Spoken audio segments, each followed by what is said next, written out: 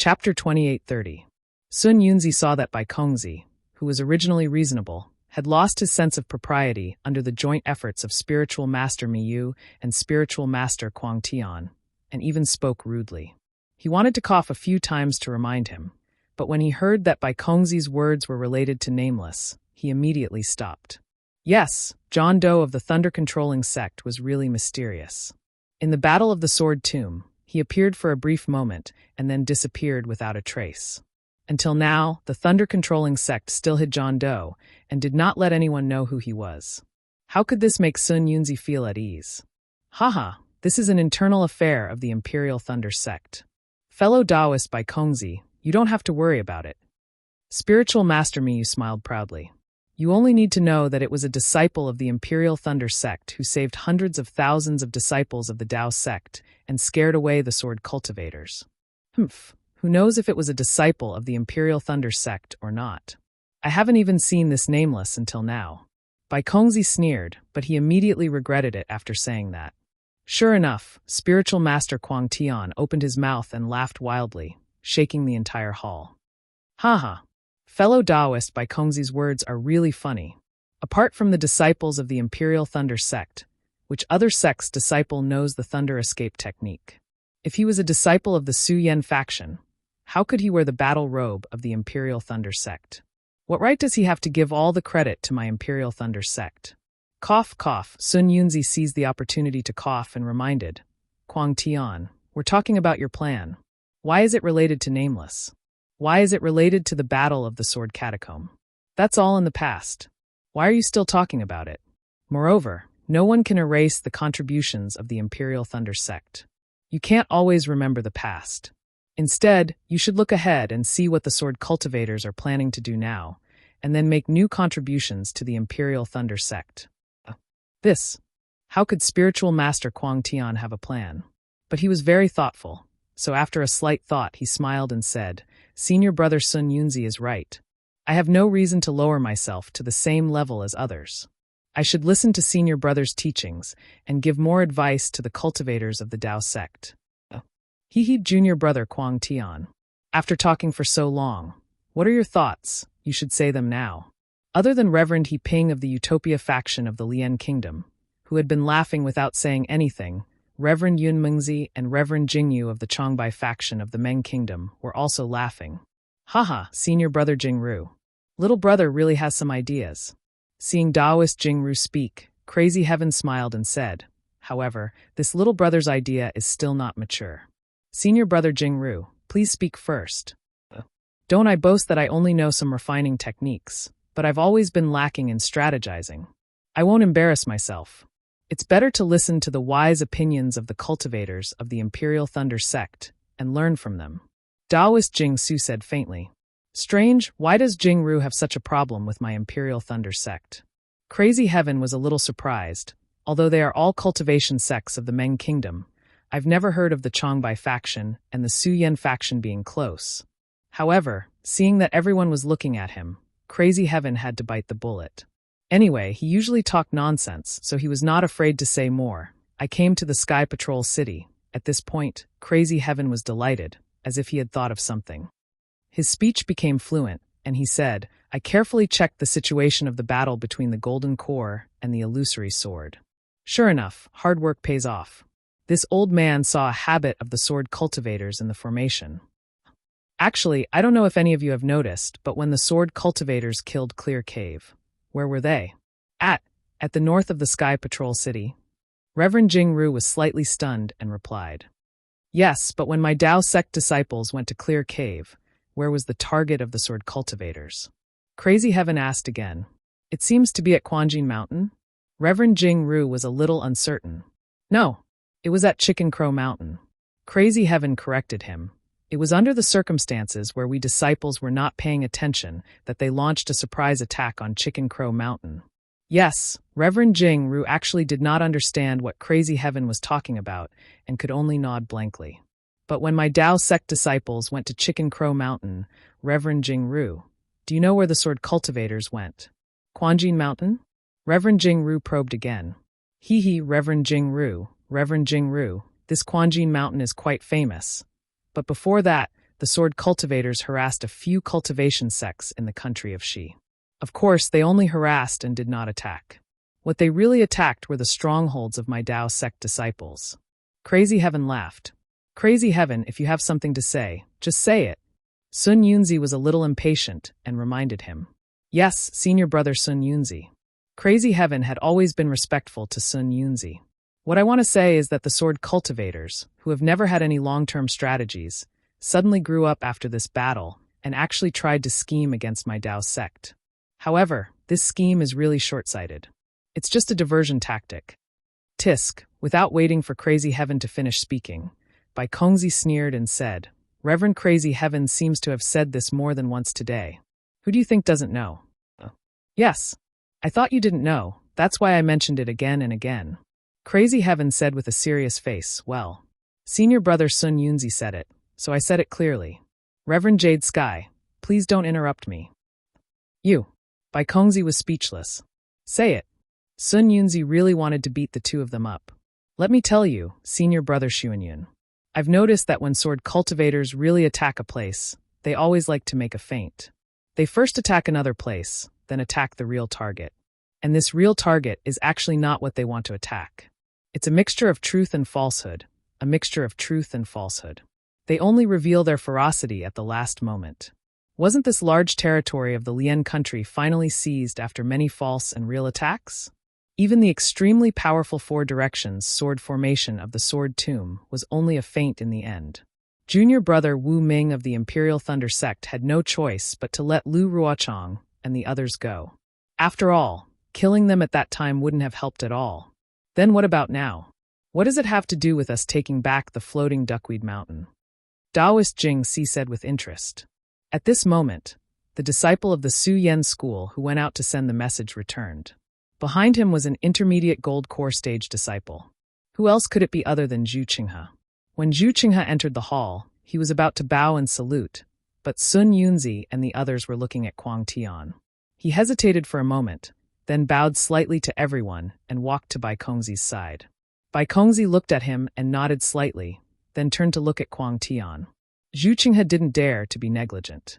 After saluting respectfully, he stood behind Bai Kongzi, raised his head, and quietly listened to Taoist Crazy Heaven. Taoist Crazy Heaven naturally saw Zhu Qinghe come in, but he was disdainful.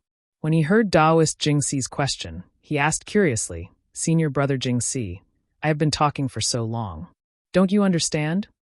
I understand. Who doesn't know that it's a feint? Taoist Jing Si smiled faintly.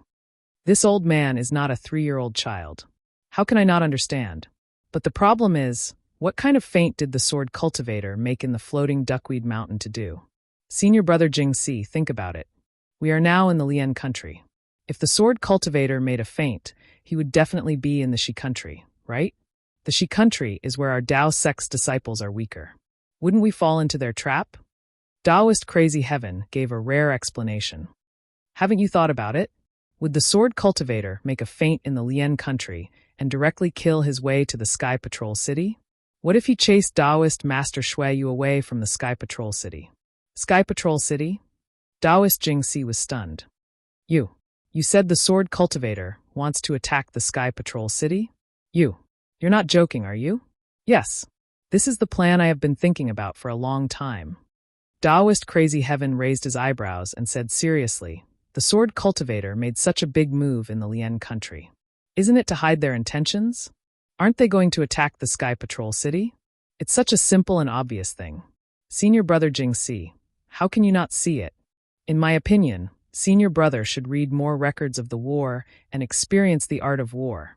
Ha ha ha, Taoist Jing Si laughed and pointed his finger. Crazy Heaven, this old man just wanted to see what you were going to say. I wanted to see how you were going to spout nonsense. But this old man really didn't expect that you would drag the Sky Patrol City into this. You didn't think about it. The Sky Patrol City is one of the top 10 cities in the Shi country. Over the years, there have been countless Dao sword wars. When has the sword cultivator ever plotted against the Sky Patrol City? So many sword cultivators in the past didn't dare to do it. Do the sword cultivators of today dare to do it? Do you think the sword cultivators of today are all muddle-headed and want to touch the walls of the Sky Patrol City? That's strange. Taoist Crazy Heaven sneered. Senior brother Jing Si, I've analyzed the situation of the war with the other senior brothers. You're saying that I'm wrong based on the fact that I didn't do it before. This doesn't seem appropriate. I just feel that the Sky Patrol City is very dangerous. It's because sword cultivators have always liked to use the diversion tactic. Tell me, what's your reason? What's your reason for saying that the Sky Patrol City is not dangerous? This old man has already said it. This old man only knows how to refine weapons and strategize. I'm not good at war. It's better for Marshal Nephew Zhu and the others to worry about such things. Taoist Jing Si pursed his lips and did not argue with Taoist Crazy Heaven. He turned to Zhu Qinghe and said, Marshal Nephew Zhu, come and explain it to your martial uncle Crazy Heaven in detail. Zhu Qinghe bowed slightly and looked at Sun Yunzi and the others. He only smiled and did not speak. Chapter 28:31. Sun Yunzi was very satisfied with Zhu Qinghe's respect. He nodded and said, Nephew Zhu, you're our think tank. Since the beginning of the war, you've been giving advice. Tell me, is your martial uncle Quangtian right? Zhu Qinghe took a step forward, bowed and said, Martial uncles and martial uncles, Martial Uncle Quangtian's worries are indeed reasonable. Moreover, we have already carefully analyzed and discussed this matter when we were at the battlefield. Haha, how is it? I've already said that I didn't waste my efforts to analyze the war situation for several days. Quangtian was overjoyed and shouted unceremoniously, I'm much better than those people who sit in their positions without doing any work. Quangtian's sitting in their positions without doing any work offended many people. Not only by Kongzi, who had some conflict with him before, but even immortal Jing Si and the others were a little unhappy. Unfortunately, Quangtian was looking at the sky and didn't look at them at all. His face was full of pride, and he didn't seem to care at all. It's just that. Zhu Qinghe changed the topic and said with a smile, after thinking about it, although we can't rule out the possibility of an attack on the Sky Patrol City. It's not realistic to say that the Sky Patrol City is the purpose of this war. Oh, why? Immortal Quangtian raised his eyebrows and asked impatiently. Looking at Sun Yunzi and the others, they smiled. The people Zhu Qinghe mentioned were 4 gold core stage cultivators. In addition to Zhu Qinghe himself, there was Pan Dongmin, a middle-stage gold core stage cultivator from the Blue Li sect of the Shi country, Gu Yun, a late-stage gold core stage cultivator from the Kunlun sect of the Lian country, and another gold core stage disciple from the Nanming sect of the Lian country. However, this disciple was only at the early stage of the gold core stage, and her name was Zhang Fian. Although these 4 people came from the 3 countries of cultivation and were from different sects, they had the same experience. They either participated in the last Taoist Sword War, or participated in the Taoist Demon War, or were good at planning in their sections. These 4 people were the think tanks of the Taoist sect cultivators in the Sword Tao War. All the initial plans in the Taoist Sword War were discussed by these 4 people, and then they were sent to the nascent Soul Stage Master for discussion in the conference hall. The conference hall would issue instructions. Since Zhu Qinghe mentioned the matter about the Sky Patrol City, and the 4 people had had a discussion, Sun Yunzi naturally knew that they had a plan, and was pleased. Martial Uncle Quangtian and uncles, Zhu Qinghe was still very respectful. Before I came to the Sky Patrol City, I also read all the war's reports and I also found the sword cult of cultivators often misuse the diversion tactic S's. When I learned that the sword often used misuse the diversion tactic often used a diversion tactics S's. When I heard If it was before the disappearance of the sword tomb, I would agree with Uncle Master Quangtian's worries. The Sky Patrol City is really important. Once a sword cultivator occupies a Sky Patrol City, they control the entire situation from the Sky Patrol City to the Sword Tomb. The Sky Patrol City is like a sharp sword that pierces into the territory of our Dao sect cultivators. But now, the Sword Tomb's disappearance. Compared to before the Huan countries, through the Sword Tombs, the Shi countries. Instead of attacking the Sky Patrol City, the sword cultivators might as well occupy the Lian country's territory. The Lian countries is bigger than the Sky Patrol cities, right? Oh! Immortal Quangtian raised the corner of his mouth and said with a smile, if the sword tombs hadn't disappeared, the Sky Patrol cities would have been the sword cultivators' place. Even a wise man can make mistakes, and I've neglected the sword tombs matter. Bai Kongzi sneered and looked at Zhu Qinghe. Zhu Qinghe was not surprised. He smiled faintly and said, Marshal Uncle Quangtian is right. Maybe the sword cultivators originally wanted to occupy the Sky Patrol City, but their plan could not keep up with the changes. The sword tombs disappeared, so they had no choice but to change their target again. Haha, that's right. These bastard sword cultivators are very cunning now. Immortal Quangtian laughed. However, before Immortal Quangtian could finish laughing, Zhu Qinghe changed the topic and said, However, this is just a possibility. I've inferred from several aspects that the Sky Patrol cities can't be the sword cultivators' target. Is that so? Immortal Quangtian's face instantly turned cold. He looked at Bai Kongzi, who was beside him, and said faintly, Tell me, why can't the Sky Patrol cities target? Firstly, the Sky Patrol cities is one of the top 10 cities in the Shi country. The Sky Patrol city's city lord has been in charge of the Sky Patrol city for hundreds of thousands of years. Its foundation is not inferior to any cultivation sects. After so many years of repair and reinforcement, the snow and ice waves Great Formation's ice waves formation not only did not fail due to the loss of the formation, but it's even stronger. Therefore, although Immortal Shueyu's cultivation is only at the early nascent soul stage, he relies on the Sky Patrol city's strength is comparable to the middle nascent soul stage. Any transformation swordsman, even a third-grade transformation swordsman, can't gain any advantage when attacking the Sky Patrol city. Moreover, those transformation swordsmen are in danger of dying. Would a sword cultivator take the risk to attack such a dangerous place that doesn't have much strategic value? Secondly, without waiting for Immortal Quangtian to speak, Zhu Qinghe continued, I'm afraid Immortal Quangtian has forgotten about the teleportation formation of the Sky Patrol city. As long as there's a teleportation formation, Immortal Shueyu and the disciples of the Sky Patrol city can freely enter and exit the Sky Patrol city and surprise the sword cultivators around the Sky Patrol city. Or, they can send the Sky Patrol city's battle report to the nascent soul stage masters at any time. Do you think the Sky Patrol city can be easily defeated? Is there a third point? Sun Yunzi said with a smile, the teleportation formation is nothing, but the teleportation formation of the Sky Patrol city and Immortal Shui, you are very difficult to deal with. I think it's very troublesome, let alone transformation swordsmen. The third point, Zhu Qinghe said with some embarrassment, compared to the teleportation formation, it's not worth mentioning. Say it, I'm listening. Immortal Quangtian said coldly. Yes, Zhu Qinghe pondered for a while and said with a smile, actually, I think that if the sword cultivators really set their target on the Sky Patrol city, they should have besieged the city at the beginning of the battle. They didn't have to wait until now. At that time, it was still a battle between the Golden Core disciples and the Illusory Sword disciples. Hundreds of thousands of sword cultivators surrounded the Sky Patrol city, so tightly that not even a drop of water could trickle through. Immortal Shui, you might not be able to make a move. If he were to make a move, transformation swordsmen would naturally make a move. Why go through so much trouble? Not bad, not bad.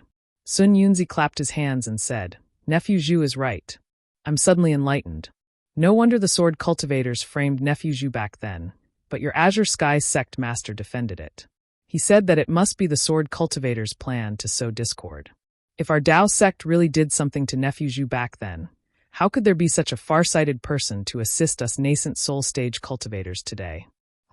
It's all Immortal Quangtian's praise. I don't dare to accept it. I've spent a lot of my mind on this, and I'm really not good at cultivation. Zhu Qinghe said with a smile. Cultivation is nothing. You're a middle golden core stage cultivator, and you're comparable to several nascent soul stage cultivators. After this battle, the four of you will all have battle merits. Not only will your respective sects reward you, the entire Dao sect will also give you some benefits for your cultivation. However, it's just pregnancy, so it's nothing. Sun Yunzi laughed loudly. Thank you, Immortal Quangtian. I'll definitely come up with a plan for our Dao sect and exhaust my mind.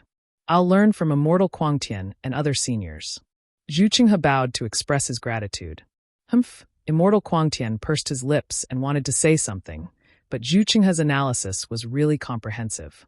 All the assumptions were reasonable, and it was indeed the result of Zhu Qinghe and the others' long discussion. It was almost impeccable. At this moment, a figure appeared outside the hall again, and the sound of hurried footsteps came from outside. Then, at the entrance of the hall, another heavenly maniac appeared. However, everyone just raised their heads slightly, glanced at him, and ignored him. This heavenly maniac was naturally Qian Diheng of the Imperial Thunder sect. Not only did Qian Diheng look similar to heavenly maniac, but his behavior was also extremely similar. At this time, in the skyscraping hall, there were only nascent soul stage cultivators, and only Zhu Qinghe was a golden core stage cultivator. Moreover, this golden core stage cultivator was sent in by Kongzi. However, Qian Diheng was now only a middle foundation establishment stage disciple, but he swaggered in and out of the skyscraping hall as if he was not restricted at all. Moreover, looking at the several late foundation establishment stage disciples guarding the entrance, they actually nodded slightly when they saw Qian Diheng, which was rare, and did not stop him. They seemed to be very familiar with Qian Diheng. After Qian Diheng entered the skyscraping hall, he immediately restrained himself like Zhu Qinghe. He walked quickly to Sun Yunzi and the others, bowed and said, "Junior Qian Diheng greets the ancestors." "Well, get up." Sun Yunzi's eyes flashed with a trace of impatience as he said lightly. Heavenly Maniac said with a smile, "Hung you have worked hard in the fierce battle just now. Why don't you take a rest later? You are only a middle foundation establishment stage cultivator. Although you have the spirit of sacrificing yourself for our Dao sect, your body is also important." Tisk by Kongzi was naturally not as arrogant as Heavenly Maniac, but he still snorted coldly.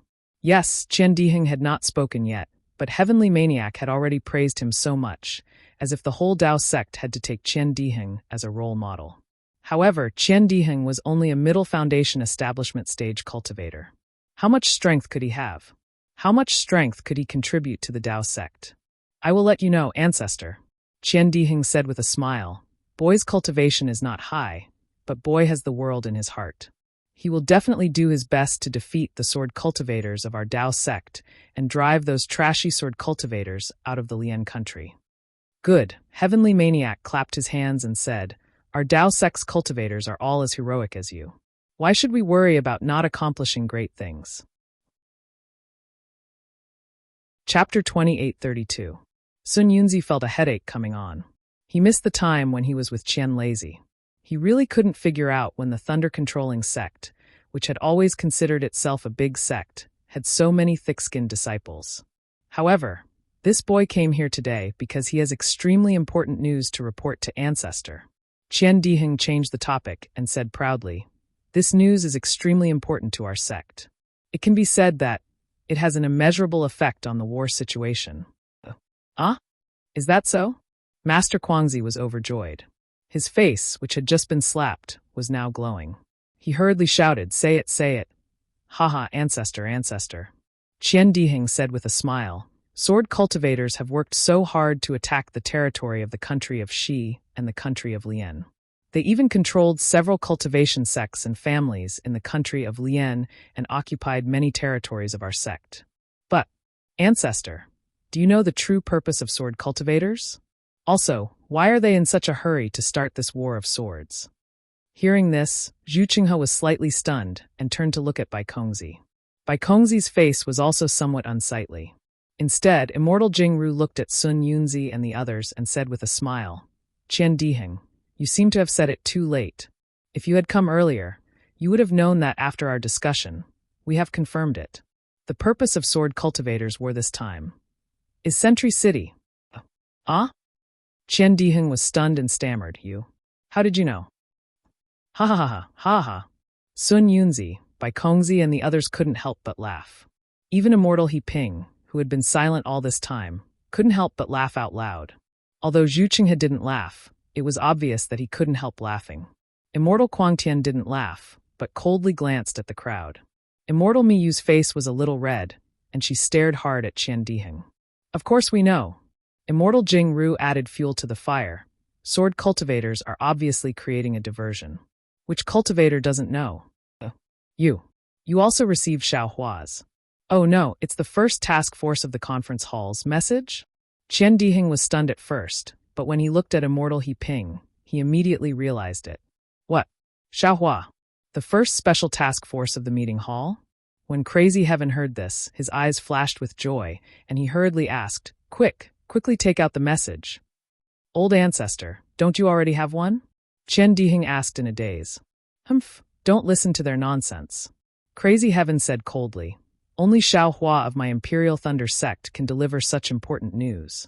Then, he glanced at Jinren He Ping and added, only the first task force in the conference hall can send it here.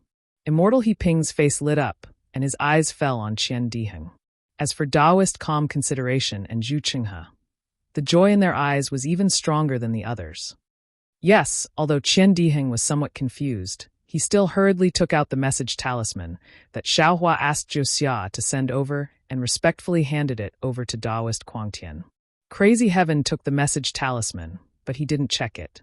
Instead, he turned around and handed it to Reverend Miyu, saying, Senior brother, this is a message from my Imperial Thunder sect's disciple who risked his life to send. Please make a decision. Reverend Miyu nodded slightly, took the message talisman, and checked it with her divine sense. Her face lit up with joy, and she handed the message talisman to Sun Yunzi, saying with a smile, Senior brother Sun Yunzi, this is a message from my Imperial Thunder sect's Xiao Hua. It's the most secretive news of this sword battle.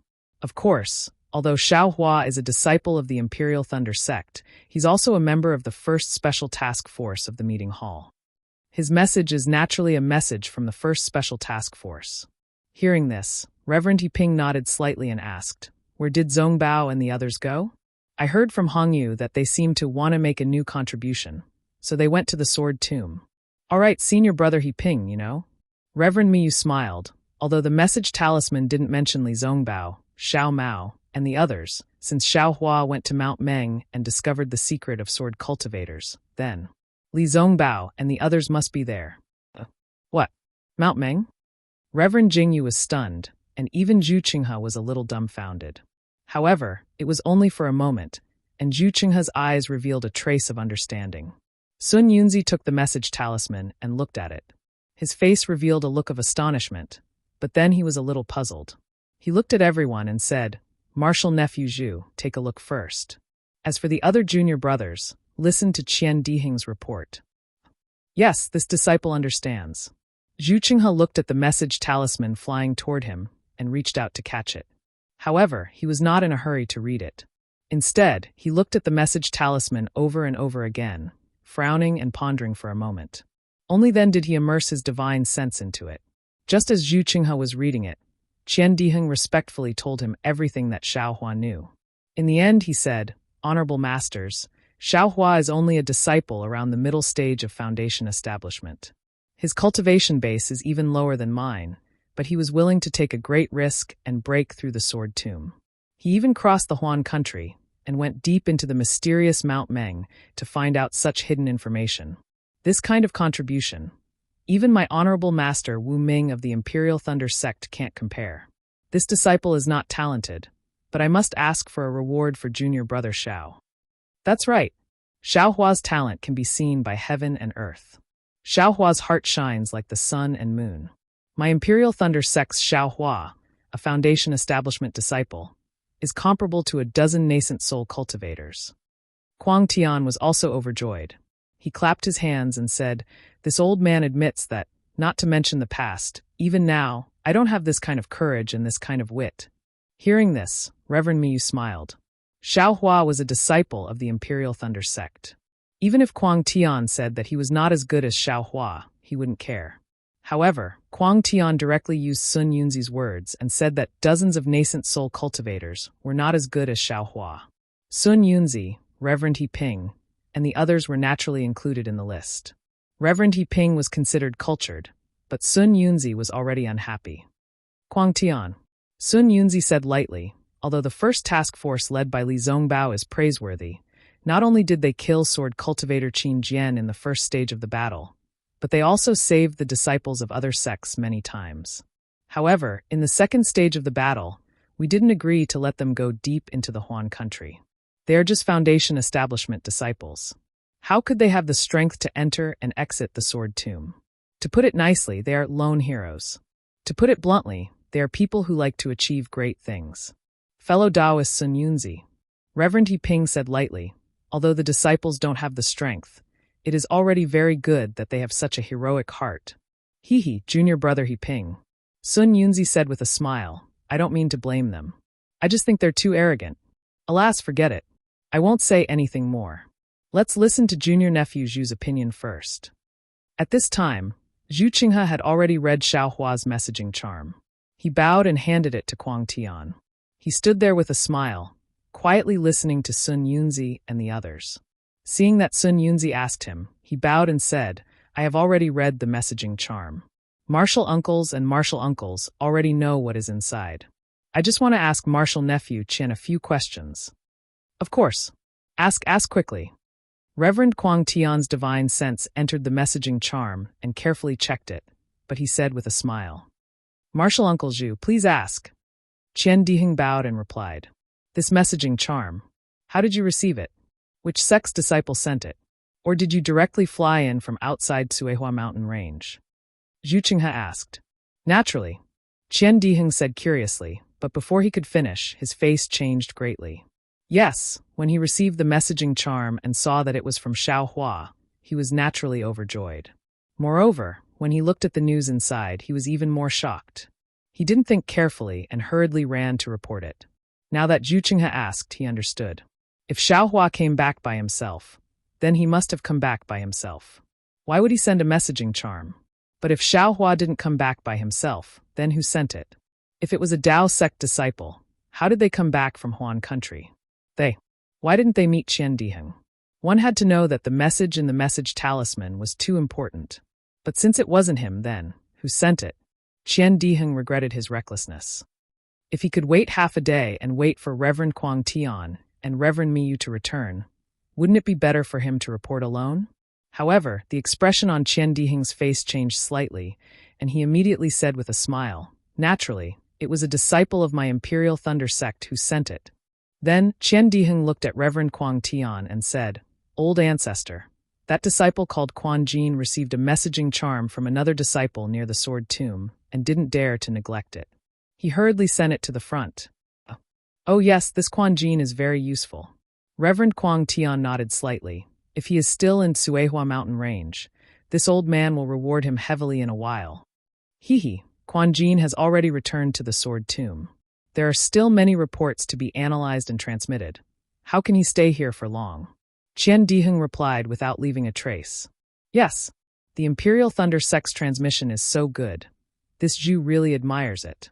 Zhu Qinghe said with a smile, then said to Sun Yunzi, since this messaging charm didn't fly in from outside, but was sent by a disciple of the Imperial Thunder sect through his own channels, then this messaging charm should belong to martial nephew Xiao Hua without a doubt. This messaging charm originally belonged to Xiao Hua. Qian Diheng rolled his eyes at Zhu Qinghe, as if he didn't treat him as a golden core martial uncle. Since we can rule out this messaging charm from a sword cultivator, I would like to ask martial nephew Qian, is there only Xiao Hua's messaging charm? Why is there no messaging charm for Li Zongbao, Xiao Mao, or Kai Hongxia? If your Imperial Thunder sect's communication channels are so good, shouldn't their messaging charms also be sent? Chapter 2833. They naturally have their own channels. Why use my Imperial Thunder sects? Qian Diheng didn't back down and replied. Uncle Master He Ping, can the Utopia faction send the message talisman from millions of Meng mountains? Zhu Qinghe turned and asked Reverend He Ping. The immortal He Ping shook his head slightly. The Utopia faction is not as far-sighted as the Imperial Thunder faction. We don't have such a plan. Well, since the Utopia faction doesn't have it, then Li Zongbao's message charm should be sent here with the disciples of the Imperial Thunder faction, right? Zhu Qinghe nodded and said, even if martial nephew Li Zongbao doesn't want to write a messaging talisman, shouldn't martial nephew Li Zongbao's messaging talisman have left a message? They should have even mentioned martial nephew Li Zongbao, right? But why did Li Zongbao, Xiao Mao, and Kai Hongxia not mention a single word in this message talisman? How would I know? Qian Diheng said unhappily, I didn't write this messaging talisman. Then martial nephew Qian, I'll ask you another question. Zhu Qinghe didn't force him and asked again, do you think that Li Zongbao, Xiao Mao, Kai Hongxia, and Xiao Hua, these 4 foundation establishment disciples, can easily break through the sword cultivator's blockade? Would they be able to safely pass through the encirclement of the Huan Kingdom's swordsmen? Would they be able to avoid the battle between the soul cultivators and the sword cultivators? To be able to easily explain the situation of the battle between the soul cultivators and the sword cultivators, and to find out the source of the battle? Putting aside everything else, do you think Xiao Hua and the others can understand the uncivilized language of millions of Meng mountains? This. Qian Diheng stuttered. How would I know? Left and right, Xiao Hua and the others have already rushed past the sword catacomb, passed through the Huan kingdom, and arrived at Mount Meng. Martial nephew Qian, how could you not know? Your sect's disciple was able to send the messaging talisman all the way from Huan State to the Sword Tomb, and then through the Sword Tomb to the Chui Hua mountain range. How could you not know how Xiao Hua got there? That's right, when Xiao Hua and the others went, I hadn't come yet. How do I know how they passed through the Sword Tomb with my Imperial Thunder Sect's disciples? Qian Diheng's words were somewhat unreasonable. Hee, martial nephew Qian, if this message talisman was sent by your sect's martial uncle Wu, then it would be quite valuable. Zhu Qinghe shook his head slightly and said earnestly, but it just so happened that it was sent by a middle-stage Foundation establishment disciple. This message talisman has no value at all. If you really want to give it a price, then it's beneficial to the sword cultivators. It's the sword cultivators' plan to deceive the heavens and cross the sea, their plan to lure the enemy. As a matter of fact, even without Zhu Qinghe saying the last sentence, Sun Yunzi and the others had already come to a conclusion.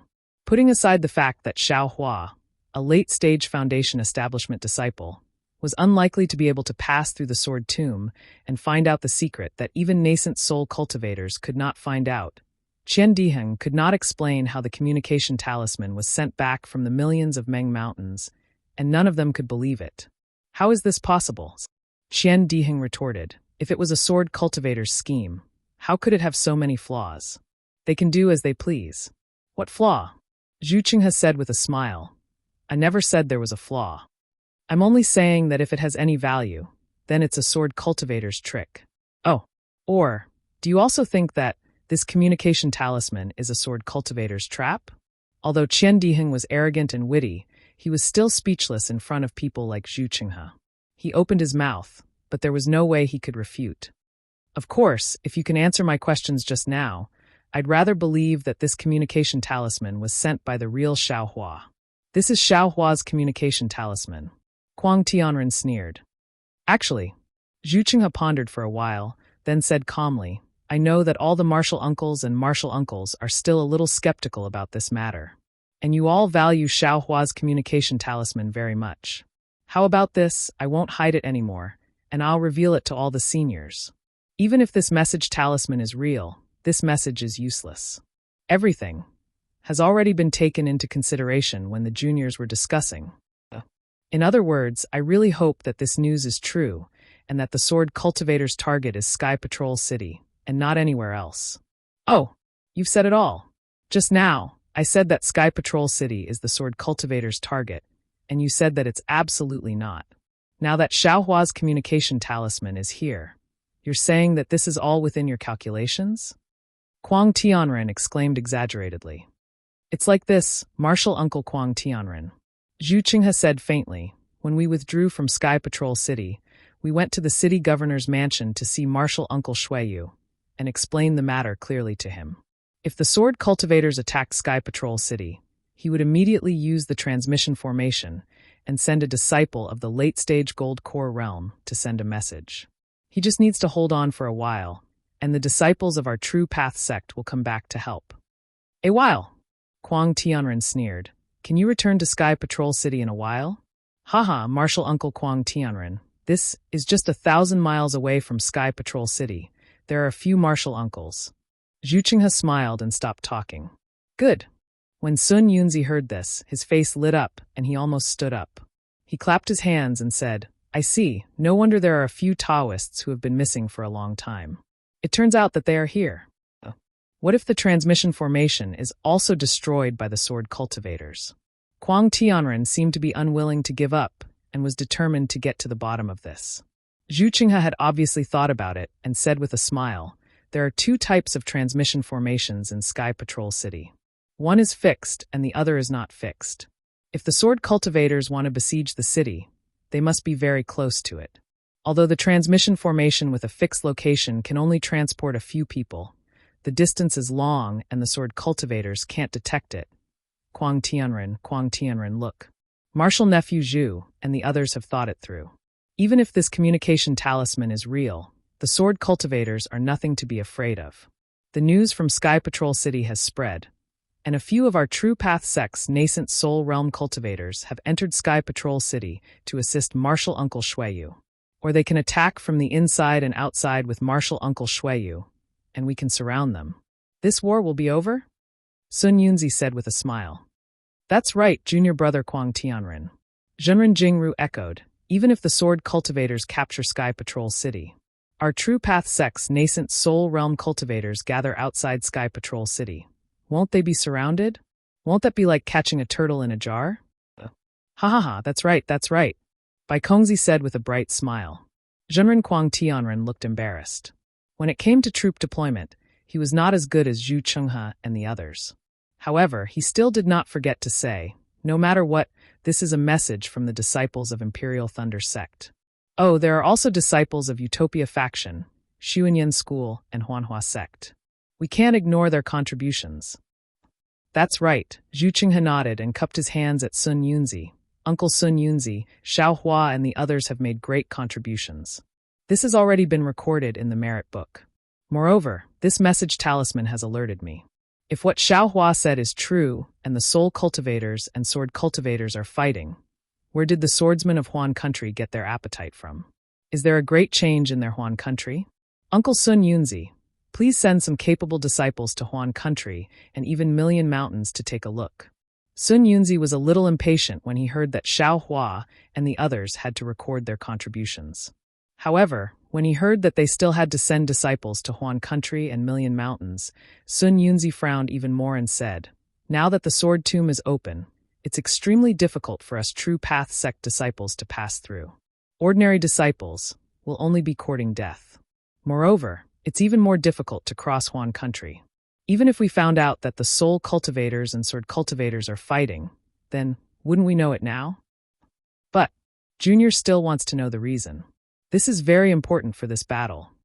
Zhu Chenghe said with a smile, if there's really a great change in Huan country, our 3 cultivation kingdoms won't need to force them too much.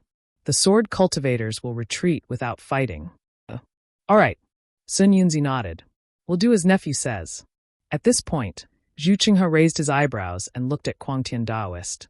Uncle Quangtian, speaking of battle achievements, this junior has something to ask you. Speak. Quangtian Daoist answered casually. Yes, Zhu Chenghe said with a smile. I presume that Uncle Quangtian and Uncle Me you don't have any objections that this jade slip was sent by your noble sex Xiao Hua, right? Of course. Quangtian Daoist nodded without hesitation. Good. Since it's news from your noble sex disciple, then this news has to be of some value. Zhu Chenghe said with a smile. When we were discussing that day, we felt that, well, Uncle Quangtian seemed to have mentioned it just now, it's not safe enough to ambush a few Uncle Masters outside the city. Junior actually wanted to quietly ambush a few nascent soul masters inside the city. However, I haven't been able to find a suitable teacher. Now that Xiao Hua from your sect has sent the message, and your sect fully believes in this matter, then can I invite the disciples of the Imperial Thunder sect to go to the Sky Patrol City and resist the siege of the sword cultivators with the disciples of the Sky Patrol City? When Quangtian Daoist heard this, his expression changed greatly, and he unconsciously looked at Miyu.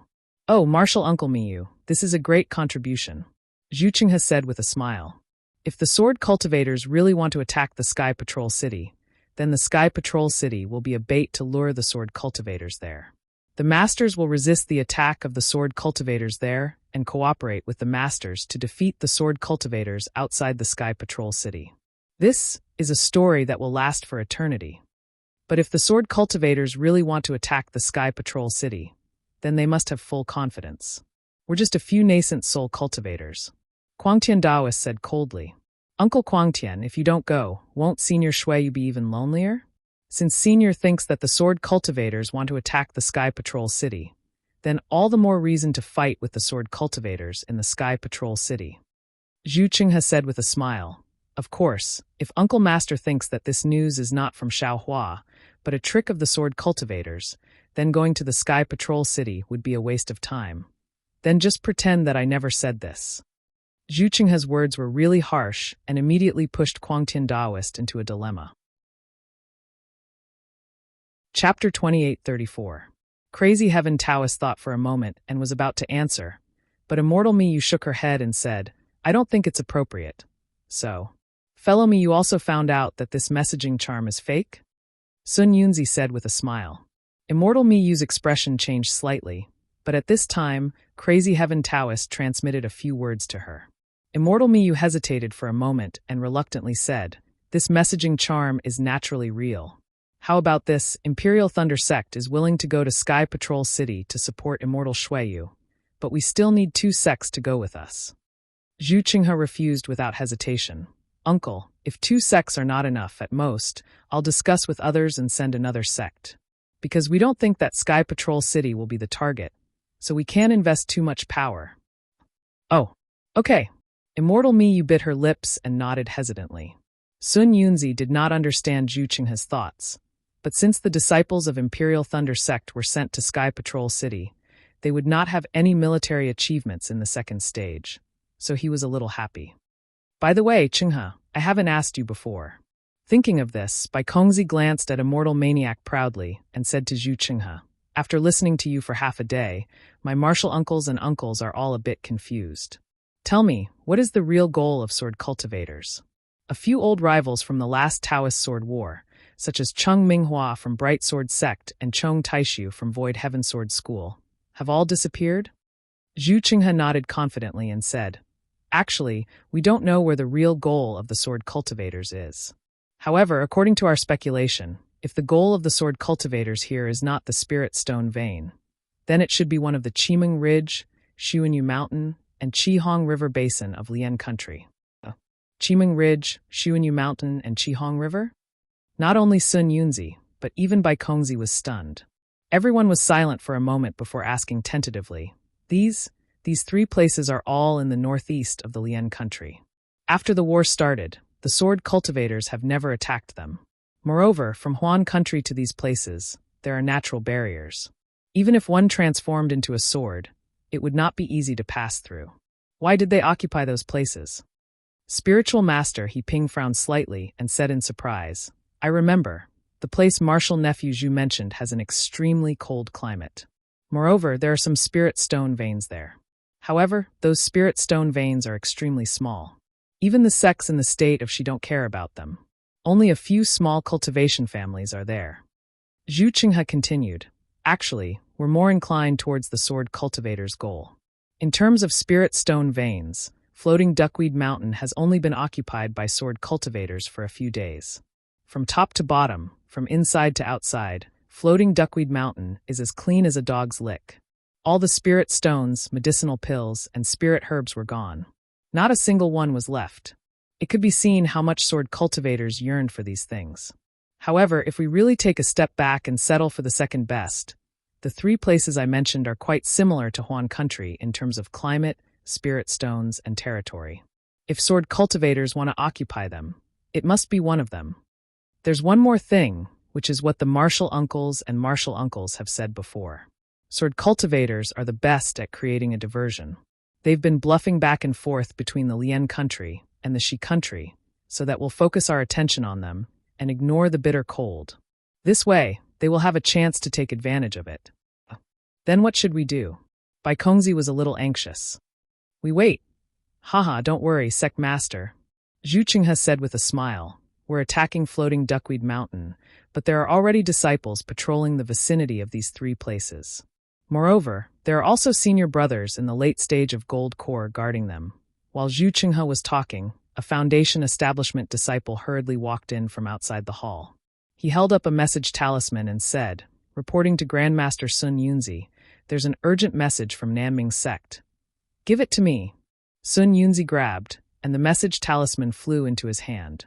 When Sun Yunzi checked it with his divine sense, a trace of astonishment appeared in his eyes. He looked at Zhu Qinghe in disbelief and said, Martial Nephew Zhu, you are really amazing. This is a message from Nanming Sect. They received a message from a patrolling disciple that they found traces of a large number of swordsmen in Yu Mountain. I'm afraid those old swordsmen that fellow Taoist by Kongzi mentioned are there. Good, Zhu Qinghe clapped his hands and said, since we found traces of them, it's easy to handle. We've already discussed this matter. We just need to act according to the previous arrangement. Then, Zhu Qinghe began to mobilize the troops. Beside him, spiritual master Kuangtian looked at Qian Diheng and asked in a low voice, where did you get this message talisman? Alas, old ancestor, it's almost the same as old Zhu's guess. It flew in from outside. Qian Diheng naturally wouldn't hide it from spiritual master Kuangtian and said, but this message talisman is definitely Xiao Hua's. Alas, Xiao Hua is in danger. Spiritual master Kuangtian sighed. I wanted to come to the battlefield to protect him, but I haven't seen him yet. Qian Diheng's face was also gloomy.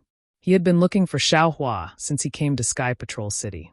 Who knew that Xiao Hua was even more mysterious than he imagined. Almost no one in Thunder Controlling Sect had seen him before. He was even more mysterious than the mysterious, terrifying Phoenix and nascent soul Wu Ming. It was a pity that Xiao Hua's cultivation was too shallow, and Qian Diheng had never seen Xiao Hua's Phoenix celestial body. Otherwise, he would have placed the terrifying Phoenix and nascent soul Wu Ming on Xiao Hua. In the past, no news was the best news because Qian Diheng thought that Xiao Hua was still alive in this world. But now there was news, and it was bad news. Almost everyone in the hall was certain that Xiao Hua must have fallen into the hands of sword cultivators. Otherwise, his message talisman would not have been sent back. On the contrary, because there was no news about Li Zongbao, Xiao Mao, and Fairy Hong Xia, everyone felt that they were safe. Xiao Hua did not expect such a self-defeating plan. As for Jiu Xia, she did think of it, but Xiao Hua did not tell her too much. She only needed to send the message talisman. How many Dao sect cultivators died? Would Jiu Xia care? Since this message talisman is fake. Qian Diheng's eyes turned slightly, looking at the expressions of Zhu Qinghe and the others, and said to spiritual master Kuangtian, how can we go to Sky Patrol City? Wouldn't we fall into the sword cultivator's trap? Why not? Spiritual master Kuangtian laughed. The sword cultivator's trick has been seen through by us, so they naturally won't pay attention to Sky Patrol City. The most dangerous place is also the safest. My thunder-controlling sect disciples will be safe there. Qian Diheng also laughed, but there was a different meaning in the corner of his mouth. Xiao Hua, who had been silently mourned by Qian Diheng, was sitting on the back of the green witch feather, accompanying Fairy Hong Xia. He released his divine sense, looking at the withered yellow all over the mountains, and was deep in thought. The back of the green witch feather was quite spacious, and it was very stable. Sitting cross-legged in the usual posture of a cultivator, it was very comfortable. However, even Fairy Hong Xia, who was accompanying Xiao Hua, had a trace of worry on her face. Yes, the millions of Meng Mountains were really in an abyss of suffering. Previously, Xiao Hua and the others did not feel it, and only felt that what they saw in Nianlu Stockade was shocking enough.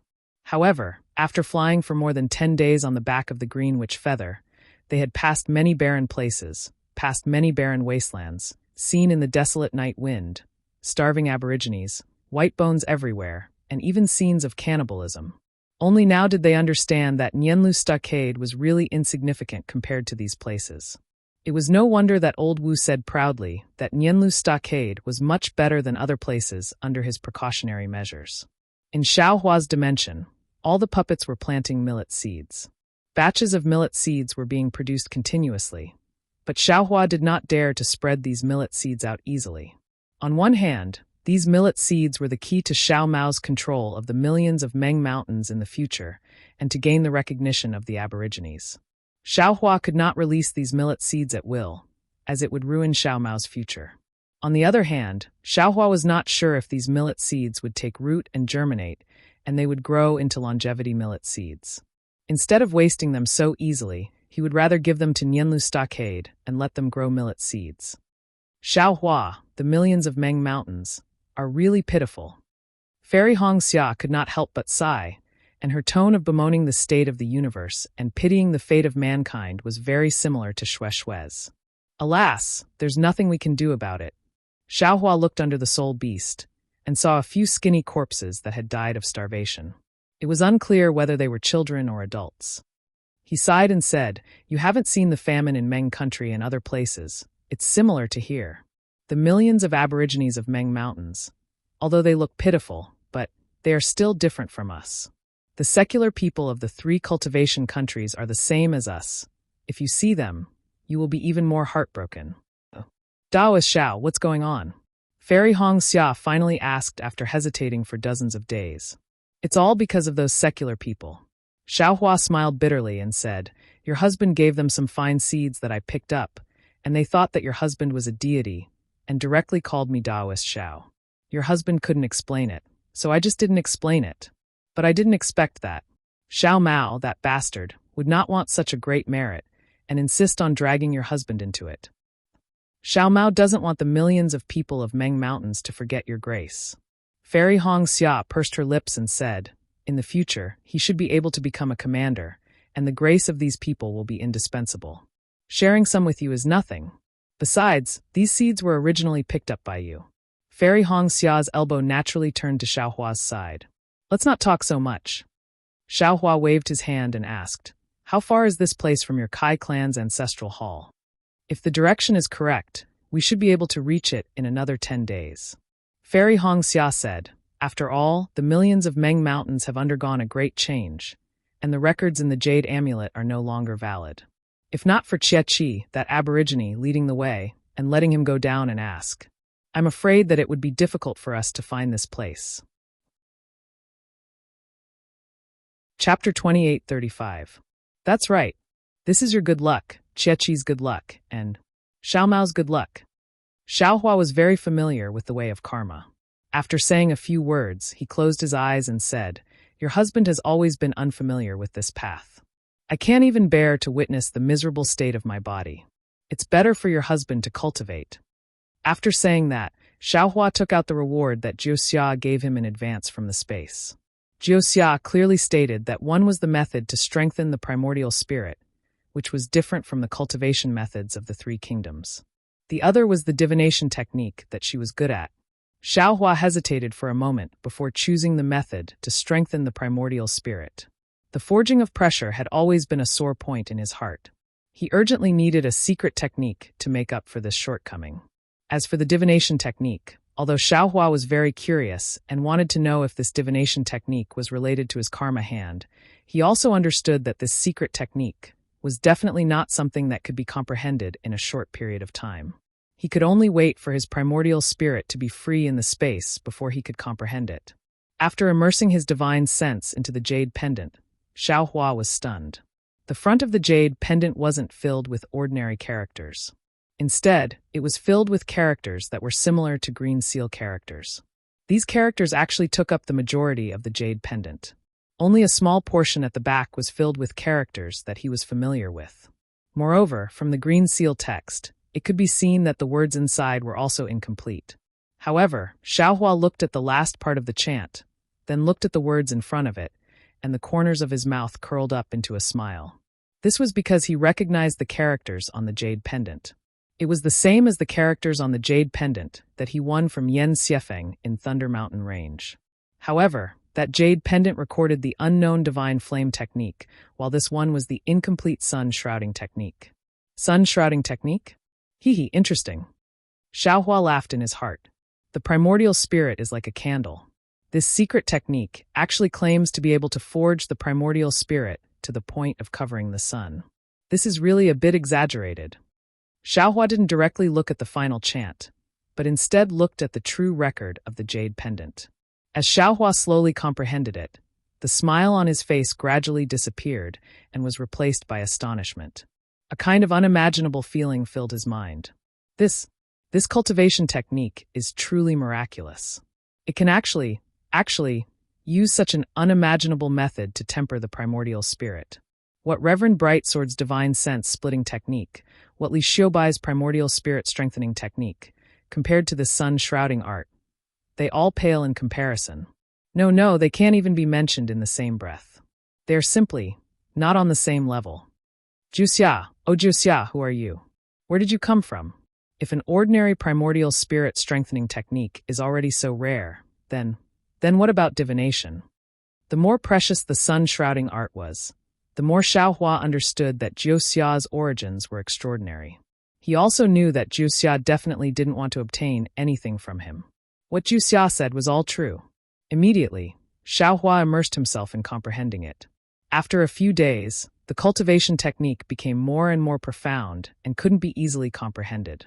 Xiaohua took advantage of the time to look at the later part of the chant. The latter part of the chant was simple. It was a part of the sun-shrouding art. However, the name of the chant wasn't stated. There were even many notes in the chant that others had comprehended. Xiaohua carefully looked at it and knew that Zhu Xia didn't hide anything. The explanation and translation of the chant were very consistent with the sun-shrouding art. However, because the text was different, many details of the sun-shrouding art couldn't be reflected in the chant.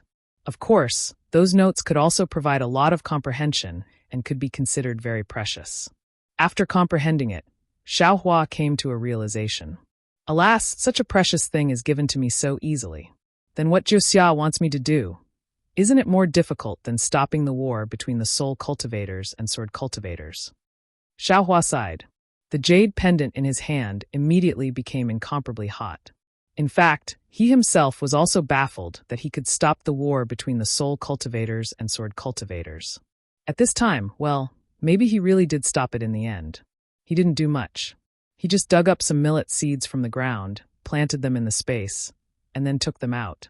It was about the same as taking out his own space. However, what Zhu Xia wanted to do in the future would definitely not be so simple. Why is it so hot? With Xiaohua's cultivation, he had long been immune to cold and heat. However, at this time, when his imagination was running wild, he suddenly felt that the weather was a little abnormal. When Xiaohua opened his eyes, sure enough, there was an indescribable heat wave near the green shaman feather. Although the sun had just risen, the scorching sunlight was like a fire burning in the air. Looking at the ground again, although it was dry and yellow, there was always some vegetation and even some wild animals. However, here, the faint green had long disappeared. A kind of bright yellow spread flat on the ground. Moreover, this kind of bright yellow seemed to cover the sky and the earth as far as the eye could see. Wife, is this the ancestral shrine of your Kai family? Why is it so hot? Xiaohua hesitated and asked in a low voice. Husband, Fairy Hongxia's face was apologetic. She whispered, the direction is right, but all the signs are blurry. Even some mountain ranges, especially the rivers, are all gone. I'm still looking carefully. Then Fairy Hongxia was also puzzled. As for the heat, it started 4 or 5 days ago. And as the soul beasts flew, it became hotter and hotter. This heat is very abnormal. Perhaps this is the reason for the drought in the Million Meng Mountains? Xiaohua released his divine sense and looked for a long time. Then he said, it's the same for 100 miles away. There's no sign of human habitation. Perhaps it's really caused by this kind of weather phenomenon. But if that's the case, then the millet. I don't know if it's effective. Husband, how long will it take for the millet to bear fruit? Fairy Hongxia obviously didn't know anything about farming. She actually thought that millet was the same as the spiritual wood. According to the Elder Wu, the millet of the Million Meng Mountains should take 3 months to ear and 5 months to ripen. Xiaohua said in a familiar manner. Then we'll only know after 5 months? Fairy Hongxia was a little surprised. It won't take that long. Xiaohua smiled. As long as the millet can ear, we'll be able to see the fullness and density of the millet. Then we'll know the harvest when it ripens. I understand. Fairy Hongxia naturally understood with just a hint. Also, the spiritual seed that your husband picked up seems to be different from the usual ones. When I was in Meng, your husband noticed that they grow extremely fast. Perhaps the millet seeds will be different as well. Good. Fairy Hongxia smiled. If that's the case, Xiao Mao's people will starve to death. Although the soul cultivators and the Million Meng Mountains natives are considered enemies of my Dao sect, but they're all human lives. Xiaohua sighed. I hope that when Xiao Mao becomes the leader, the Elder Wu, he'll be able to change this situation. There, it's there. While Fairy Hongxia was talking to Xiaohua, she suddenly jumped up from the back of Qing, Shiwuyu, and pointed to the side in the distance with a smile. It's that hand. It's called Immortal Guides the Way on the Jade Slip. Oh! Xiaohua looked over. Sure enough, on his right, at the edge of what he could see with his naked eye, a mountain peak appeared. That mountain peak was very strange. At a glance, it really looked like a clenched fist, with the thumb and forefinger extended out. We'll turn around now. Xiaohua was also excited. Didn't they come to the Million Meng Mountains to find the ancestral hall of the Kai clan? After so many things had happened, they were finally at the end. Hee, husband. Fairy Hongxia smiled and transmitted her voice. Don't turn around first. Let's fly 100 miles ahead. Oh, your husband understands. Xiaohua said in realization. Then they flew for another 200 miles. In front of them was a mountain peak that wasn't very tall. Xiaohua transmitted his voice to Xiao Mao and asked Qing, will you to land on the mountain peak? Then he asked Qi and Qing, will you to wait on the mountain peak? The four of them flew to Immortal Shows the Way alone. Seeing Xiao Mao leaving him behind, Qi's face was very sad. It seemed that he had lost Xiao Mao's trust. Xiao Mao looked at these loyal and devoted subjects and felt very uncomfortable in his heart. He felt more and more that he should do something for them. He even asked Xiaohua in a low voice for a long time on the way to Immortal Guides the Way. Xiaohua wanted to help Xiao Mao, but there was nothing he could do. He had been planting and harvesting corn in his space. However, these were all used to make seeds. He couldn't casually give them to the natives as rations. Not long after, everyone landed on the mountain peak of Immortal Shows the Way. Fairy Hongxia took out the jade scroll again and carefully examined it for a long time. Then, she nodded affirmatively and pointed her finger. Senior brother, look over there. There are some marks in this dried-up place. It should be a river that flowed before. Over there should be more than 10 rows of huge rocks. It looks like a fortress. Unfortunately, it has been hollowed out. Someone must have been here before. Haha, senior sister. Xiao Mao laughed. The world has changed too much. Even if its Immortal Shows the Way mountain peak, it might disappear at any time. If your Kai family's ancestral shrine uses this as a marker, it won't be reliable in the future. Sigh. Fairy Hongxia laughed bitterly. Qing Yang's Kai family might have other ways. However, this is the only way I can get my hands on. Fortunately, my master was thoughtful and obtained the secret method to open the ancestral shrine. Otherwise, even if I found this place, I wouldn't be able to do it. This is Million Mountain Meng. The formations of Dao sect cultivators can't be revealed casually. Ordinary methods can't be used. On the contrary, the simplest and most common method is effective. Li Zongbao looked around and said calmly. Junior sister and Xiaohua will lead the way. Senior brother and Xiao Mao will follow behind. Fairy Hongxia couldn't hide the urgency on her face. After saying a few words, she activated her flying technique and flew towards a direction. Of course, the direction she was flying towards was not the direction of Immortal Shows the Way. Chapter 2836. After flying for a full hour, Fairy Hongxia came to a stop in front of a huge crater that was at least 100 li away. This is the ancestral hall of your Kai family? Where is it? Xiaohua was very surprised. When he saw the location of this depression with his divine sense, Xiaohua felt that there was something strange. Not only did he release his divine sense, but he also released his Buddhist sense and scanned the entire depression. Not only did he not find any fluctuations of magic power, but he also did not find anything strange. Of course it's here. Fairy Hongxia smiled sweetly. This used to be a huge lake, but now the lake water is gone. Then, can you still find the ancestral hall of the Kai family? Xiao Mao and Li Zongbao caught up and asked worriedly. We're already at the doorstep. Of course, I have my ways. Fairy Hongxia said proudly to Xiaohua. Xiaohua, is there anything out of the ordinary around here? No. Xiaohua shook his head. There's really no one around. That's good. Fairy Hongxia said with a smile. Xiaolang, please retreat a little. Watch me open the doors of the ancestral hall. All right. Xiaohua and the rest retreated a few feet. Unexpectedly, Fairy Hongxia shook her head and said, You still have to retreat. Xiaohua was a little flabbergasted. He retreated more than 100 feet before stopping. Just as Xiaohua and the rest stopped, they heard a crisp sound in front of them. A crystal-clear phoenix celestial body with a faint sapphire-blue radiance was released from Fairy Hongxia's body.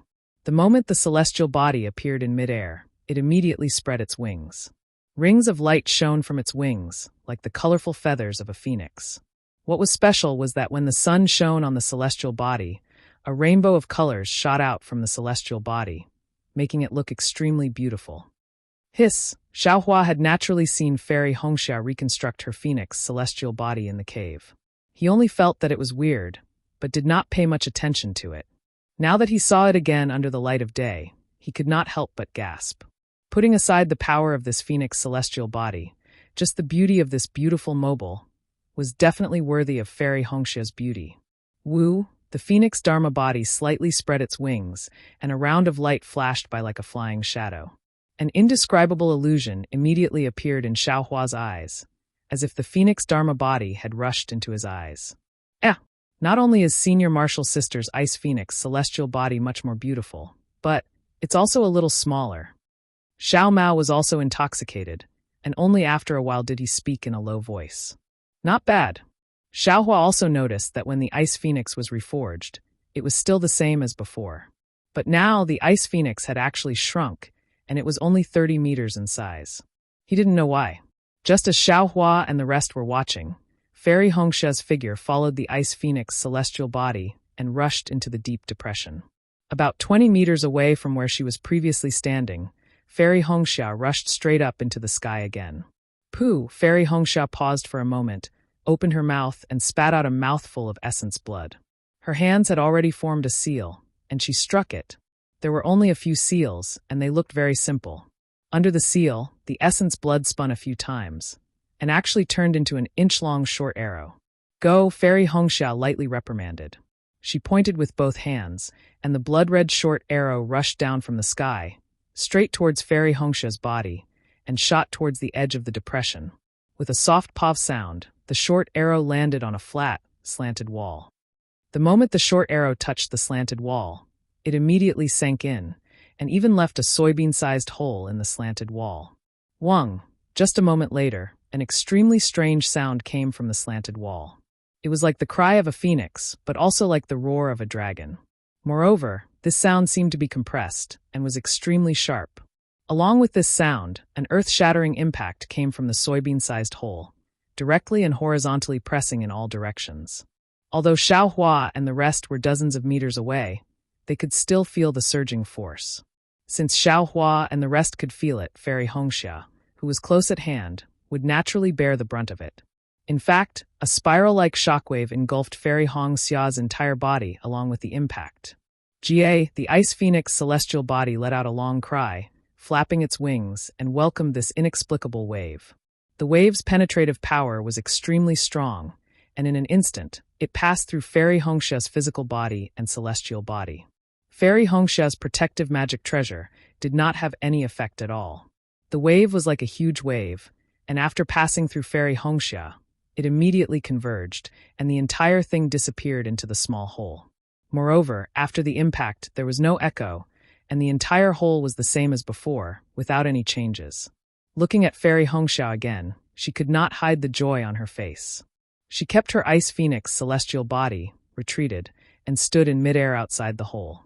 Turning her head, she said to Xiaohua and the rest, Xiao Lang, senior brother, Xiao Mao, follow me into the ancestral hall. Hearing Fairy Hongxia's call, Xiaohua and the rest hurriedly flew over. However, before they could get close to Fairy Hongxia, they heard a series of violent crackling sounds, like thunder, below Fairy Hongxia's body, which was the place where the blood arrow had flown in, and then another wave of multicolored light shot up into the sky. Fairy Hongxia was clearly caught off guard, and her entire body was swept aside by the multicolored light, flying more than 10 meters away. Woo woo woo woo, as if a bugle horn had been blown, an object that looked like a scroll was revealed from the light. The light flowed rapidly on the scroll, and as the sound of the bugle horn rang, it slowly unfurled itself. The scroll was laid flat in the deep hole, and as the scroll unfolded, a beautiful scene appeared in the light. There were mountains, rivers, birds, fish, and even a few empty boats floating on the surface of the water. Rumble, when the scroll was unfurled by dozens of feet, the mountain peak that was originally flat on the scroll seemed to be pulled by a large hand. It created a loud noise and slowly rushed out from the scroll. The mountain range around the mountain peak was also continuously formed and gradually meandered. The ripples on the surface of the water also surged out, and within the ripples, multicolored fish jumped out from the water from time to time. Chirp, chirp, chirp, a few crisp chirps of birds rang out, and on the big tree that had just straightened up, emerald green birds flew between the soft branches again. Even Fairy Hongxia couldn't help but open her mouth, and stared blankly at the scene before her. She watched as the scroll gradually filled up the hundreds of miles deep hole, and the previously dry hole had turned into a beautiful land of fish and rice in just a few moments. Quick, Xiaohua, who was next to him, was stunned for a moment. When he saw the first opened scroll begin to turn again, as if it was going to roll everything in, he hurriedly shouted, "Are we going to find the entrance to the ancestral temple in here?" Yes, yes, I understand. Fairy Hongsha also came to her senses, and quickly pointed at the newly formed island on the surface of the water, and said, "The entrance is on the island. Previously, I thought it was in this deep hole." As she spoke, Fairy Hongsha took the lead and flew out, rushing towards the island. The millions of Meng mountains that were still in a drought just a moment ago had now arrived at a place filled with water. The air was filled with dense water vapor, and even Xiaohua had the urge to jump into the water to play. However, right behind them, the scroll had already been rolled up, and its speed was much faster than when it was unfolded. The sound of the bugle horn was getting more urgent, as if it was urging everyone to quickly fly to the island. Not good. I can't use my divine sense. Xiaohua, who had been using his divine sense to keep a lookout, suddenly felt a strong wave coming from the scroll, covering everything within 100 miles. His divine sense was immediately confined within his body, and could no longer be released. Quick, Fairy Hongsha was also a little anxious. It's not easy to open the ancestral shrine's door once. Although the jade didn't mention the interval between the second opening, but it definitely won't let us open it a second time so easily. As she spoke, Fairy Hongsha once again activated her flying technique, wanting to increase her speed. Let me do it. Xiaohua pulled Fairy Hongsha's hand and whispered, "Don't use your magic." Okay, Fairy Hongsha knew that Xiaohua's lightning evasion was very fast, so she obediently passed her hand to Xiaohua and retracted her magic. Rumble, a burst of lightning flashed around Xiaohua's body, but just as Xiaohua was about to activate the lightning evasion technique, Li Zongbao shouted from afar, "Junior brother Xiao, you can't use the lightning evasion technique." Oh, Xiaohua was slightly taken aback as he hastily turned his head around. Sure enough, right behind him, due to the appearance of the lightning, hundreds of cracks had actually appeared on the bright and beautiful scenery. Furthermore, the cracks were growing larger and larger, as if the entire scenery was about to be torn apart. Darling Xiao, Fairy Hongsha also hurriedly shouted, "Let this concubine fly over by herself." Haha, no need, watch this Xiao. Xiaohua saw that the lightning evasion was too overbearing, and the scroll was actually unable to withstand it. He immediately activated his wind evasion, and like a breeze, he blew towards the island. The island looked very close, but when he really flew, he realized that it was extremely far away. Xiaohua flew for half the time of a meal before he reached it. Husband, let's split up and look for it. It's a phoenix totem. Fairy Hongsha clearly did not expect that her spiritual will could not be used, and was a little flustered. The moment she landed on the island, she did not have the time to look carefully, and immediately said to Xiaohua, while she herself flew towards a direction. Okay, Xiaohua was clearly not satisfied with Fairy Hongsha's preparations, but he could not say anything. He casually agreed and was about to fly away, but when he saw Li Zongbao and Xiao Mao in the distance, he sighed. These two sigh. I should still use the flowing cloud flying ship. Forget it, let's search first, and wait for the two of them to arrive. Chapter 2837. After the time it takes to eat a meal, Li Zongbao and Xiao Mao finally arrived. Just behind them, the clouds and clouds in the sky changed dramatically, and all the scenery was engulfed in it. It was like a giant mouth that wanted to swallow everything. Quick, senior brother, quickly find a phoenix totem. That's the entrance to the Kai family's ancestral shrine. Xiaohua had already searched nearby, but he didn't find any traces, so he flew over and urged. Okay. Li Zongbao and Xiao Mao both agreed, and hurriedly flew in two different directions.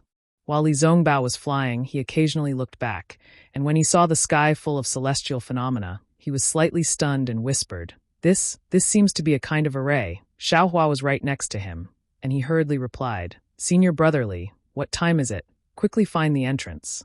If you can't find the entrance. Speaking up to hear, Xiaohua was stunned again, and a kind of fear appeared on his face. He shouted, "Damn it, it can't be.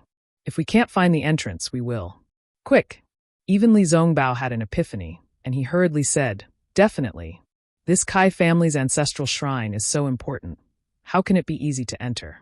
If you don't have absolute confidence, and don't have the ability to enter the ancestral shrine, this ancestral shrine, I'm afraid it's a dead end. Damn Qingyang Kai family. Xiaohua cursed. No wonder they didn't care when my wife took the jade pendant that leads to the ancestral shrine. So that's why. Li Zongbao also hurriedly flew away, and he didn't know if he noticed, but Xiaohua actually called Fairy Hongxiao wife in front of him for the first time. When he first saw the island, when it was time to find it, he felt that it was extremely difficult. How could a small phoenix totem be easy to find? Xiaohua, who had no sense of direction, searched for a long time, but he didn't have the slightest clue. At this time, the sky above the island was filled with countless remnant clouds and endless darkness. The previous scenery of the lake and mountains had now turned into wreckage floating in the air. Obviously, Scroll had reached the island and her life was at stake.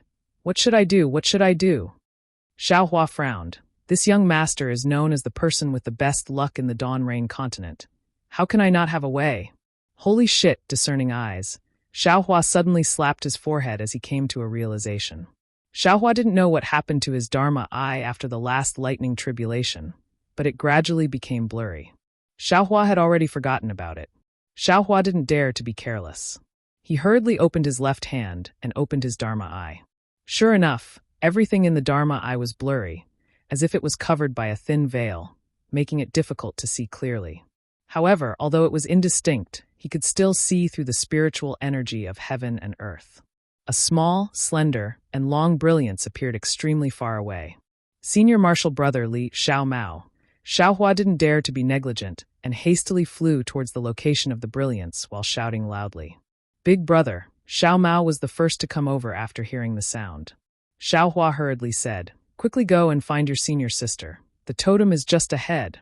Yes, Xiaomao trusted Xiaohua the most.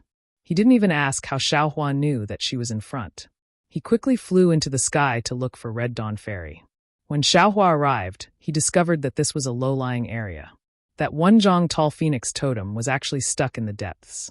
If Xiaohua didn't see it, how could he find this place? Seeing the totem, Xiaohua let out a long sigh of relief. He opened his Dharma eye and looked down again. It was an extremely small, thumb-sized brilliance that went straight down. How do I go in? Xiaohua was a little confused. Not long later, Red Dawn Fairy indeed followed Xiaomao and flew over. Li Zongbao also rushed over. Xiaohua, it's all thanks to you. Seeing that the phoenix totem was so hard to find, Red Dawn Fairy couldn't help but rejoice that she brought Xiaohua over. Sayu, why didn't you consider this situation earlier? Xiaohua couldn't help but grumble. Red Dawn Fairy said apologetically, Xiaohua, wait a moment, I'll explain slowly. As she spoke, Red Dawn Fairy put her fair index finger in her mouth and bit it. A smear of blood flowed out from the tip of her finger. Red Dawn Fairy squatted down and smeared the blood on the eyes of the phoenix totem. Buzz buzz, when the blood from her finger landed on the eyes of the phoenix, it immediately emitted a blood-red glow. The eyes actually moved slightly, and the blood-red glow began to spread towards the totem. Phew, Red Dawn Fairy let out a sigh of relief. She looked up and saw that the wave-like dark clouds were not far away from them. She then said, Xiaohua, I've prepared a lot before coming here, but the ancestral shrine of the Kai family is very mysterious. This totem and the scroll just now were not recorded in the jade amulet. It might have been passed down orally by the patriarch. I'm not a direct descendant of the Kai family of Qingyang, so I can't know about this secret. Also, Million Mountain Meng, I've deliberately investigated it in the Sky Patrol City, but who would have thought? Million Mountain Meng actually looks like this. It's completely different from what I've imagined. Big brother, Xiaomao laughed. I seem to have been born here. I don't even know what Million Mountain Meng looks like, let alone senior sister. Besides, if the Sky Patrol City can spy on Million Mountain Meng, doesn't that mean that everyone knows about the war between the soul cultivators and the sword cultivators? Xiaomao then said, by the way, I wonder if Miss Zhu Xia has delivered the communication talisman? The Sword Dao War should be ending soon, right? How can it be so fast? Xiaohua shook his head and said, I think it'll take a while more. If the nascent soul masters receive the news and know about the sword cultivators' intentions, I'm afraid the war will really end.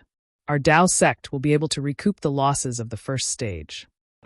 I hope that's the case. Li Zongbao did not seem optimistic. Why? Xiaohua was about to ask this question. Suddenly, a rumbling sound that sounded like the collapse of a mountain was heard from above their heads.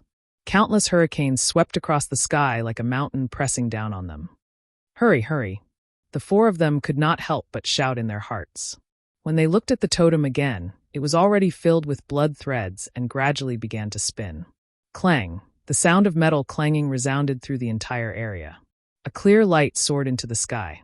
That light spun rapidly, creating an extremely strong suction force. Xiaohua and the others couldn't resist, and were sucked into it. Even the hurricane that was already pressing down on everyone's heads was pulled in. Woo! When the hurricanes fell into the brilliance suddenly retracted. When the brilliance fell into the depression, the phoenix totem that was previously revealed had already disappeared. Moreover, the entire island was torn into pieces by the hurricanes. No trace of it could be seen anymore. Then, when he looked at the 100 miles deep depression in Mount Meng, as the scroll was rolled up, all the sceneries disappeared, and the place returned to its original barren state. It seemed that no one would know that the four cultivators of the Tao sect had been here. No one would know that there was actually a fallen ancestral temple of a cultivator clan in Million Mountain Meng. Even if Yi Yu was thousands of miles away, he would not know that the Xiao Mao that he had been thinking about was actually not far away from him. Yi was different from before. The black clothes he was wearing were not sword armor. They were actually similar to what Xiao Mao was wearing now. The only difference was that there were fewer tassels on the black clothes and the patterns were different as well. Of course, Yi was not flying on his sword. Instead, he was riding on a huge spirit beast. This spirit beast had a wingspan of over 200 feet. Its head was a few feet in size and looked extremely ferocious.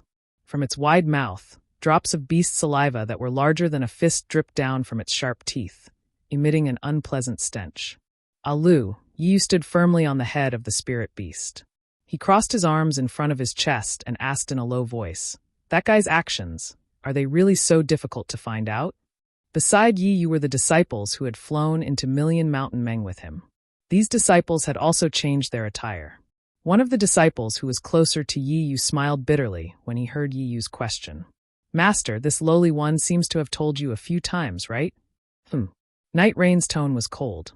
That disciple's face was filled with fear, and he hurriedly said with a smile, "All right, Sect Master knows." After I received Sect Master's orders, I quietly approached Xiao. You should know that these cultivators of the Tao sect have powerful divine abilities. This lowly one is far from being a match for them. This lowly one did not dare to get too close and could only follow from afar. So far, this lowly one did not even know how far away he was. Furthermore, this lowly one did not really understand the language of Meng Mountains. It was only later, when Asan brought a native from Kenji village, that this lowly one was able to find out more about that person's actions. When Alu said this, he carefully looked at Yi Yu's face. When he saw that Yi Yu did not show any reaction, he had no choice but to continue. However, he had already said this many times, so he was not afraid of making a mistake. He looked at the flapping wings of the spirit beast under his feet and said smoothly, "That person seemed to have not gone straight to Shebi village after entering Meng Mountains. He did not even go to Shang village. Instead, he quietly headed toward a small village called Bayan village. Furthermore, the strange thing was, that person's information disappeared from Bayan village. It was as if he had never been there. Naturally, this lowly one did not dare to go to Bayan village myself. I could only ask that native to help me find out." At this point, Alu rolled his eyes and asked tentatively, "Master, perhaps that person has already gone back?" This lowly one heard from that native that a few days ago, Bayan village was attacked by beetles near Bayan village. On top of that, there was also the sound of heavenly thunder that rushed out of Meng Mountains. Could it be that that person saw how terrifying Meng Mountains were and how they could not deal with the beetles that blotted out the sky and covered the earth, so they went back with their tails between their legs? How is that possible? Yi Yu turned his head and said coldly, "Why did that person come to Meng Mountains? Do you think he came here with me like you? What kind of bullshit relationship do that terrifying phoenix, Li Zongbao, Kai Hongxia, and the others have with Meng Mountains? If that person did not know about his origin and the secret of this place, would he travel thousands of miles to Meng Mountains? You must know, the journey from Sky Patrol City to Meng Mountains is extremely arduous. If he did not know that everything here is under his control, would he be willing to take the risk? Please forgive me if there are any mistakes. Chapter 28:38. My lord, Alu showed a flattering expression and said with a smile, "You've already taken control of Shibai village. Even if that person returns to Meng Mountains and Shibai village, what can he do? Don't you just need to say a few words for everything? How can you be afraid of him?" "What do you know?" Yi Yu sneered. "This is Meng Mountains, not the sword domain. Strength doesn't determine everything. It wasn't easy for me to build such a good foundation here. How can I let that little kid ruin everything? Do you know that all mistakes start from a trace of carelessness?" Then, Yi Yu shifted his gaze from the distance and looked at Alu with a smile in his eyes, asking, "What else? What else?" Alu was startled and quickly said with a smile, "My lord, I've already told you so many times. What's there to hide? You won't suspect that I am that person." "Hee, of course I won't suspect you." Yi Yu laughed, but then said with a deeper meaning, "However, the situation now is different from before. What I need is someone who can do things honestly. Alu, you followed me for so long. You should know my temper. I've already given you several chances, but you don't seem to have grasped them even once." My lord, Alu's expression changed greatly. He was so scared that he quickly knelt down on the soul beast and wanted to argue. "Achi, tell him where that person is." Yi Yu didn't even look at Alu and said to the disciple who had been standing there silently and looking into the distance. Yes, hearing Yi Yu's order, Achi hurriedly bowed and said, "This lowly one has received orders from my lord to split up with Alu. This lowly one knows that this matter is very important to my lord, so I didn't dare to neglect it. I personally made a trip to the Jing Apple village. First, I invited a native that this lowly one knew to go to the Bai and stronghold to inquire. In addition, this lowly one was afraid that this native wouldn't be able to obtain any useful information, so I spent some effort to invite a somewhat famous soul warrior in the Jing Apple village." At this point, Achi hesitated and glanced at Alu. "Continue," Yi Yu ordered indifferently. "Yes." Achi clenched his teeth and said, "I didn't get any useful information from that aborigine. It seems that those aborigines are very supportive of that person, and they all kept their mouths shut, as if that person disappeared before he even reached Bayan village. But, from the mouth of that soul warrior, this humble one learned a completely different piece of information." See, when Alu heard this, he fell to his knees with a plop. His forehead was covered with sweat as he cried out, "My lord, this lowly one was negligent. This lowly one made a mistake. Please punish me, my lord." Lil 7 glanced at Lil 6, and a trace of mockery flashed across his eyes. He said again, "After hearing this news, I really understand why the Lord values this matter so much, and also why the Lord wants to send me to the Bai and stronghold. If the Lord doesn't know about this, I'm afraid the Lord will be abnormally passive." Then, Achi roughly explained the situation of Xiao Mao and the others in Bayan village. Other than the incident in Su Garden, most of the information was the same. Finally, Achi said, "The 5 people who entered Meng Mountains seemed to have a conflict. That extremely beautiful woman flew out of Meng Mountains, and the terrifying phoenix actually used the lightning escape technique to chase after her. My lord, you are really wise. That woman's cultivation seems to be far superior to the terrifying phoenix. If they fought at Drifting Cloud Lake, we would definitely die. When the terrifying phoenix returned, that woman didn't appear again. Clearly, she had left Meng Mountains. That person also left not long after, but that soul warrior didn't know where they went. Because when that person left, other than Elder Wu and G-Man, no one else knew. The other soul warriors only guessed because they couldn't see that person. Of course, this humble one also asked that soul warrior to make some more inquiries when he returned to Jing Apple village. After all, that is the only way to Shibayan village. But from the information brought by the soul beast a few days ago, they didn't pass by Jing Apple village. My lord, please punish this humble one for not being able to find out more specific movements." Alu Yi Yu smiled and said, "Did you hear that? What do you think is the difference between what you found out and what Achi found out?" Alu's sweat fell like rain. He was very clear in his heart that he had really made a mistake this time. Night Rain had placed too much importance on this matter. She actually sent Achi to investigate after him. She was afraid that she would reveal that person's whereabouts. And he had been too careless, only sending a native to investigate and ended the matter carelessly. Of course, from his point of view, it wasn't considered carelessness. It was just that he hadn't thought it through. "My lord, it's all my fault." Alu didn't dare to argue and hurriedly said, "It's all my fault." However, if this humble one was in Achi's place, this humble one would definitely be able to do better. You're right," Yi Yu said lightly. "If it was any other time, this lord wouldn't punish you like this. But it's different today. You've seen it yourself. That man has won the hearts of the natives. And, to tell you the truth, that man is the descendant of the great god Shibai. His bloodline is extremely pure, and he is my enemy. Once the news of his arrival in Meng Mountains is spread out, all the natives of Shibai village will have to bow their heads and listen to his orders. So, the ones we can use are only a few soul warriors. Remember, only those soul warriors who have cultivated some soul spells will have different thoughts from the natives. We can only use this. This is a moment of life and death for this lord. This lord won't allow any mistakes." Yes, everyone's heart trembled as they answered in unison. As for Alu, Yu said lightly, "Along the way, why would this lord ask you so many times for no reason? This lord has given you so many chances." My lord, my lord." Alu suddenly felt that something was wrong, so he quickly knelt down and begged. "Too bad. You're always slacking off, and you're still like this today." Yi Yu's face suddenly turned ferocious. If it wasn't for Achi's probing today, this lord would still be in the dark, right? "My lord." Alu shouted, "My lord, please."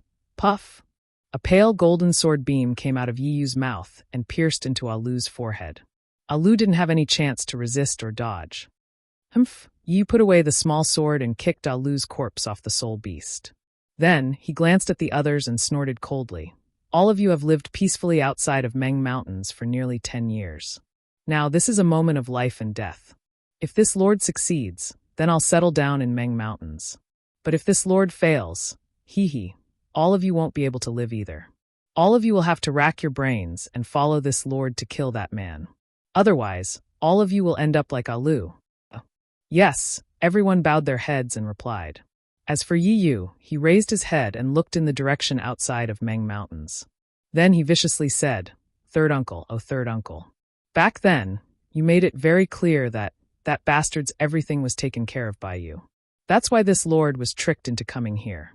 But now, that little bastard is still alive in this world. What kind of medicine are you selling in your gourd?" Coo coo coo coo. While Yi was talking to himself, the soul beast under his feet let out an extremely strange sound. After the sound of the beast's cry faded away, the sound of the beast's cry became louder and louder. It didn't stop for a moment, and it sounded like a frog singing in a pond. Following that, several strange-looking soul beasts began to appear within 100 kilometers of the city. On the back of each soul beast stood several strangely dressed soul warriors. Of course, the clothes of these soul warriors were different from each other. 30% of the soul warriors wore clothes that were similar to Yi Yu's, with only a small difference. The other 70% of the soul warriors wore clothes that were completely different from Yi Yu's. These soul warriors' clothes were very neat and tidy. They were symmetrical on both sides and had very few decorations. In the middle of their smooth robes, there was even a silk ribbon that looked like a belt. Even more strange was the fact that these soul warriors had their hair tied together. Some of them had their hair tied up with hairpins, while others had their hair tied up with a cloth. Coo coo coo, the sound of a pigeon's cry could be heard again. Then a giant soul beast with pure white feathers over its body flew over from the distance. On the back of this soul beast was a man wearing white soul armor. He held a bone fan in his hand and had a smile on his face as he flew towards Yi Yu's location. Seeing this man coming over, Yi Yu hurriedly put on a smile on his face. With a tap of his foot, the soul beast flapped its wings and slowly came to a stop in midair. "It's been a long time since we last met. Fu Man Ho Yen pays his respects here." The soul warrior didn't speak the strange language of Meng Mountains, but the language commonly used in sword domain. "Greetings, old brother Ho Yen," Yi said with a smile. "The last time I saw old brother was 10 years ago. I didn't think that 10 years would pass in the blink of an eye. Old brother's magnificence is still the same as before. This one is truly envious." "Haha, you're too kind." Ho Yen laughed and waved his hand. "How can this little brother's stinky skin compare to Fu Man's? Who doesn't know that Fu Man of Shibai village is a brave and intelligent warrior? If Fu Man didn't have such intelligence, How could G-Man have taken a fancy to him? You flatter me, you flatter me. Yu laughed. This one is only living in Shibai village. How can I compare to old brother Ho Yen, who is a direct descendant of Back Earth village? Old brother Ho Yen has found a concubine. Wouldn't your children be G-Man and Elder Wu? Sure, Ho Yan's expression changed slightly. He hurriedly looked around and said, Fu Man, my wife isn't a concubine. Please be lenient with your words. Don't speak nonsense. If others know about this, I will have a miserable life. So what? Yu laughed in a low voice. Chapter 2839. How could Ho Yen dare to let him continue? Then he quickly added, Oh right, I have to thank Fu Man.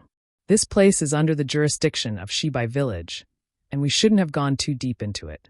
But now, the battle with the sword, the sword cultivators is too intense, and I'm afraid that Shibai village can't organize too many soul warriors.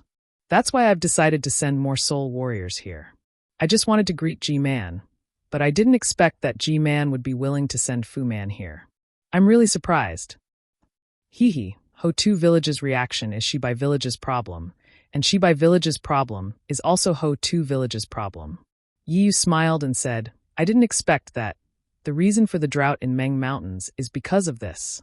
Since Ho-Tu village is eradicating the evil for the people of Meng Mountains, how can Shibai village not contribute? I've just returned from Meng Mountains, and I've received G-Man's order to come here and meet you. Once this is done, you and I will both be the heroes of Meng Mountains. Let's not talk about my Fu Man, but what you think. You should be confident, right? Haha. I hope you and I can succeed. Ho Yen laughed. Also, Yiyu's smile faded and his face turned cold. My clan was wiped out by sword cultivators. I'm the one who was born, and I've made it my life's goal to avenge my clan. Sword Realm, swordsman, they have nothing to do with me. I'm just a Fu Man from Shibai village. Yes, Fu Man is right. It's all my fault. Ho Yen smiled and said, After this mission is over, I'll hold a banquet in Ho-Tu village to apologize. That won't be necessary. A smile appeared on Yiyu's face as he waved his hand and said, From now on, I'll just treat myself as a member of Meng Mountains, and have no other thoughts. That's why, when you called me, I rushed here. Not only do I want to help you, but I also want to erase the evil for Meng Mountains and return Meng Mountains to its former glory. Good. Ho Yen clapped his hands and said, The more Fu Man talks, the more I feel that I'm wrong. If Fu Man needs anything in the future, please let me know. Brother Ho Yen, are you serious? Ho Yan's words were perfunctory, but Yiyu asked. Oh. When Ho Yen heard this, he was slightly stunned. Immediately, a trace of realization appeared on his face. He said with a fake smile, Fu Man, I feel that something is wrong. How could you leave the Shibai stronghold so easily? Even if it was little brother's message and that item, it was impossible for Fu Man to come here personally. So Fu Man was waiting for me here. Brother, I've been searching all over Meng Mountains, but I couldn't find anyone I could entrust this task to. Then, when I saw brother's message, my eyes lit up. So, I immediately urged all the people in the village to come and help you. Yu said with a smile. Then he looked around and whispered, Of course, if you need my help in the future, the people of Shibai village will support you unconditionally. Ho Yen rolled his eyes and looked at Night Rain and the disciples on Night Rain's back. He smiled and said, Since Fu Man is in trouble, how can I not help? Fu Man, please come over. I would like to hear what you have to say. Good. Yu didn't hesitate, and with a flash of sword light, she landed on Ho Yan's soul beast. Ho Yan's soul beast spread its wings and flew away from the other spirit warriors.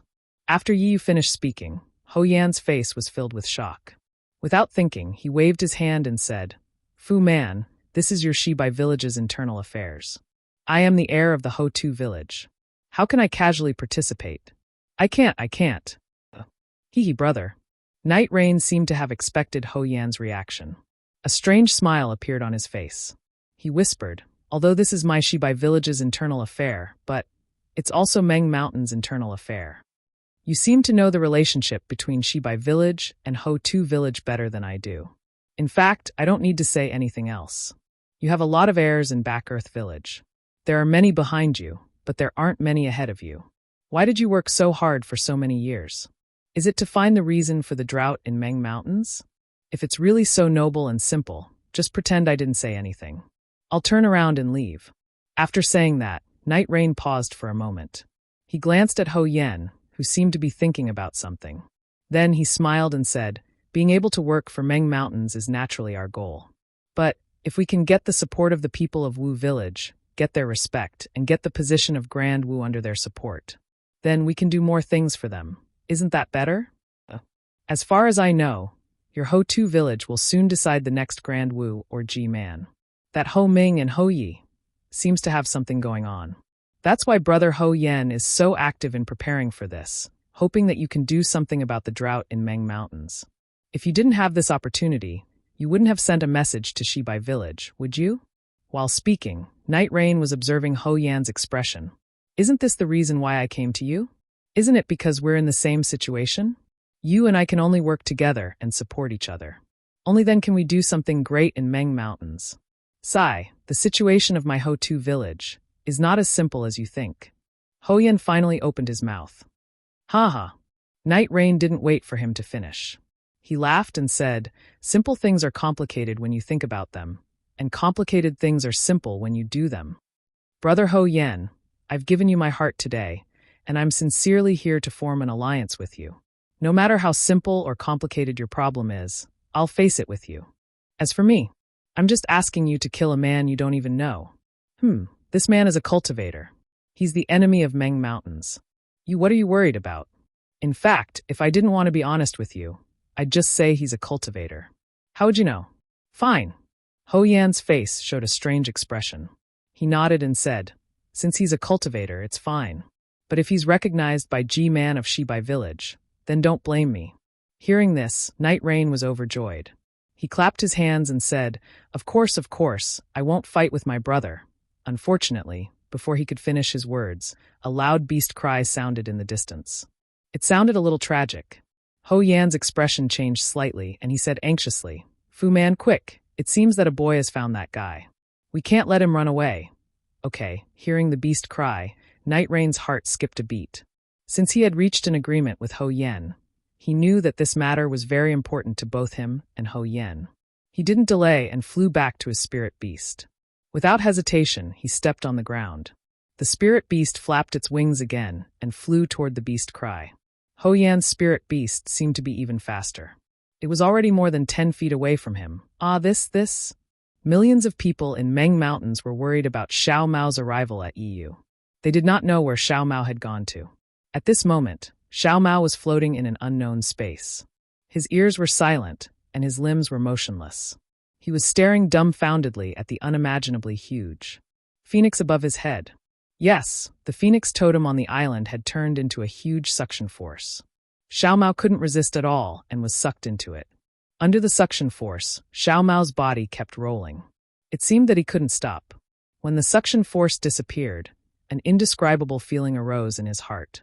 If he was on the ground, an irresistible suction force would pull him firmly to the ground. If he wanted to move forward, he would have to lift his feet with all his strength. Even if a cultivator could fly, it would still consume his Dharma power. However, in this place, the suction force that he was used to had completely disappeared. A feeling of freedom appeared, and this freedom made Xiao Mao unable to get used to it. His body was almost unable to move.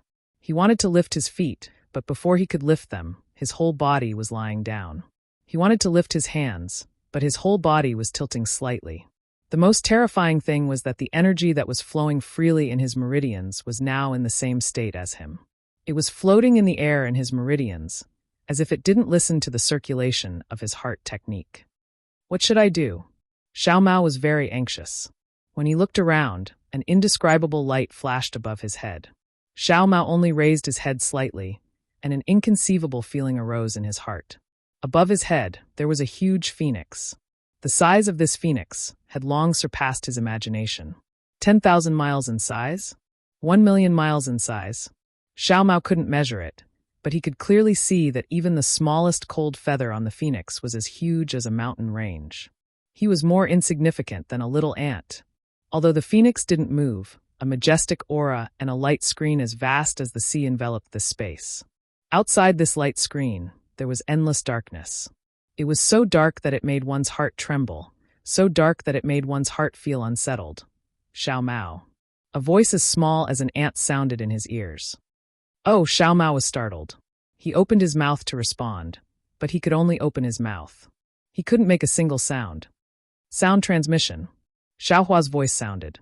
Xiao Mao suddenly woke up and turned his head to look elsewhere. When he saw Xiao Hua's situation clearly, he couldn't help but laugh. Xiao Hua seemed to be in an even more sorry state than Xiao Mao. His head was facing Xiao Mao, and his feet were facing up. It was no different from being upside down. Moreover, the clothes that were lifted up didn't cover Xiao Hua's head. Instead, it was casually spread out like a flower in full bloom. As for the voice from before, not a single word could be heard. Chapter 2840. What are you laughing at? Xiao Hua's voice was heard again, sounding very strange. Big brother, Xiao Mao held back his laughter and said, Why are you upside down? It looks very strange.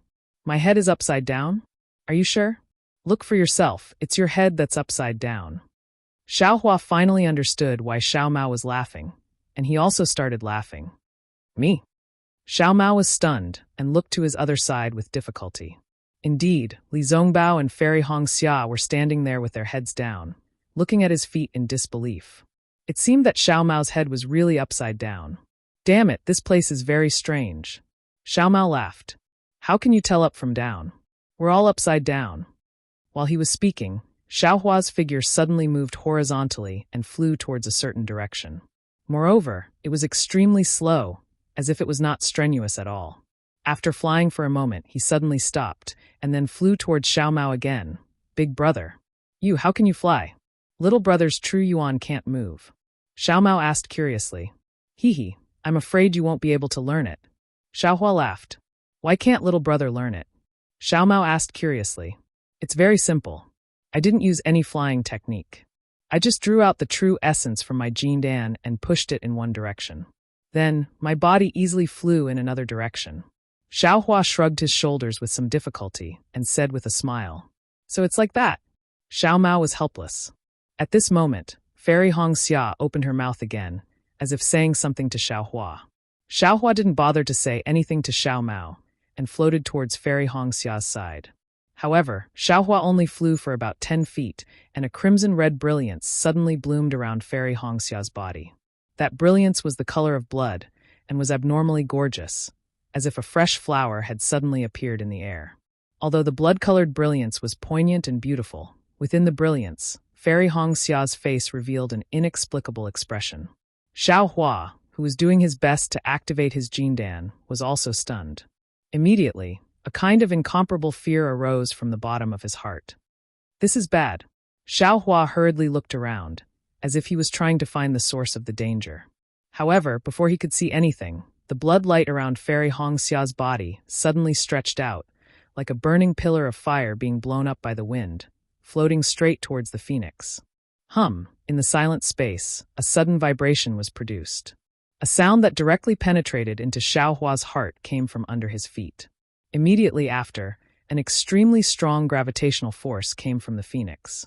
It was like a huge hand that didn't allow Xiao Hua to resist in the slightest as it firmly grabbed him and pulled him towards the phoenix with all its strength. Xiao Hua was greatly shocked. He had great strength to begin with, so he was very clear about the difference between magic power and strength. He knew this kind of pure strength didn't have any fluctuation of magic power. It was basically a kind of strength between himself and the phoenix. This kind of strength was so vast and so unparalleled. Even if Xiao Hua converted all the magic power in his body into strength, he still wouldn't be able to contend against it. Is this the power of heaven and earth? Xiao Hua looked at the phoenix that was gradually being pulled closer and closer in disbelief. An indescribable vibration, and gradually, heat rose from his body. Not good. Xiao Hua was slightly shocked. He hurriedly mobilized his magic power again. Unfortunately, the magic power seemed to be intermittent and couldn't support the protective golden light around him. Looking at Xiao Hua's surroundings, Fairy Hongxia and the rest were also in the same position as Xiao Hua. However, Fairy Hongxia's body was shrouded in a crimson glow. The glow flickered, protecting Fairy Hongxia tightly. I see. Xiao Hua understood. This blood-colored brilliance was a kind of protection. It was to protect Fairy Hongxia, who had entered this space, and also to protect the descendants of the Kai family and the Ice Phoenix bloodline. As for himself and the rest, he had no relationship with the Kai family at all. Of course, he would be listed as an enemy by the Kai family's ancestral shrine. This kind of method was the best way to eliminate the enemy and screen the descendants. Woo! A sharp sound came from Xiaohua's ears, and a faint fiery light began to appear around Xiaohua's body. It was precisely Xiaohua's protective light that was produced due to the friction with the surrounding air as it fell at an extremely fast speed. Big brother. At this time, Xiaohua also heard Xiao Mao's shout, but he saw that Xiao Mao was still following beside him with his head down. His whole body was also on fire, and Xiao Mao's clothes had already started to burn. Innate primordial water. Almost immediately, Xiaohua thought of the innate primordial water in the clear water bottle. Xiaohua did not dare to be negligent. He hurriedly tried to activate the Buddha Saraira. Xiaohua thought that the Buddha Saraira would be as simple as primordial energy. Who would have thought that the Buddha Saraira would be the same as usual? It did not take much effort to activate it. The innate primordial water was like a light blue water curtain, protecting Xiaohua and the rest.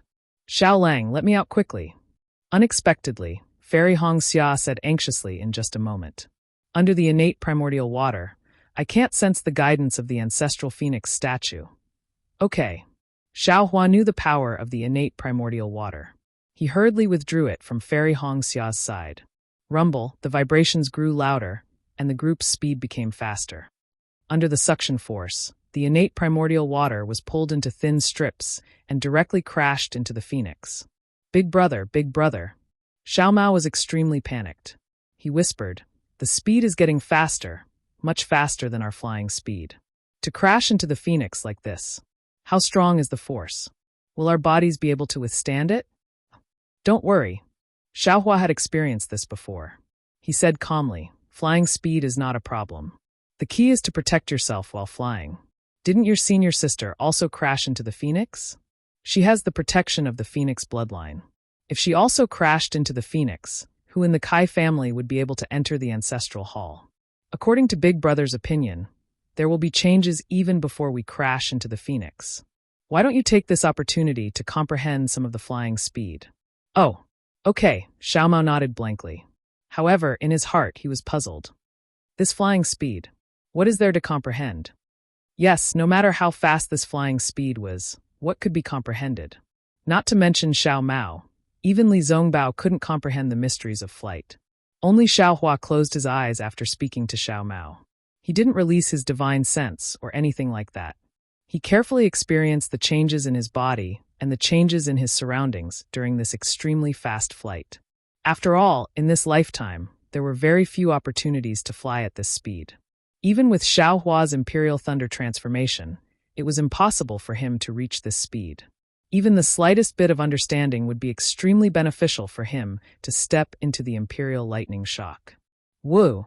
Outside of the innate primordial water, the air was rubbing against the surface of the innate primordial water, producing an unparalleled heat. A sharp, ear-splitting sound was gradually heard. Beside the azure water light of Xiaohua and the others, Fairy Hongxia's blood-red light was also swaying, dragging an extremely long tail. The four of them split into two groups, rushing towards the phoenix like a large and small meteor.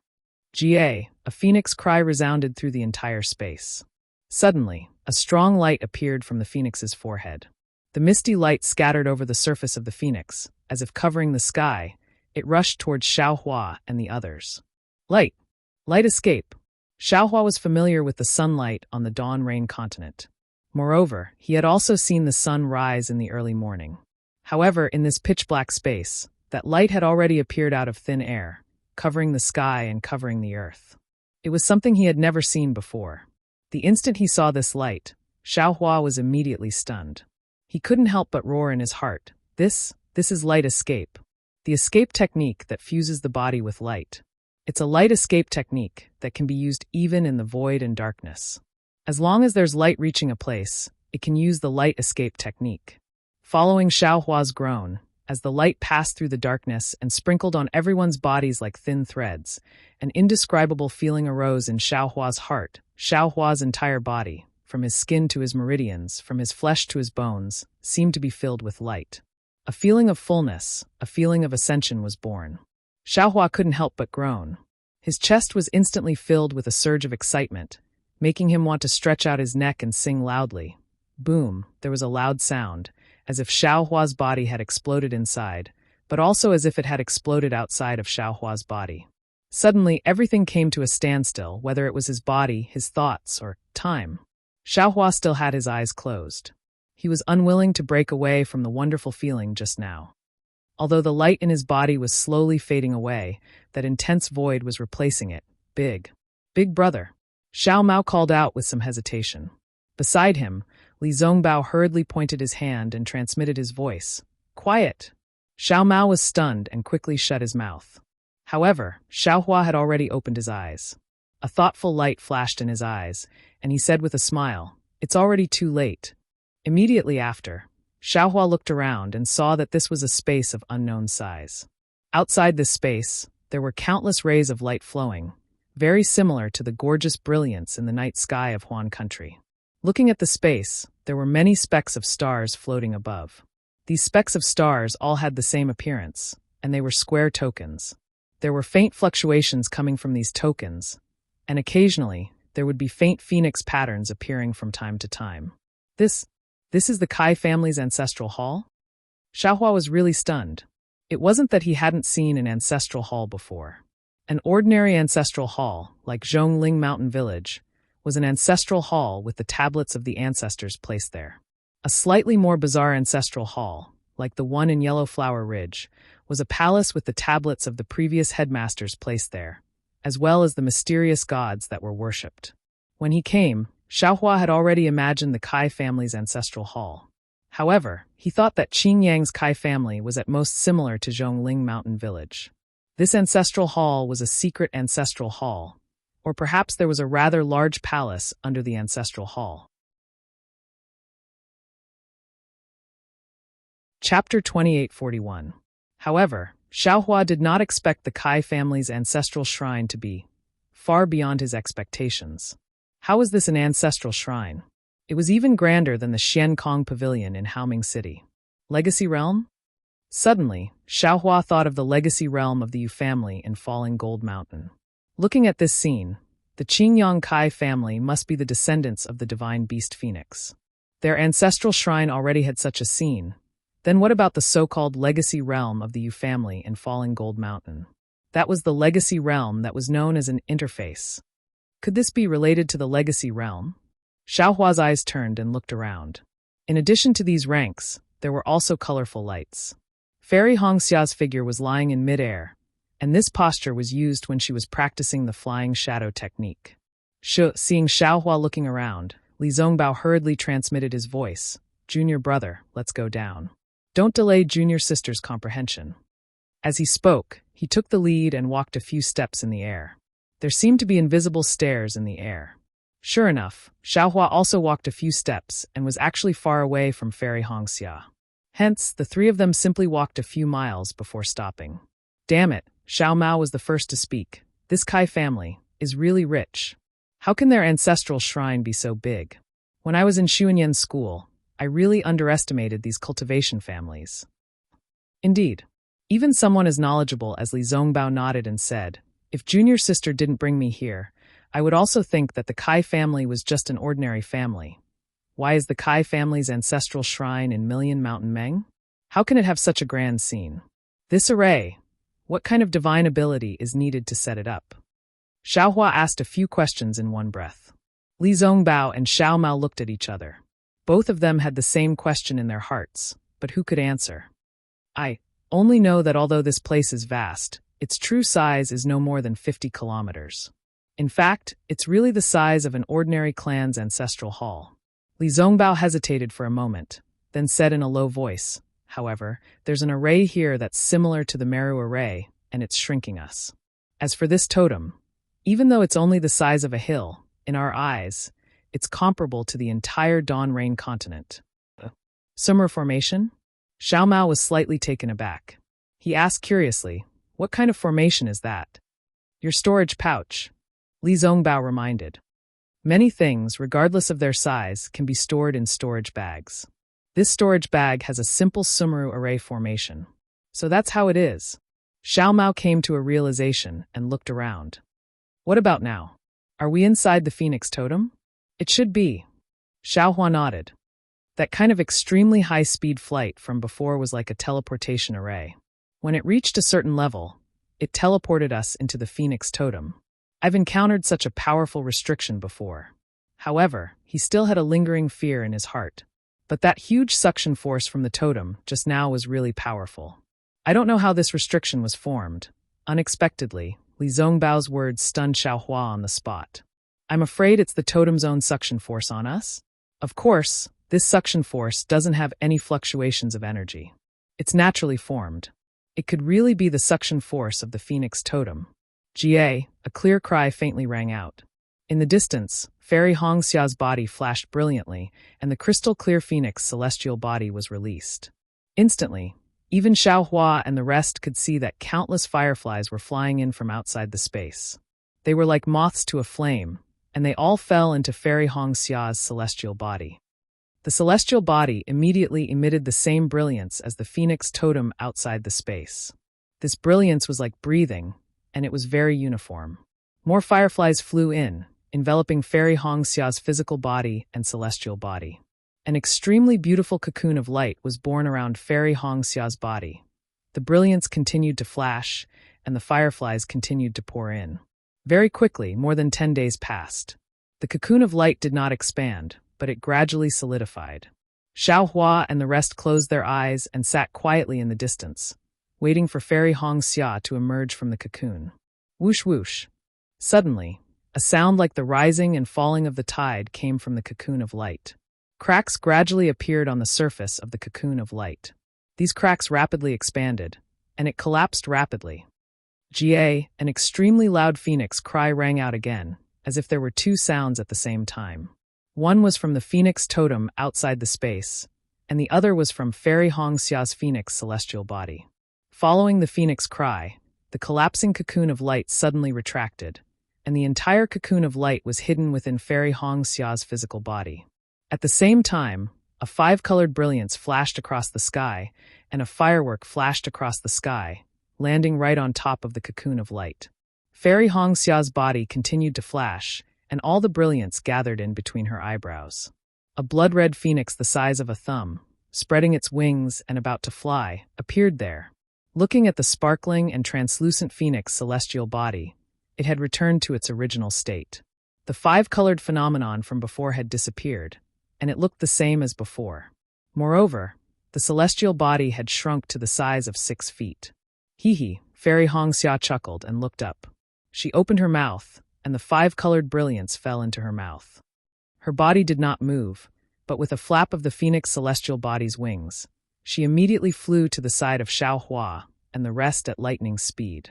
My goodness, senior sister flew too fast. Xiao Mao and the rest had already stood up when they heard the commotion. Xiao Mao could not help but exclaim in shock. Hee, I have obtained the phoenix legacy of my Kai family. I can move freely within the phoenix enchantment. Fairy Hongxia said proudly. Good. Li Zongbao clapped. Congratulations, junior sister, for not making a wasted trip. Thank you, senior brother. It's all because of your help that I can come here safely. Fairy Hongxia bowed and thanked him. What is the phoenix legacy? Can every descendant of the Kai family obtain it? Xiao Hua asked curiously. Not at all, Fairy Hongxia chuckled. Just like junior brother Xiao Mao, if one's bloodline is not pure, how can one obtain it? Or if one's cultivation does not reach a certain level, how can one enter the ancestral shrine? Moreover, my Kai family's phoenix legacy should be different from junior brother's, who is the descendant of God Shibai. This phoenix legacy can only be obtained by one person in every generation. Only when this person dies will the inheritance divine light return to the ancestral shrine and await the arrival of the next inheritor. So, amazing. Xiao Hua was dumbfounded. He looked at Xiao Mao and then at Fairy Hongxia. These two people's luck seemed to be better than his. They really had a good background. Better than anyone else. Actually, I don't know about all these. Fairy Hongxia smiled. I only wanted to come to the ancestral shrine to see if there were any opportunities. Only when I was guided by the Phoenix Legacy's divine light and merged with the phoenix legacy did I understand so much. Moreover, within the divine light, there are many other things which will be slowly unearthed as I cultivate. Senior sister's cultivation. Xiao Mao could not help but cast a spell. However, Fairy Hongxia's cultivation did not seem to have any special changes. Of course, my cultivation won't have any changes in a dozen days. Fairy Hongxia smiled. These 10 days are only the initial stages of merging with the divine light. When the divine light completely merges with me, my cultivation will gradually speed up. However, based on my estimation, I will definitely be able to step into the golden core stage by next year. As she spoke, Fairy Hongxia opened her mouth, and the 5-colored brilliance flew out and landed in her soft hands. The brilliance gradually disappeared, revealing the true form of a phoenix feather. This is my Kai family's phoenix token. Fairy Hongxia said happily. This is a feather that my ancestors obtained from the heavenly phoenix. Its profundity is endless. Congratulations, senior sister. Xiao Mao said happily. Everyone's luck is different. Junior brother's fate seems to be more powerful than mine. Fairy Hongxia held the phoenix token and said, I thought that coming to Meng Mountains was my business, but I did not expect that junior brother's business is more important than mine. She then looked at Xiao Hua and Li Zongbao and said embarrassedly, on the other hand, Xiao Lang and senior brother came empty-handed and returned empty-handed. As long as you have a chance encounter, wouldn't you be much stronger than me? Xiao Hua naturally understood that what he had obtained was not any less than Xiao Mao and Fairy Hongxia. He smiled and said, Senior brotherly, on the other hand, came here for nothing. Not at all. I even obtained a spirit item. Li Zongbao said. At this moment, the space began to vibrate. A repulsive force similar to the one before was produced. Don't worry, the Phoenix barrier is about to close. Fairy Hongxia said unhurriedly. Only when my Phoenix divine light returns will the Phoenix barrier have a chance to open. We don't need to struggle, we just need to let the barrier push us out. As soon as her voice fell, everyone's figures soared into the sky, flying out at a speed even faster than Xiao Hua's Imperial Thundershock. Only this time there were no sparks forming around them. Xiao Hua hurriedly closed his eyes, trying to comprehend the rare speed, Gigi. After an unknown amount of time, an extremely hot aura suddenly surrounded Xiao Hua. Moreover, before Xiao Hua could open his eyes, a very familiar sound of an ape's cry came from above his head. Then an unpleasant stench rushed into Xiao Hua's mouth and nose. This is... Xiao Hua stared blankly. Before he could open his eyes and release his divine sense, a sharp sound that seemed to tear the air apart resounded from his forehead, and a piercing pain appeared on his skin. Xiao Hua's body was naturally surrounded by a protective golden light, but he did not dare to be careless. He shrank his head and curled his body into a ball. In an extremely strange posture, he flew to the side like a spinning windmill. Chapter 2842. Rip, an ear-piercing sound of silk being torn apart rang out. An extremely sharp force slashed right at Xiao Hua's right arm. Wherever the brilliance flashed, the golden light protecting his body was actually torn apart by this force, and the brilliance surrounding Xiao Hua's body was also extinguished. Fire ape. Xiao Hua was greatly shocked. He immediately activated the wind escape technique and floated several zhang away. His gaze swept across, and sure enough, he saw 100 zhang tall fire ape. This fire ape had an extremely ferocious face, and the wide mouth and fangs on its face were suffused with a kind of blood-red color. The fire ape's fur was golden yellow, and from time to time, flames would emerge from its fur, lingering around the fire ape. A tyrannical aura also enveloped the nearby area. Wasn't this the Golden Core Stage fire ape from Flaming Forest Marsh? Why did this guy run to Million Man Mountain? Xiao Hua stood in midair.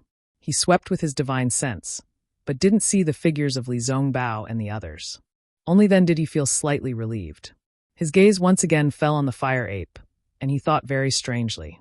Looking at the fire ape again, within its wild and untamed eyes, there was clearly astonishment, as if it was as confused as Xiao Hua. However, when it clearly saw Xiao Hua's appearance, a kind of joy actually appeared in its eyes. Aoo! A cheerful long howl, its bloody mouth rushed into the air, and a faint flame spurted out. Immediately after, it crossed its arms and hammered its own chest, causing sparks to fly out from its fur, as if they were blooming fireworks. Sun Moon Corona, Xiaohua's eyes narrowed. He immediately thought of the ancestral artifacts of Misty Mountain and Flying Phoenix Ridge. Those things seemed to have a restraining effect on the fire ape, and at the same time, the fire ape seemed to be somewhat interested in the sun-moon corona. However, before Xiaohua could take out the sun-moon corona, the fire ape not far away lowered its head and stared at Xiaohua with a fierce gaze. Flames flickered under its feet, and it flew towards Xiaohua. Its huge fists streaked across the air, and flames were also produced. It was like two fireballs were held in the fire ape's hand, and it rushed towards Xiaohua. "Haha, I've already met you 3 times. Xiaohua laughed loudly. As the saying goes, there's only 1 time and 2 times, but not 3 times and 4 times. Now, I'll let you know how powerful I am."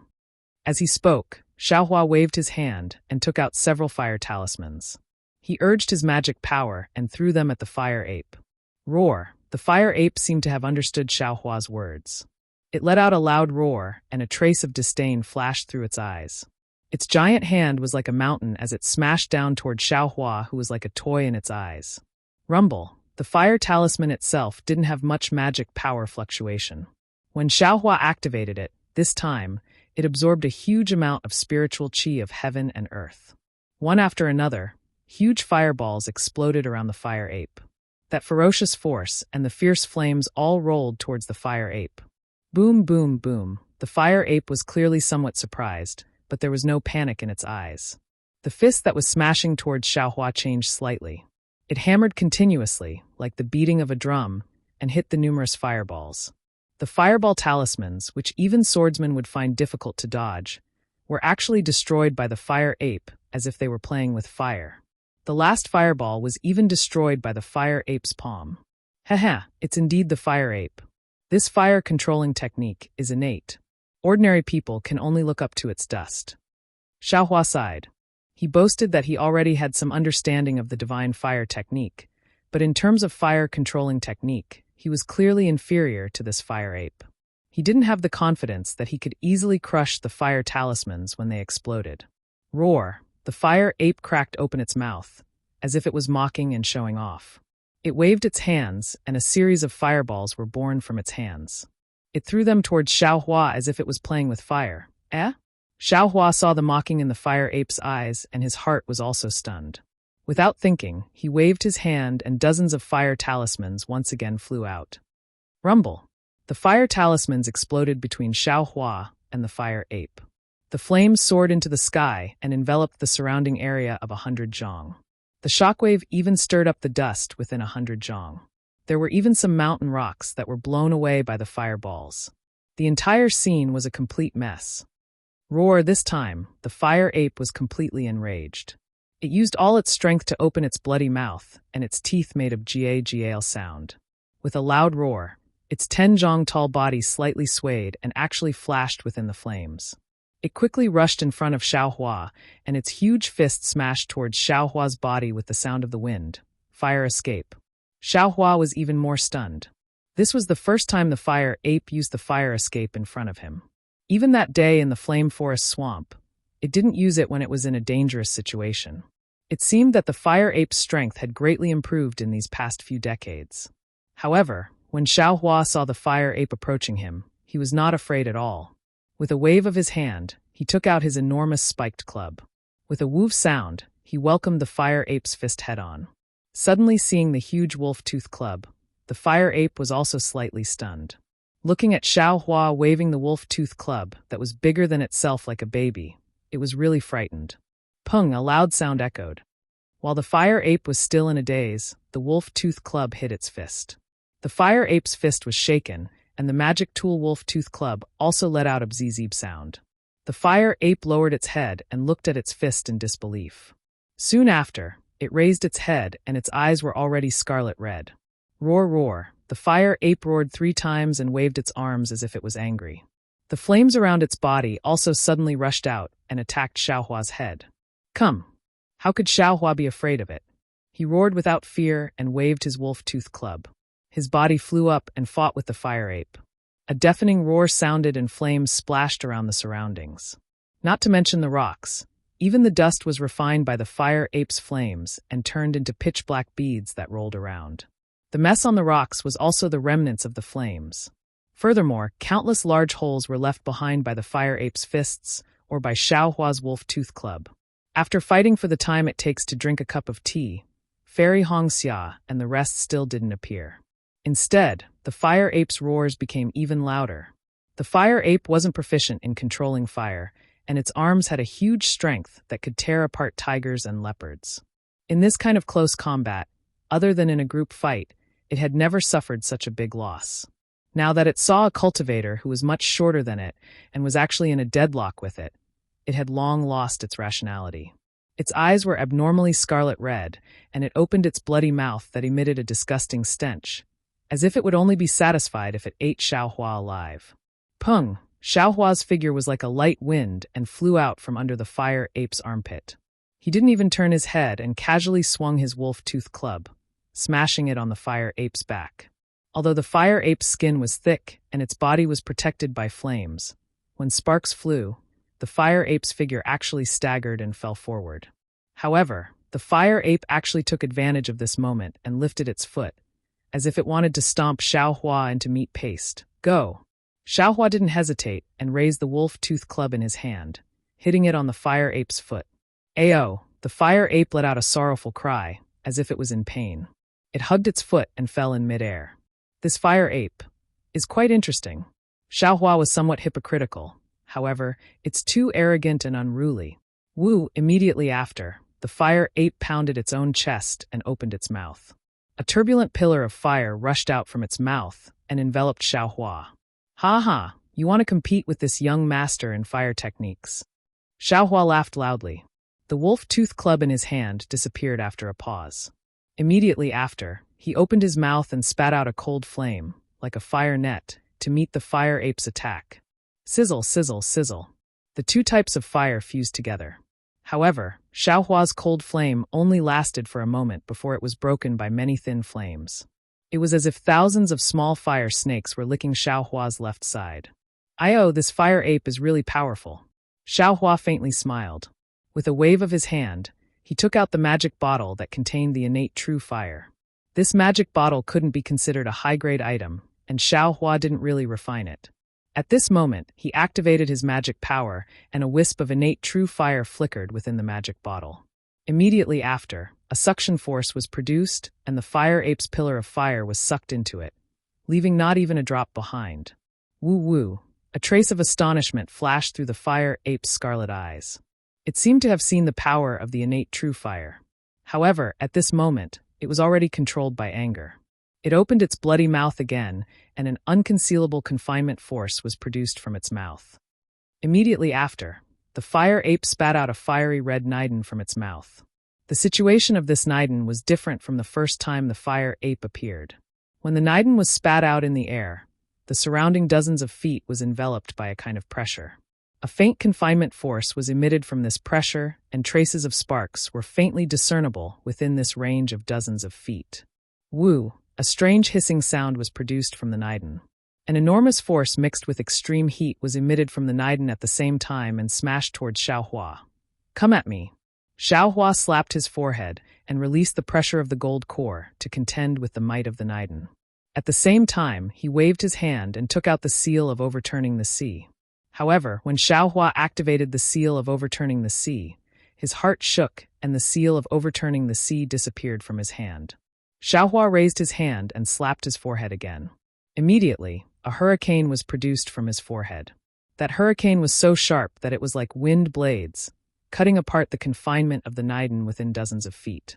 Moreover, in the air, the faintly discernible wisps of fire were blown away like candles in the wind, on the verge of collapse. What's more, the spiritual chi of heaven and earth within hundreds of feet of Xiaohua condensed in the direction of Xiaohua. The huge rocks and dust that were shattered by the fight between the two were all swept up by this hurricane. The hand of a nascent soul.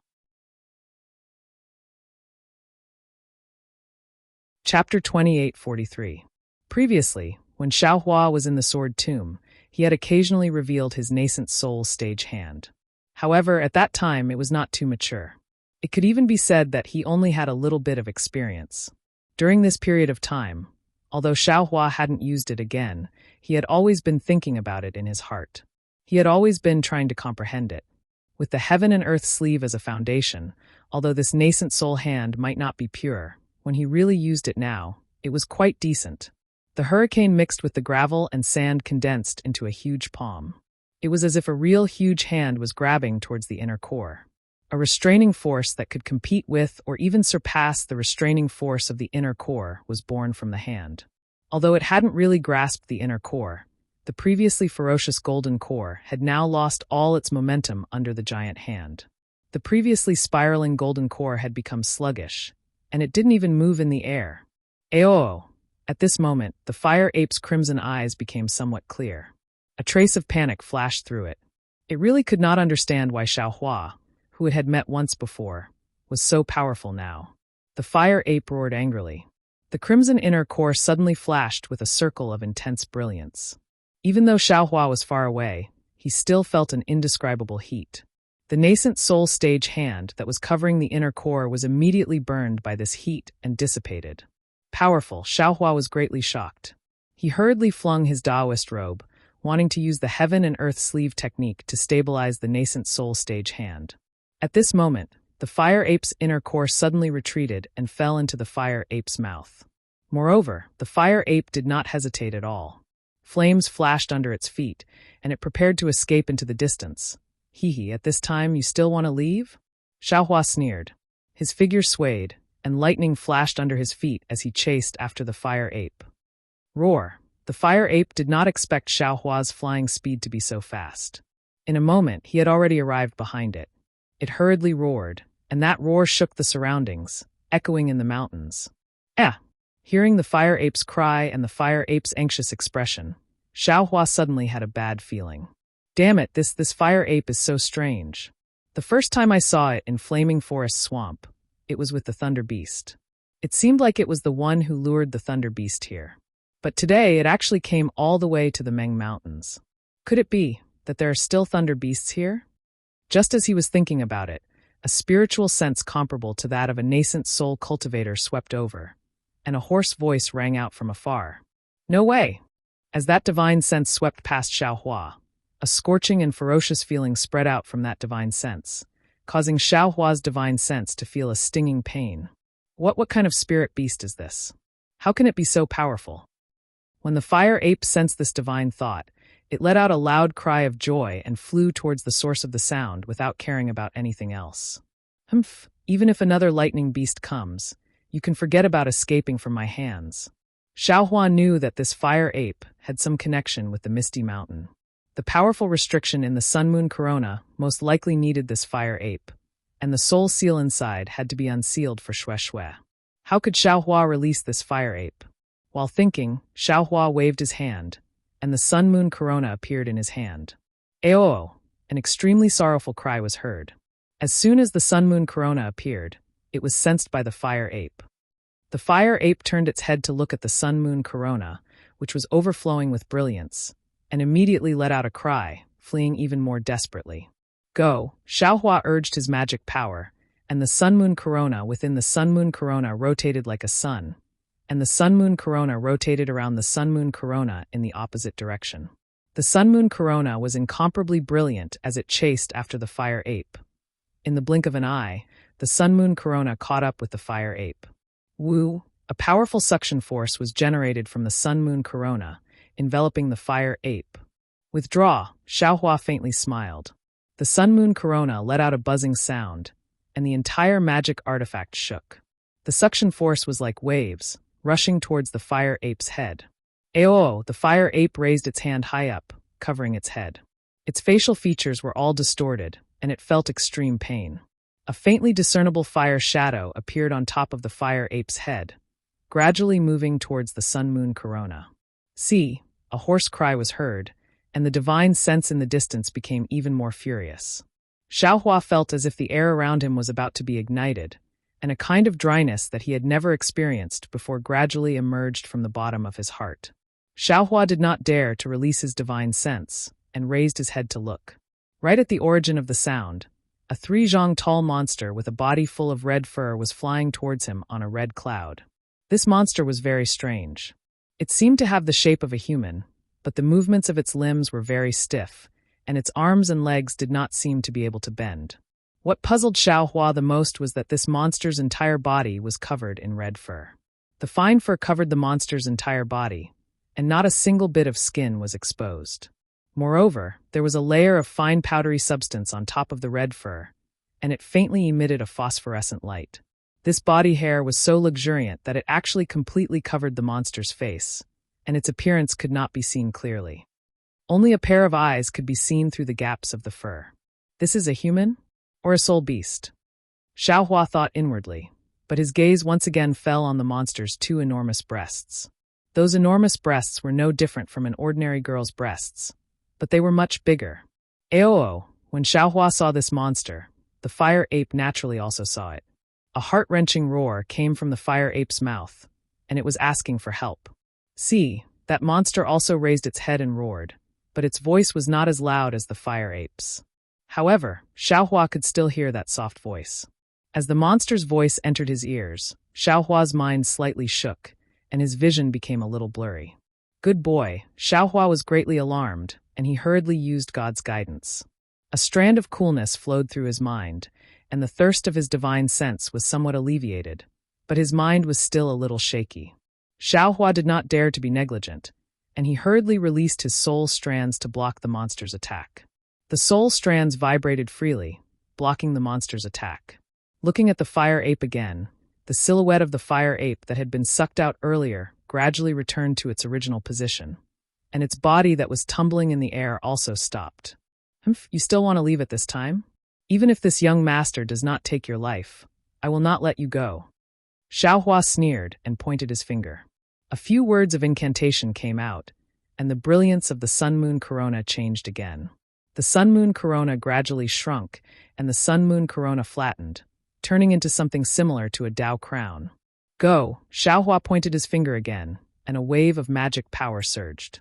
With a psob sound, the Dao crown landed on the fire ape's head. The fire ape was greatly alarmed, and its two claws grabbed the sides of the Dao crown, exerting all its strength to take it away from its head. Tight, the corner of Xiaohua's mouth rose into a slight smile. This sun-moon corona method was something that he obtained when he was refining it. At that time, he did not know what use it had, but today, he found out that it actually had such a miraculous use. Roar! A deafening roar came out from the fire ape's mouth. The pain on the fire ape's face was even more intense than before, and its entire body fell to the ground in midair. Its two claws rapidly scratched its head, and traces of blood seeped out. It was actually the fire ape's claws that had scratched it. However, that Dao crown seemed to have taken root on its head. No matter how it struggled, even if it used its head to hit the ground, that Dao crown did not move in the slightest. Boom! A light sound rang out, and a flame flashed above Xiaohua's head. It was as if the true fire within Xiaohua's body had uncontrollably erupted. Moreover, an incomparable impatience suddenly emerged from the bottom of his heart, and a kind of pressure that came from the inside out was about to explode.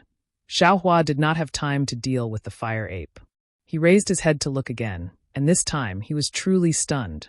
Right next to the monster, hundreds and thousands of soul beasts suddenly appeared, and on the backs of these soul beasts stood soul warriors. Damn it, this fire ape is really a genius. Xiaohua could not help but praise in his heart. Previously, you were together with the incomparably powerful thunder beast in Flame Forest Swamp, and now you've come all the way to Million Miles Mountain, and even become friends with this monster and soul beasts. If this young master really killed you, it would be a waste of my talent. Xiaohua did not have the confidence to deal with this monster, and he did not want to fight against a soul warrior. His body quickly descended, and with a wave of his hand, the universe in the sleeve was unleashed, and in an instant, the fire ape was imprisoned. Under the double imprisonment of the sun-moon corona and the universe in the sleeve, the fire ape only had the strength to tear apart tigers and leopards, and the ability to control true fire. Now, like a dead animal, it was lifted up by Xiaohua. Xiaohua then took out a spirit pouch and threw the fire ape into it. After easily dealing with the fire ape, Xiaohua glanced at the monster that was still some distance away from him. That monster's limbs were stiff, and it flew rather slowly. Xiaohua might not be able to fight against this monster's strange ability, but it seemed that escaping from the monster and the soul warrior's eyes was not a difficult matter. However, seeing the numerous soul warriors flying over from all over the mountains and plains, Xiaohua suddenly came to a realization. Oh, not good. Where are my wife and the others? Thinking of this, Xiaohua did not dare to be negligent and released his divine sense. Who would have thought that just as Xiaohua released his divine sense, a feeling of being thrown into an oven immediately came over from his divine sense. The surroundings seemed to be filled with waves of fire, and the indescribable fire was burning. The needles forced Xiaohua to have no choice but to withdraw his divine sense. However, his Buddhist sense, which had always been useful, was also forced to withdraw by the fire. Moreover, his Buddhist sense was not as good as his divine sense, and there was actually a burning sensation. What is this monster? Xiaohua was stunned. He knew that the Million Meng Mountains were mysterious, and that it was a place that Taoist cultivators did not dare to enter. However, he still did not expect that even though they were not even in the depths of the Million Meng Mountains, and were still in the Kai family's ancestral shrine, with his strength comparable to a nascent soul cultivator, he was unable to deal with a monster that he had not even seen before. This won't do. Even if my cultivation is damaged, I still have to find my wife and the others' whereabouts. Xiaohua was very anxious. His figure rose into the sky, and he released his divine sense again. Chapter 2844. It was really like a naked man jumping into a lake of fire. Ever since Xiaohua started cultivating, he had suffered a lot. Lightning tribulation, body sculpting, bone tempering, 10,000 years of solitude, etc. However, it seemed that he could not avoid those sufferings. He was forced to face them. But this time was different. He could have retracted his divine sense. Perhaps everything would be fine. Perhaps he could have escaped this hellish suffering. However, Xiaohua did not dare to retract his divine sense. He understood that with his poor sense of direction, he would lose track of Fairy Hong Xia and the others as soon as he flew up. He could only go further and further away, and he would never be able to find them. Xiaohua could only rely on his divine sense. Ordinary people would not be able to understand the feeling of falling into a lake of fire. Even if their hands touched the flames, they would be burned. How could ordinary people reach their hands into the flame again? Although it was possible to pull chestnuts out of the fire, the process was extremely short. How could it be compared to Xiaohua's torment of jumping into the fire? That deep pain would occasionally pierce his divine sense. It was as if thousands of sharp needles were constantly attacking Xiaohua. Roar! Xiaohua roared, as if he wanted to roar out the pain. He did not dare to stay in the air for long. Lightning flickered around his body as he flew towards the monster. Rumble! Xiaohua's hands danced in the air as if he had gone crazy. The dark clouds in the sky surged rapidly, gradually accumulating. Dozens of lightning bolts struck down like sharp swords. All the lightning bolts had only one target, and that was the flying monster. Hiss! The monster saw the change in the sky and stopped in midair. It looked at the sky with great astonishment, then looked at Xiaohua. When the lightning struck, the monster's body immediately landed on top of a hill. Strangely, the hillside was the same as the other places. Because of the changes in Meng Mountains, there was no vegetation growing on it. It looked like it was filled with rocks and dust. However, when the monster's feet stepped on the hillside, an indescribable yellow color appeared under the monster's feet and rapidly spread across the entire hillside. Cracks quickly appeared on the hard boulders, and after a lot of cracks, they turned into powder. It was as if the monster had absorbed the last bit of moisture on the hillside. Hiss! Xiaohua clearly saw this strange scene and couldn't help but suck in a breath of cold air. He was immediately stunned, as if he had thought of something. Hitorigami. This is a drought demon. Xiaohua suddenly cried out in shock. Once the drought demon appears, the land will be dyed red for thousands of miles. Damn it! Could this drought demon be the cause of the abnormal changes in Meng Mountains? No, that's not right. The drought demon was born because of the change in the spiritual qi of heaven and earth. Rumble! Xiaohua's cry was really effective. The pain in his divine sense actually lessened a little. Xiaohua naturally didn't dare to be negligent.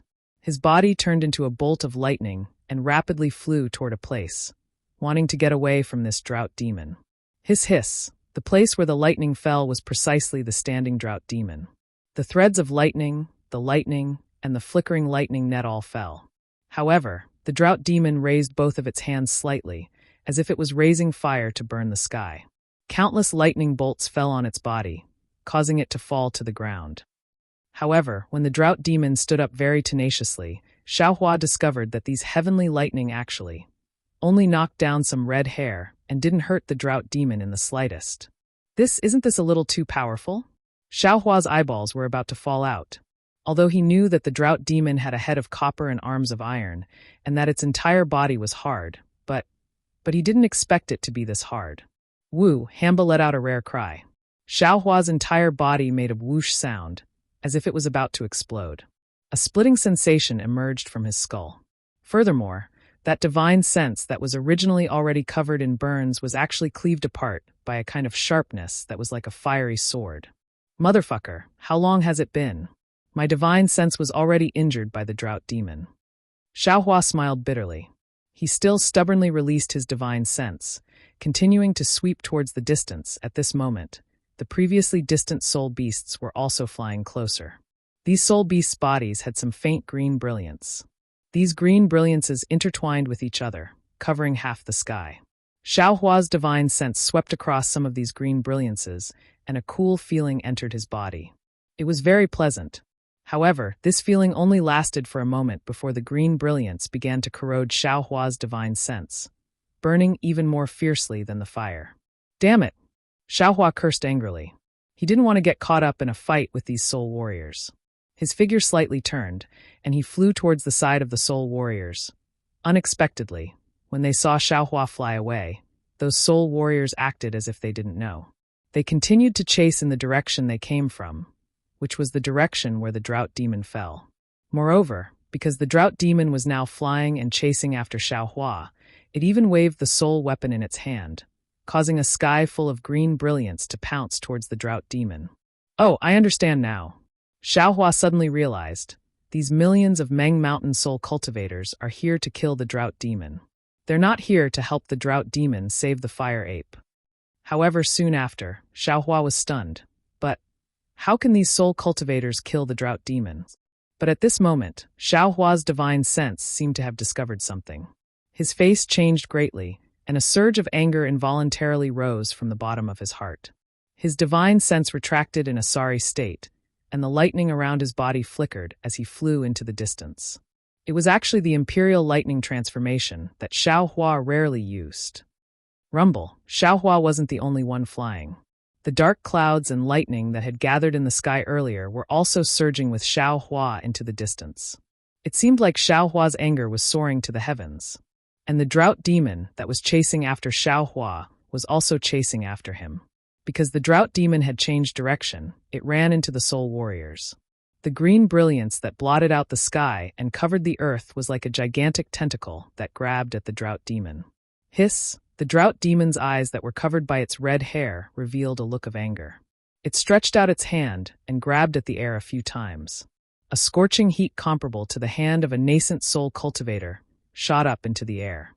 Hiss! The green brilliance of the drought demon melted in an instant, as if the green brilliance was being washed away by a flood.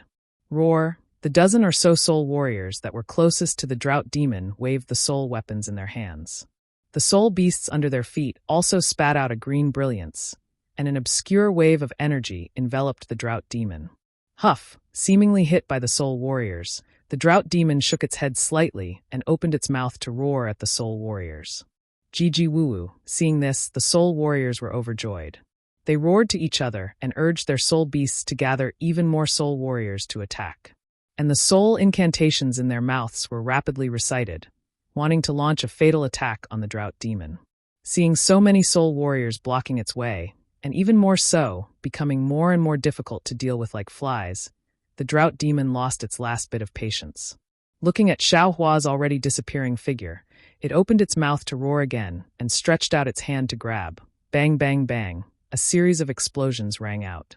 Several soul warriors that were in the middle of reciting soul incantations and urging their soul beasts to attack the drought demon inexplicably exploded. All of their flesh and blood scattered down like powder, and the soul beasts they were riding also fell from the sky. GGGG. The remaining soul cultivators were somewhat scared. It seemed that after chasing for half a day, only now did they realize how powerful the drought demon was. Unfortunately, how could the attack of over 1,000 people be so easily stopped? The soul warriors behind these soul warriors continued to urge their soul beasts to chase after the drought demon. Soul incantations were also released. Pa pa pa pa. A series of sounds rang out. It was like swatting flies. One after another, the soul warriors' flesh and blood exploded, and one after another, their soul beasts fell from the sky. Even the soul warriors who didn't notice before instinctively heard it. After all, this wasn't a fight with swordsmen. This was a one-sided massacre. These soul warriors were simply no match for the drought demon. Roar! The drought demon opened its mouth and laughed. All of the soul warriors were so scared that they urged their soul beasts to retreat. The scene was like a rising tide forcing itself to retreat. It was quite a spectacular sight. The drought demon ignored these soul warriors and continued to fly in the direction of Xiaohua. It seemed that the fire ape was very important to it. The remaining soul warriors stood in the sky for a moment. Seeing no trace of Yi Yu and Ho Yen, they looked at each other and urged their soul beasts to chase after the drought demon again. But this time, they only dared to stay far away. Activating the green defensive brilliance, no one dared to fly half a step. Where did Yi Yu and Ho Yen go? When the two of them were killing the drought demon, they naturally commanded the soul warriors to attack. However, the drought demon didn't want to fight them, and they couldn't kill it. Originally, they chased after the drought demon to see if they could find any opportunities. The direction the drought demon went was naturally where the fire ape was, and this place wasn't far from the mountain peak where Xiao Mao put down Jie Qi and the two blue witch feathers. Hundreds or even thousands of soul beasts flew past. Jie Qi might not have known, but Qing Wu already knew. The two soul beasts didn't have any intelligence. They just flapped their wings and flew into the air, leaving Jie Qi jumping and shouting on the mountain peak. Yi Yu and Ho Yen were both wise people. After seeing the power of the drought demon, they knew that this trip was a failure. However, Ho Yen couldn't just turn back.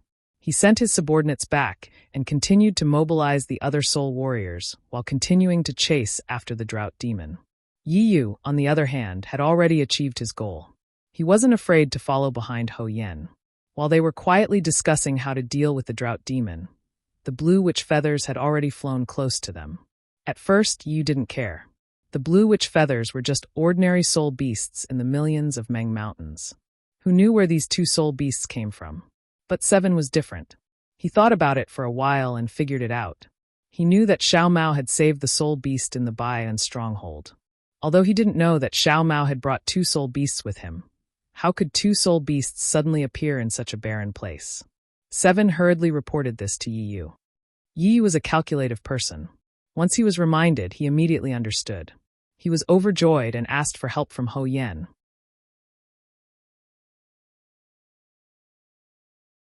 Chapter 28:45. Ho Yen, who was still troubled, frowned even more when he heard this. In fact, he really didn't want to get involved in the matters of Shibai's stronghold, especially such a sensitive matter. Although he agreed to help because he wanted something, there was still a sense of evasiveness in his bones. He didn't believe that in such a big Meng Mountains, he would really run into Xiao Mao this time. However, things were often so coincidental. When they really ran into each other, Ho Yen couldn't refuse anymore. He could only send his disciples to continue chasing Hanba, while he led over 100 spirit warriors and followed Yi Yu's 10 trusted subordinates to change direction. After all, the green witch feather was just an ordinary soul beast. How could it be as psychic as a soul beast commanded by a spirit warrior? After circling around, they slowly returned to the mountain peak where Jie Qi was. Jie Qi obviously didn't know the origin of these people. When it saw so many spirit warriors coming, it quickly stood up and bowed. However, no matter how Yi Yu and Ho Yen asked, Jie Qi didn't reveal Xiao Mao's whereabouts. Ho Yen was helpless and didn't say much, but how could Yi Yu let it go? He only nodded slightly, and Qi immediately walked out and cut off one of Jie Qi's arms, letting the blood flow out like a fountain. When Jie Qi saw Xiao Mao before, it had already fainted from hunger. Now that it was severely injured, it couldn't stand and fell to the ground. Its blood soaked the dried mountain rocks. Seeing that Jie Qi still refused to speak, Qi summoned his flying sword and sliced off the flesh on Jie Qi's other arm piece by piece. Jie Qi, who had gritted his teeth and remained silent, couldn't help but cry out in pain. His voice was so shrill that even the two green witch feathers cried out in shock in midair. Jie Qi's last arm was almost cut into bones, but Qi still didn't ask why. Under Aqi's torture, Qi only had one breath left to struggle. Aqi didn't dare to casually kill Qi without Yiyu's orders. Even Ho Yen, who had never regarded the lives of the Aborigines as lives, frowned when he saw such cruel means. Ahem. Ho Yen coughed and said unhappily, Fu Man, although this Aborigine is a lowly person, he is still a citizen of Meng Mountain. It's fine if you killed him, but to torture him in front of your little brother, isn't that inappropriate? Night Rain was naturally angry. He didn't expect this native to be so stubborn. This native showed him the loyalty of the natives to the descendants of Shibai. Hearing Ho Yan's words, he said faintly, Brother Ho Yen, this is the internal affair of our Shibai village.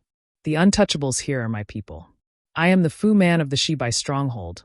There is no reason why I can't deal with this lowly commoner, right? If that's the case, Fu Man will take care of the internal affairs here.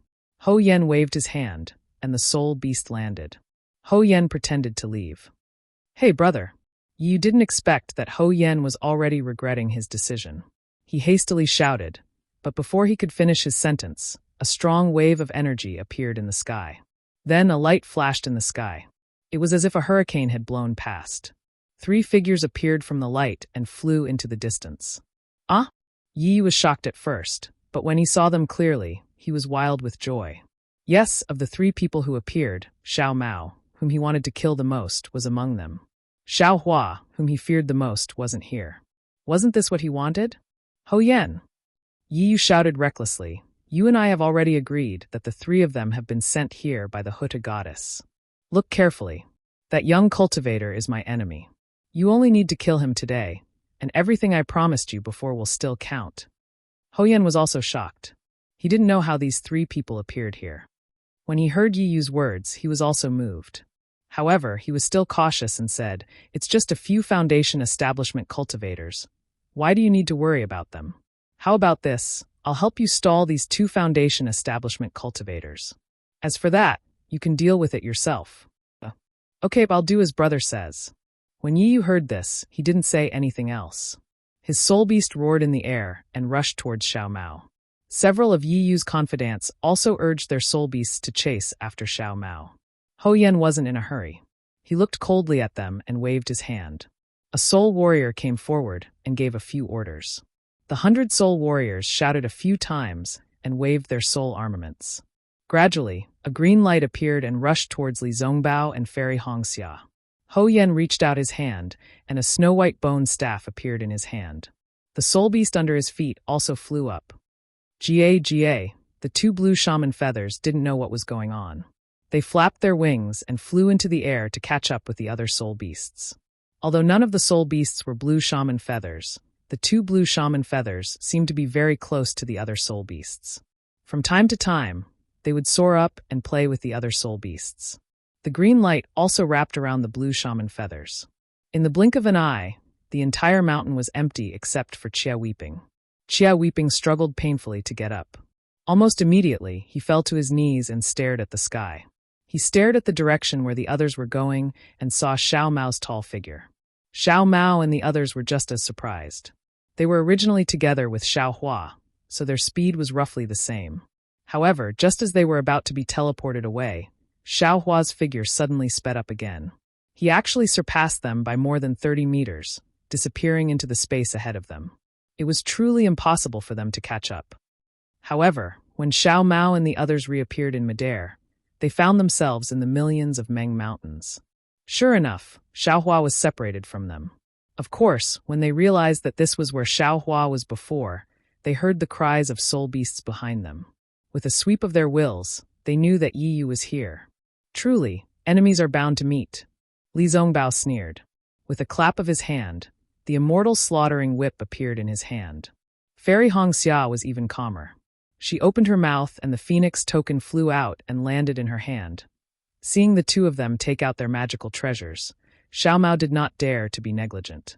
With a clap of his hand, the broken golden arrow called the sun-shooting arrow was taken out from his storage bag. Yiyu. Seeing Yiyu controlling his soul beast to fly over, Li Zongbao said coldly, You really don't give up on your evil intentions. I should have killed you before we reached the Meng Mountains. Haha, Li Zongbao, I know that your name is Li Zongbao. I already knew that day at Drifting Cloud Lake. I also knew it during the Battle of the Sword Catacomb. Yi Yu laughed loudly. You, a late-stage Foundation establishment cultivator, want to kill me? You should take a piss and look at your own shadow. If it wasn't for the terrifying phoenix by your side that day, I would have already killed all of you.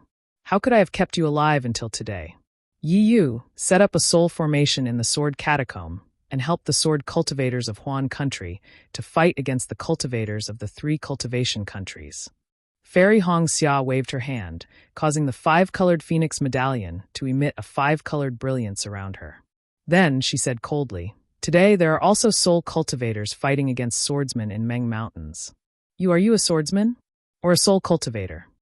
Fairy Hong Xia's voice was loud. Obviously, she wanted Ho Yen behind Yi Yu to hear her. Sure enough, when he heard Yi Yu setting up a soul formation for sword cultivators, Ho Yen frowned and controlled his soul beast to stop in midair. Haha, sword cultivators are the enemies of my Meng Mountains. Aren't cultivators the enemies of my Meng Mountains as well? Yi Yu was not flustered at all. He laughed loudly and said, My ancestors were sword cultivators. I have never denied this. However, my ancestors gave their all for the sake of the sword domain. Yet, when the sword cultivators won, they did not care about my ancestors' contributions and killed all of them. If not for the fact that my ancestors were not in the sword domain and were able to escape, where would I be now? Therefore, I have long stopped seeing myself as a sword cultivator.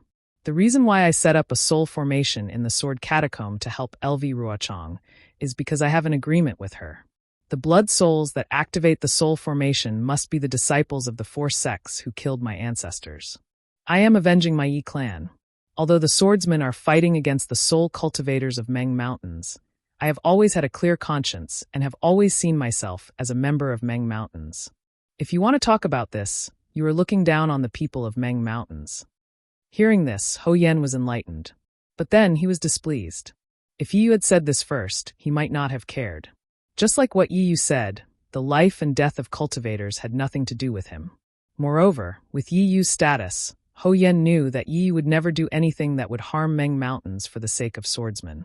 However, it was Fairy Hong Xia who forced Yi Yu to say this. Yi Yu had the intention to hide this from Ho Yen, and this made Ho Yen feel uncomfortable. Hee, who knows what you are thinking? Fairy Hong Xia saw Ho Yan's expression, and her heart tightened. She hurriedly said, Everyone knows that a cunning rabbit has 3 burrows. Huan Country might be one of your destinations, and these millions of Meng Mountains might also be one of your bargaining chips. Haha, Yi was embarrassed and angry, but on the surface he laughed and waved his hand. You little girl, who do you think you are? You're just a nameless female cultivator. If you knew my status in the village, perhaps you wouldn't say that. Humph. I naturally know that my surname is Kai and my name is Hongxia. I am the descendant of the Kai clan of Luyang. Fairy Hongxia sneered. Even if I die, my surname is still Kai. It is still better than those who forget their surname and their ancestral origins. Betray their ancestors and forget their ancestral origins, and go to other places, right? You still call yourself Shibai Village. Shibai Village is like you. At this point, Fairy Hongxia was stunned and blurted out, Shibai Village? You are looking for. As she spoke, Fairy Hongxia turned to look at Xiao Mao, who had also come to a realization. Chapter 2846. Well said, well said. Yi was not angry at all. Instead, he clapped his hands and pointed at Xiao Mao behind Fairy Hongxia. If we're talking about people who have been forgotten by their ancestors, this Xiao Mao behind you should be the first. He has the bloodline of the great god Shibai and even cultivates Taoist techniques. He's a Taoist and he doesn't even know his name. I'm afraid he's worse than me. As he spoke, Yi turned to Ho Yen and said, Little brother, I've already tolerated them for a long time. I was just afraid that you might have some grudges in your heart. Now that you've heard everything clearly, I haven't hidden anything from you. Yes, we'll do as you said. Ho Yen pointed out Yi Yu's identity. I'll kill these 2 Taoist cultivators. Okay, Yi Yu nodded. Opening her mouth, the small sword was about to fly out, but Yi Yu hesitated for a moment. Clapping her hands together, the beast-like soul armament came out again. Muttering an incantation, the soul armament began to glow with a dark green light. Agree. Xiao Mao and the others had a general understanding of the situation in the shaman village. When they heard Ho Yan's words, their expressions changed slightly. They understood Yi Yu's intention. Xiao Mao's eyes narrowed and anger appeared in his eyes. Needless to say, Yi Yu must have something to do with the death of Xiao Mao's parents. Otherwise, he would not have intercepted Xiao Mao and prevented him from going to Shibai village. Humph, when did swordsmen learn to be so cunning? You actually took over a magpie's nest in Meng Mountain. Li Zongbao waved his hand, and the immortal slaying whip emitted a yellow light. The spiritual energy of heaven and earth suddenly gathered. He said coldly, I hate such evil deeds the most. Eat my whip. Li Zongbao, I heard you're a famous junior cultivator in Meng country. You're known as the #1 cultivator below the golden core stage. Ho Yan stomped his foot, and the spirit beast flew over and blocked Li Zongbao's path. He said calmly, I'm Ho Yan, a citizen of Meng Mountain's Huda village. I'm here to test you and see the power of the #1 cultivator below the golden core stage. Huda village? Seeing hundreds of soul beasts gradually encircling them, making it hard for them to escape, Fairy Hong Xia hurriedly said, Huda's stronghold has always been on good terms with Shibai Stronghold, and the descendants of Shibai Stronghold have not appeared in Meng Mountains for many years. Now that Xiao Mao is the descendant of great god Shibai, you people of Huda's stronghold should naturally be able to distinguish between the truth and the lies. This is the ancestral land of great god Shibai. Why are you protecting others? If Elder Wu and G-Man find out about this, Ho Yan, do you think you can escape punishment? Haha, a mere foundation establishment cultivator. What qualifications do you have to discuss the internal affairs of Meng Mountains? Ho Yan naturally knew what Fairy Hong Xia was trying to do. He laughed. The two of you are my targets. If you obediently surrender or withdraw now, I can guarantee that I will not take your lives. Bah! Li Zongbao lightly spat out a mouthful of thick phlegm. Evil creature, no matter how dignified your words are, it cannot hide the evil in your heart. I believe that you also need the help of this bullshit Fu man in Huda Stronghold, or else you would not do such a thing that has been forgotten by your ancestors. That's right.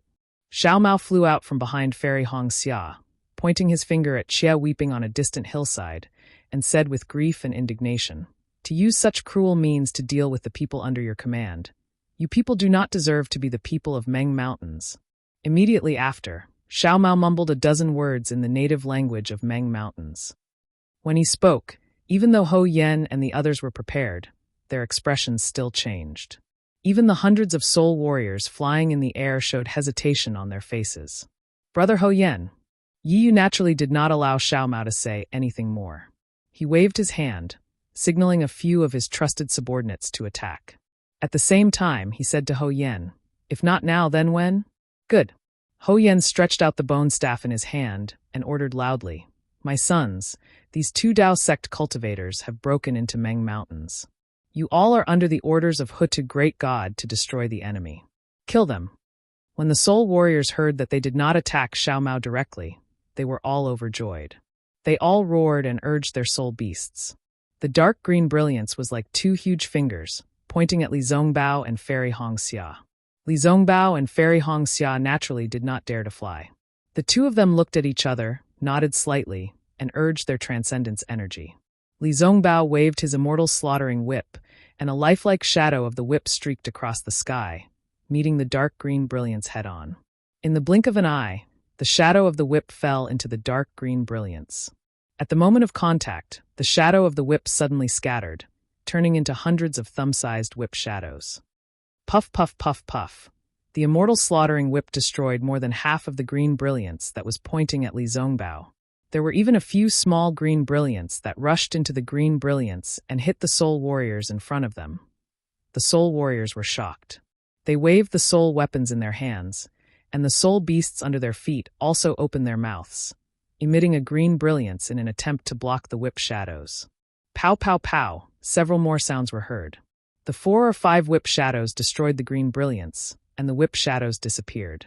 But there were still 2 whip shadows that landed on the soul warriors. Following the screams of the 2 soul warriors, the skin of the soul warriors were torn open, and their flesh was badly mangled. They fell from the soul beasts. And the soul beasts also fell with the soul warriors. Hiss, seeing this, Ho Yan couldn't help but suck in a breath of cold air, his face showing astonishment. It wasn't that he hadn't seen a Foundation establishment cultivator of the Dao sect, and it wasn't that he hadn't fought with the Huan Kingdom's illusory sword. It wasn't that he hadn't thought of Li Zongbao's strength, but he didn't expect Li Zongbao to be so powerful that he could even kill a soul warrior that ordinary cultivators couldn't get close to.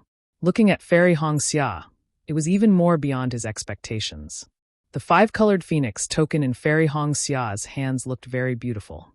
She gently waved it, and a five-colored light suddenly appeared, piercing into the dark green brilliance. In an instant, the brilliance was swept away. Although the multicolored light couldn't kill a soul warrior, it was enough to scare the soul beasts under the soul warriors into retreating several meters. This is troublesome. No wonder you came to ask for help. Ho Yan thought to himself. After a slight hesitation, he waved his bone staff, and a faint green light appeared on his face. His mouth also muttered an incantation, and as Ho Yan chanted the witchcraft incantation, a faint layer of black gas appeared near him. At the same time, the soul warriors that Li Zongbao and Fairy Hongxia had repelled also raised their soul weapons. Their mouths also muttered the witchcraft incantation, and strands of black gas gradually appeared in the green light that connected them. Not good, seeing such a strange situation. Fairy Hongxia's heart was alarmed, and she hurriedly shouted, "Senior brother, junior brother Shao, let's run." "Hee, you've already come here, still want to leave?" At this time, Yu pointed his finger, and the drop of blood on the tip of his finger had already disappeared into the single eye of the palace-guarding beast. The palace-guarding beast's entire body glowed with a green light, and its body gradually expanded. "Go!" Yu did not even finish his sentence, and immediately jumped up from the body of the palace-guarding beast, and landed on the back of the palace-guarding beast. He slapped his hand on the palace-guarding beast's forehead, and a green brilliance like the Milky Way poured down towards the three of them. "Humph," Li Zongbao sneered, and the immortal slaughtering whip in his hand waved again. The golden brilliance of the immortal slaughtering whip was indeed powerful, and even Yi Yu's soul technique could not block it. With just one whip, the green brilliance was dispersed. However, when the green brilliance flashed, Xiaomao disappeared from Li Zongbao and Fairy Hongxia's side. A strong sword qi in the green brilliance forced Xiaomao to move more than 10 feet away from the two of them. "Junior brother Xiao, don't be hasty." Fairy Hongxia dispelled the green brilliance and shouted, and was about to fly to Xiaomao's side, when she heard a gloomy wind blowing in all directions, followed by countless GGGAGA sounds, like the wailing of ghosts and howling of wolves, that came from the left and right of them. Ah! Fairy Hongxia turned back to look, and saw that the area within 100 feet had been covered by a faint black aura. Within that black aura, countless ghost heads of various sizes were faintly discernible, bearing their fangs. Those chilling sounds were all coming from these ghost heads. Fairy Hongxia could not help but exclaim. Compared to female cultivators who were naturally frightened, Li Zongbao was considered to be better. However, looking at the ghost heads that were as small as fists and as big as rolling balls, and the bloody remains on top of them, an inexplicable chill rose from the bottom of his heart. Furthermore, these ghost heads seemed to have spiritual intelligence. Each of them opened their black mouths and bit into the green brilliance around them, as if they were swallowing it, and the sounds of crunching could be heard continuously. Not good. Suddenly, a chill rose from his side, and Li Zongbao did not hesitate to fling the immortal slaughtering whip in his hand. Pa! With a soft sound, the shadow of the whip lashed out, and a faint human figure appeared under the shadow of the whip, and this human figure flickered a few times before disappearing again. Hiss! Li Zongbao suddenly realized that other than the ghost heads that he could see, there were ghosts in the air that could not be seen with the naked eye. "Junior brother and sister, be careful!" Li Zongbao hurriedly shouted. "Those ghost heads are just to attract attention. The formless ghosts are the real killers." Ah! Fairy Hongxia was really afraid of these ghosts, and hurriedly waved the phoenix token in her hand, and a five-colored brilliance suddenly appeared. Ah! Countless screams came from around her, and one by one, the human-shaped ghosts turned into green smoke under the five-colored brilliance and disappeared. Although Ho Yan had been chanting witchcraft incantations, and the black aura on the bone staff was getting thicker, he did not manage to control the ghosts. Instead, his face was getting darker and darker. However, when he saw the power of Fairy Hongxia's phoenix token, he could not help but be stunned. He did not even bother to chant any witchcraft incantations, and only stared at Fairy Hongxia's phoenix token with a strange expression in his eyes. It seems. Hoyan seemed to have thought of something, but he could not be sure, or perhaps he had only heard it by chance, and could not remember it clearly. This expression only lasted for a moment, and was immediately replaced by greed. The corner of his mouth slightly raised, and he waved his bone staff, and hundreds of Huta's stronghold spirit warriors moved.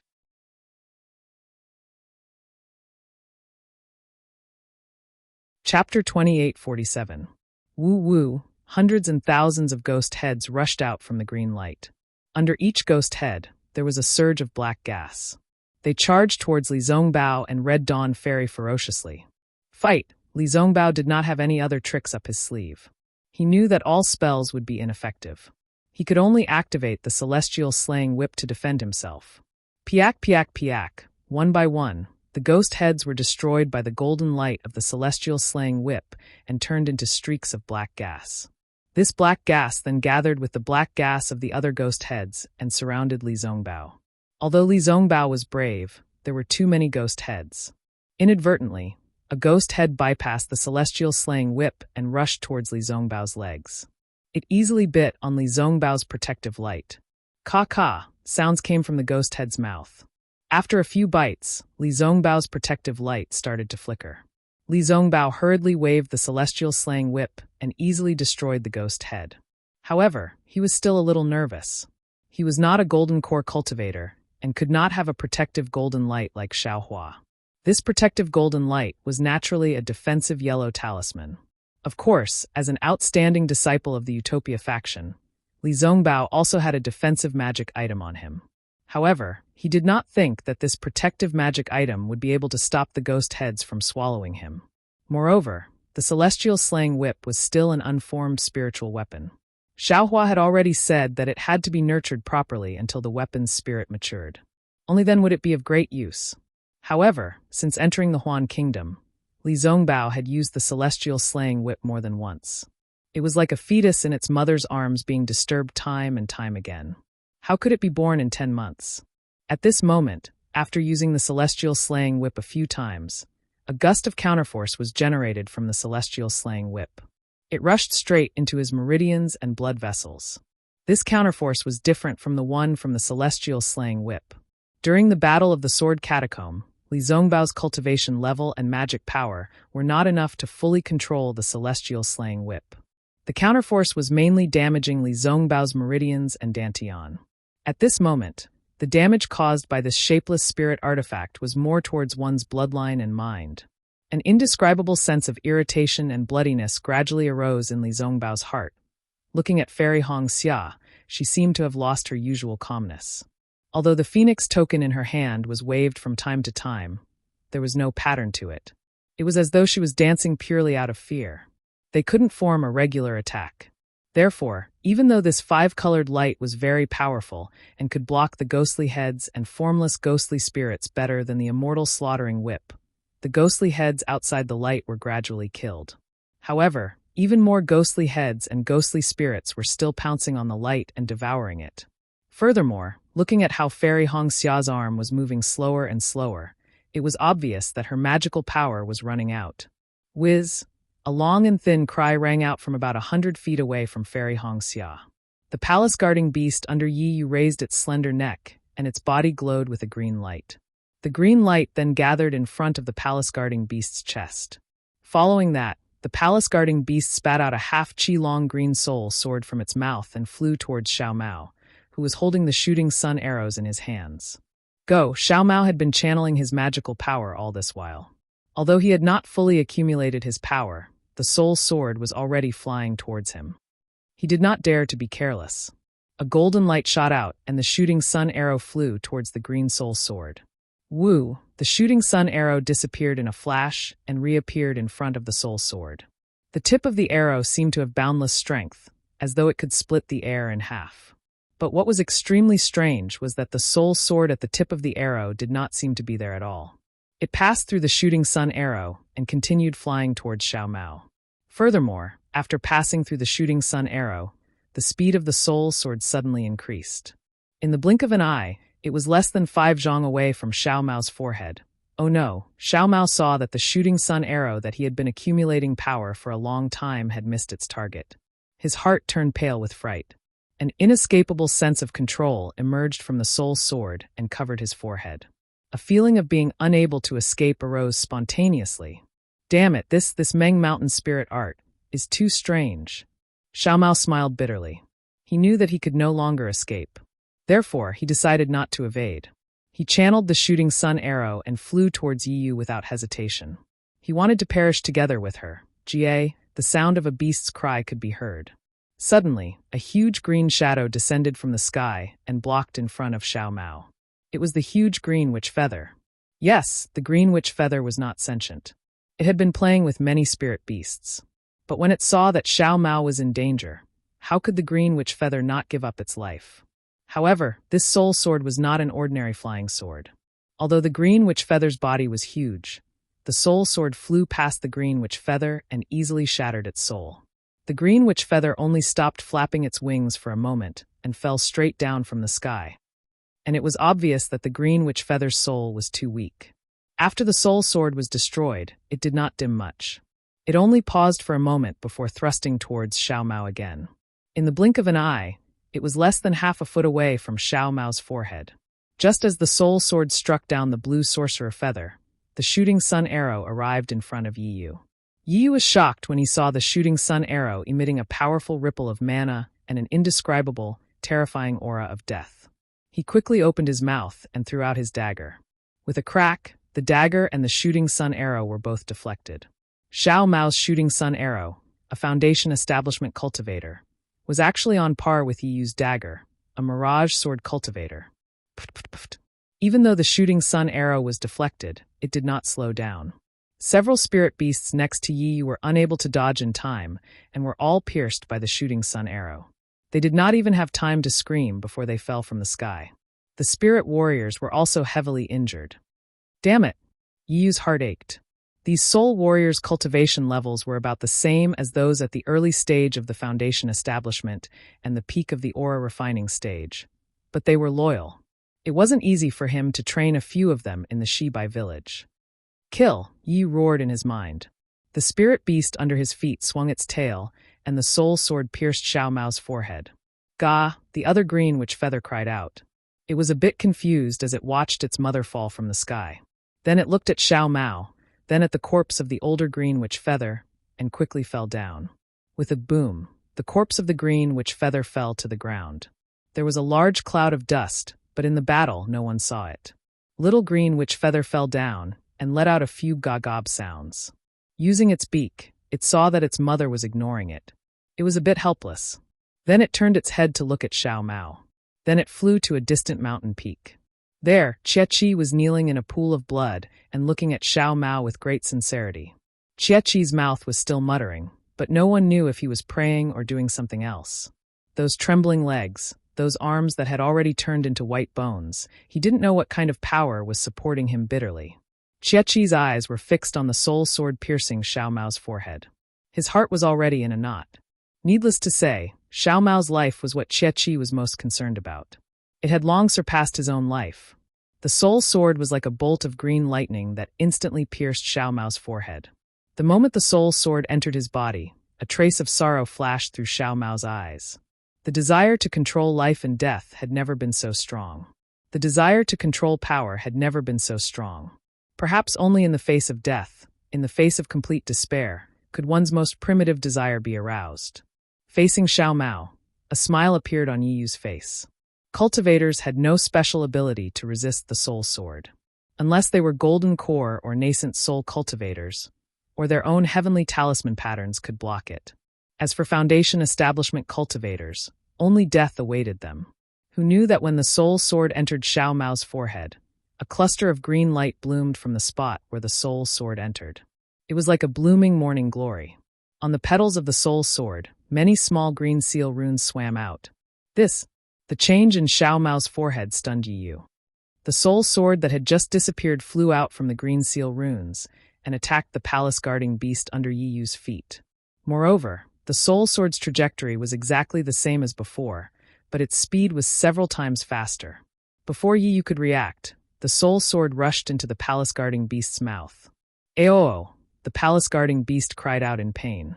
Its entire body rapidly shrank and green light flashed. Yi Yu's face was abnormally pale. Not only was he shocked, but he was also heavily injured because of the soul sword. At this time, he couldn't care about anything else. He activated the soul sword under his feet and stood in the air. As soon as Yi Yu came to a stop, the palace-guarding beast transformed back into a soul armament. Cracks began to appear all over the surface of the soul armament, and when the wind blew by, the soul armament was reduced to dust. SSSS, Yi Yu tried his best to suppress the pain in his head. He sucked in a breath of cold air and rejoiced at how lucky he was. For the sake of face, he used a soul armament to kill Xiao Mao in front of Ho Yan and the other soul warriors. If he had used his own soul technique to kill Xiao Mao, then it wouldn't have been the palace-guarding beast's soul armament that would have been reduced to dust. It would have been Yi Yu himself. Third uncle. Yi Yu came to a sudden realization. It must have been because of Xiao Mao's strange phenomenon that his third uncle couldn't kill Xiao Mao. Oh? Yi Yu wasn't the only one who was surprised by this. Even Xiao Mao himself didn't know what was going on. An indescribable feeling of soreness came from his glabella. After the soul sword was repelled, the soul sword slowly returned to Xiao Mao's glabella and disappeared as if it was never there in the first place. Whoosh! There was a flash of golden light as the shooting sun arrow landed in front of Xiao Mao again after killing several soul cultivators. Ha ha ha! Yi Yu's eyes lit up when he saw the shooting sun arrow. You really are the descendant of God Shibai. Normal soul techniques can't hurt you. But even without a soul technique, I can still kill you.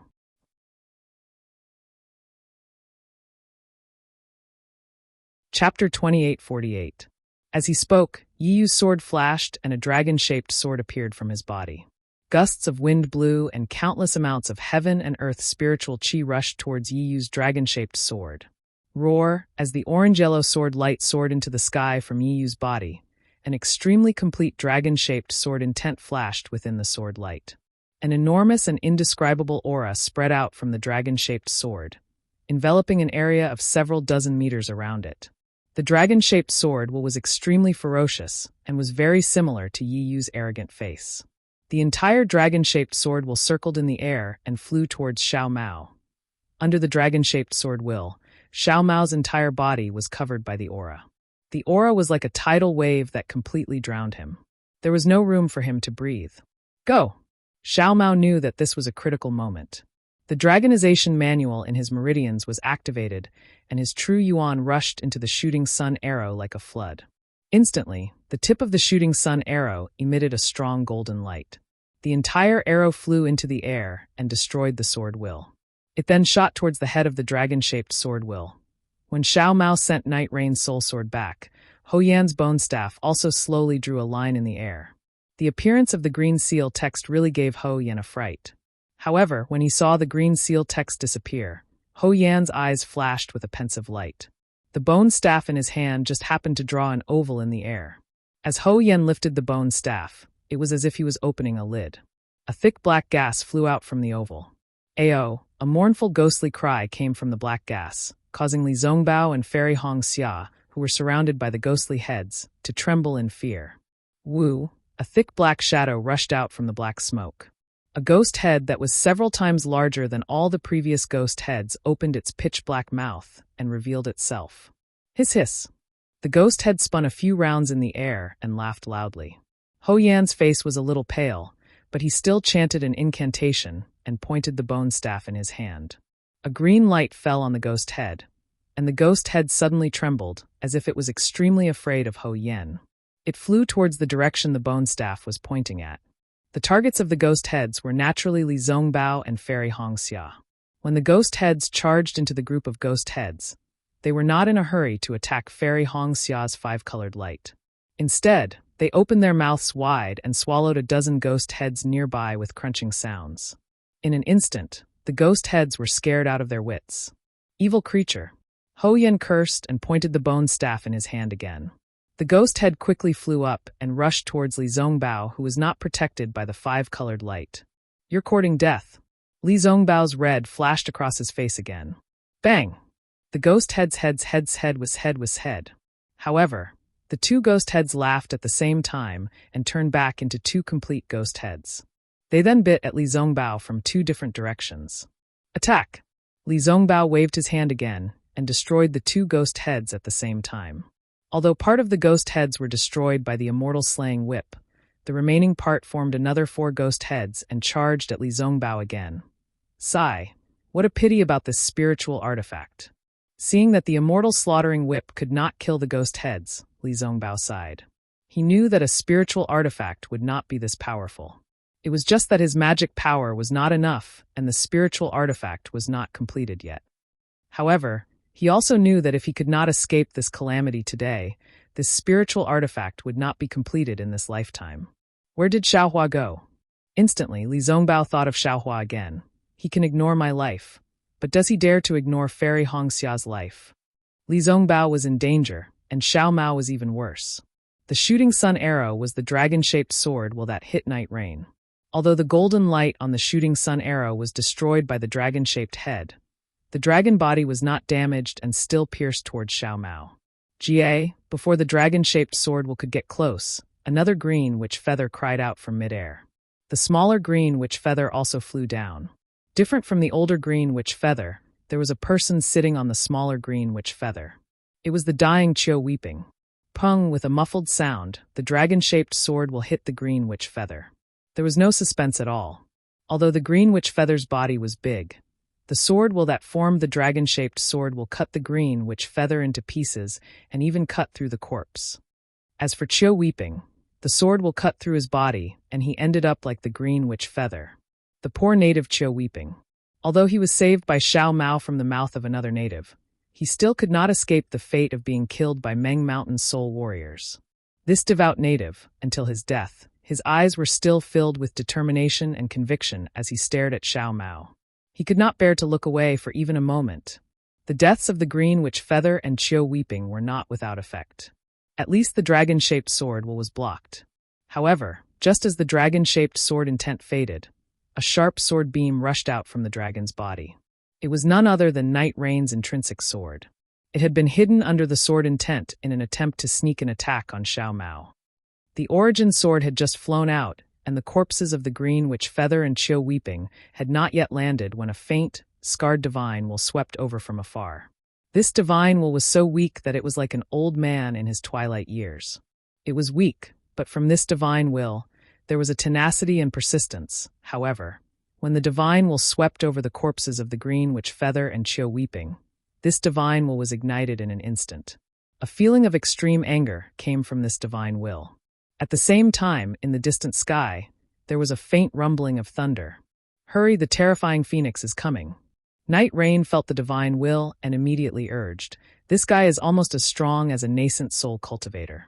He's really strong. Oh, nascent soul cultivator? Ho Yen was stunned and quickly asked, Fu Man didn't seem to have mentioned it before? Heh, as Yi Yu controlled her life-bound dagger to attack Xiao Mao, she replied, he's almost as strong as a nascent soul cultivator. But he's still not a nascent soul cultivator. Do you really think he'll be able to escape the combined might of us soul warriors? What's the point of mentioning it now? Ho Yen was too lazy to argue with Night Rain. He waved the bone staff in his hand again, and the 8 ghost heads that had been destroyed by Li Zongbao roared and rushed towards Li Zongbao. Go! Xiao Mao saw the origin sword flying in front of him. He tried his best to dodge while making hand seals to control the sunshot arrow to attack Night Rain. It was a completely suicidal attack. Night Rain explained to Ho Yen while dodging the sunshot arrow. In a hurry, she didn't have the strength to kill Xiao Mao in an instant. Roar! The 8 ghost heads entangled Li Zongbao's slaughtering immortal whip. The other ghost heads found a gap and rushed in front of Li Zongbao. They opened their mouths to bite at Li Zongbao's protective magic treasure. The brilliance around Li Zongbao's body was extremely bright. It seemed that he was about to fall into a dangerous situation. Rumble! The sound of thunder streaked across the sky. It was even faster than the white horse galloping across the crevice. However, when the heavenly thunder was about 10 miles away, 2 streaks of green and red sword light shot towards Night Rain like shooting stars. Flying swords. At this time, Night Rain's dragon-shaped sword intent was already activated. The orange-yellow brilliance illuminated the sky as it roared and pierced towards Xiao Mao. Seeing the 2 flying swords flying towards him, he couldn't help but sneer. It was a kind of contempt coming from the corner of his mouth. Yes, What was the difference between using flying swords in front of a sword cultivator and displaying one's slight skill in front of an expert? Especially when the two flying swords were about 10 feet away from Night Rain, the green and red sword rays suddenly bloomed. The two sword rays, one on the left and one on the right, actually formed a heart shape in the air. The heart shape became increasingly elongated and actually turned into the shape of a sword. Night Rain laughed even more. He had never seen a sword intent that was shaped like a sword before. However, the heart sword was filled with anger and hatred. An indescribable fear emerged from the bottom of his heart. Yes, this was the killing intent in Xiaohua's heart towards Night Rain. It was born when he saw Qi being killed by Night Rain. Although Xiaohua risked his spirit sense to search for Fairy Hongxia and the rest, if he saw Fairy Hongxia injured by Night Rain, the killing intent in his heart might not be so deep. Even if he saw Xiao Mao being injured by Night Rain, he wouldn't be so angry, because this kind of injury was caused by a battle of life and death. It was an injury caused by an enemy of the same level. Xiaohua might not have any other thoughts. However, what he saw was Qi, a native, who was practically unarmed and defenseless against Night Rain. Yet he was brutally killed by Night Rain. This native didn't have any special feelings for Xiaohua. However, when this native fainted from hunger, he was almost eaten by his companions. When this native was saved by Xiao Mao, he didn't mention anything about being eaten by his companions. Xiaohua didn't think that this native didn't know the situation at that time. Furthermore, when he was welcoming Xiao Mao to Bai and Stronghold, he was incomparably sincere, almost treating Xiao Mao as his own sky. Xiaohua didn't know the situation of Qi's family, nor did he know if he had any children. However, when Xiao Mao asked Qi to lead the way, the gratitude in Qi's eyes was enough to move Xiaohua. Looking at Qi's shattered corpse and that white bone right arm, how could Xiaohua not know that this native had been interrogated by Night Rain? Of course, Xiaohua didn't know how this native answered. However, if this native was forced to reveal Xiao Mao's whereabouts, would he have suffered such heavy injuries? Besides, how could Qi know the whereabouts of Xiao Mao and the rest? Although Xiaohua only saw the scene after Qi's death, he saw a lot. He saw Qing Shiwu's loyalty, saw Qi's sincerity, saw their determination to die for Xiao Mao. Although this native was a native, his heart was more honest and noble than a spirit warrior. If Xiaohua didn't kill Night Rain, he wouldn't be able to face this native. Therefore, Night Rain must die. Xiaohua must kill Night Rain. The anger of the heart sword was the anger in Xiaohua's heart.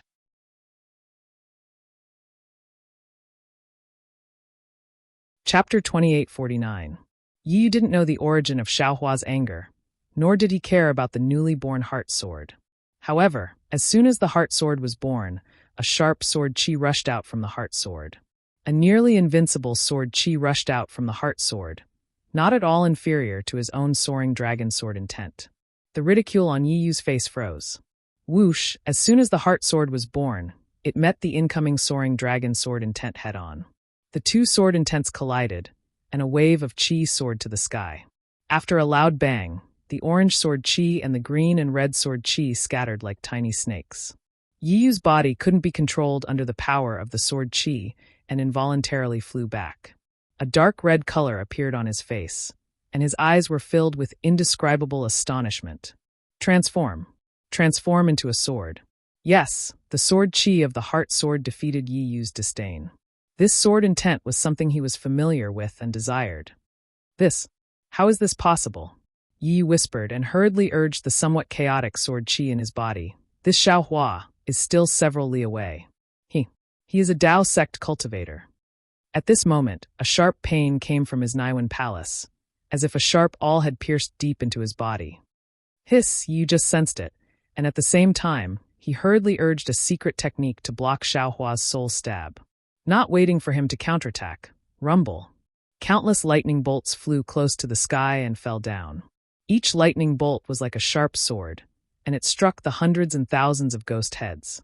Those ghost heads turned into green smoke under the heavenly lightning and slowly disappeared. Aoo!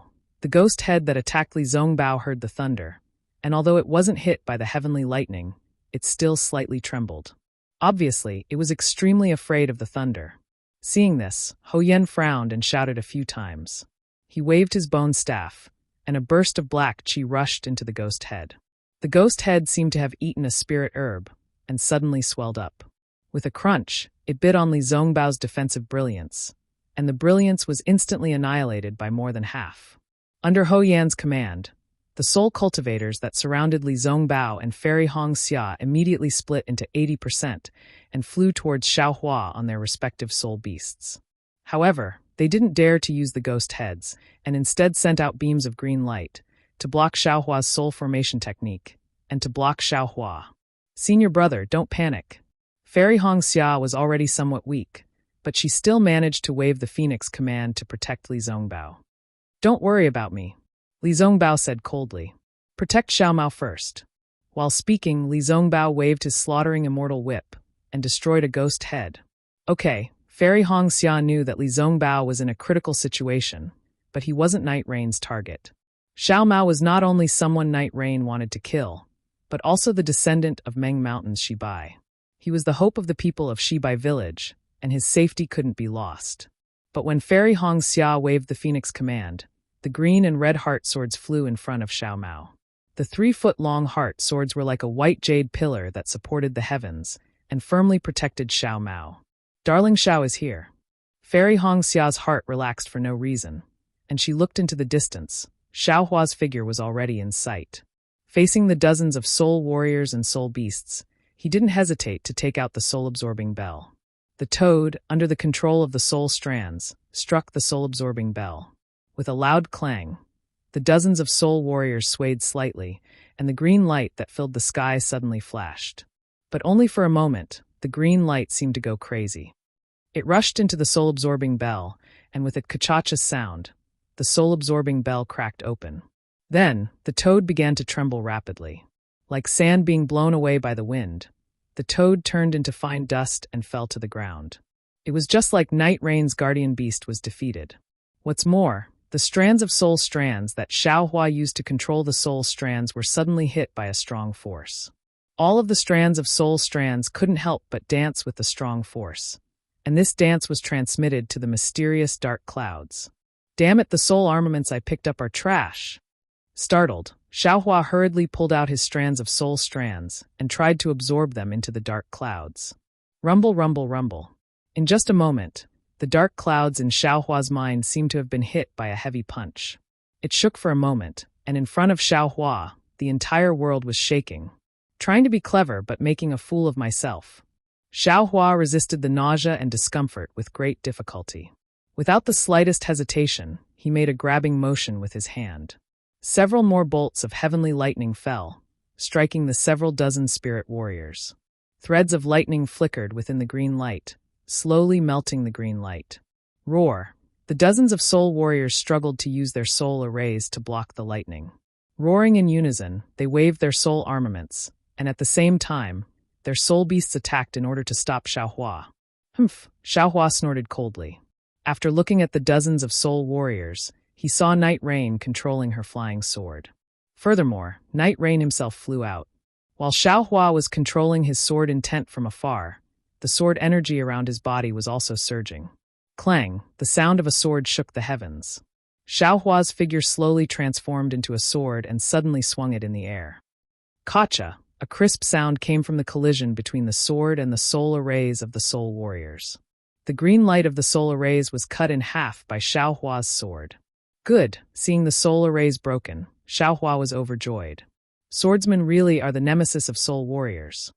Immediately after, Xiaohua's figure gradually returned to normal. The sword light retracted, and like a cool breeze, he flashed past the dozens of frightened soul warriors and flew to the sky behind Night Rain. Woo now, Night Rain had already activated the dragon-shaped sword intent to attack Xiaohua's sword. Then, with a wave of his hand, a cluster of sword light came out and chopped straight at Xiaomao, who was about to activate the shooting sun arrows. Night Rain, you will pay with your life for Qi. Xiaohua sneered. With a clap of his hand, he took out the yin-yang sword gourd.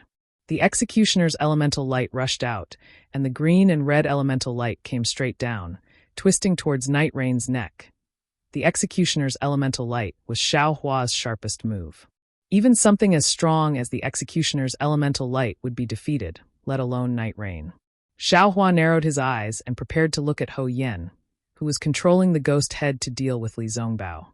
However, just as the green and red sword lights were about to land. A flat disc that was several feet in size suddenly flew out from Night Rain's hand.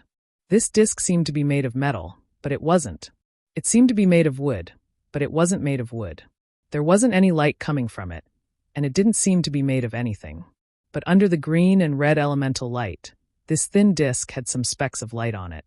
These specks of light weren't elemental light, but rather fluorescent. These specks of light were like starlight. These specks of light were moving in a mysterious way, and as the green and red elemental light came closer, the specks of light grew darker and darker. Clang!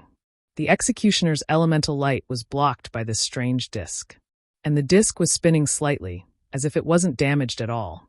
What kind of soul armament is this? Xiaohua was stunned. Xiao, Fairy Hong Xia, who was standing next to Xiao Mao, hurriedly called out, "This is the 5-elemental astrolabe that was used to set up the 5-elemental sword array in the sword catacomb." Oh, so that's what it is. Xiaohua understood. He had heard from Li Zongbao that after the 5-elemental sword array was broken by Fairy Hong Xia, the 5-elemental astrolabe flew away with Liao Quebec.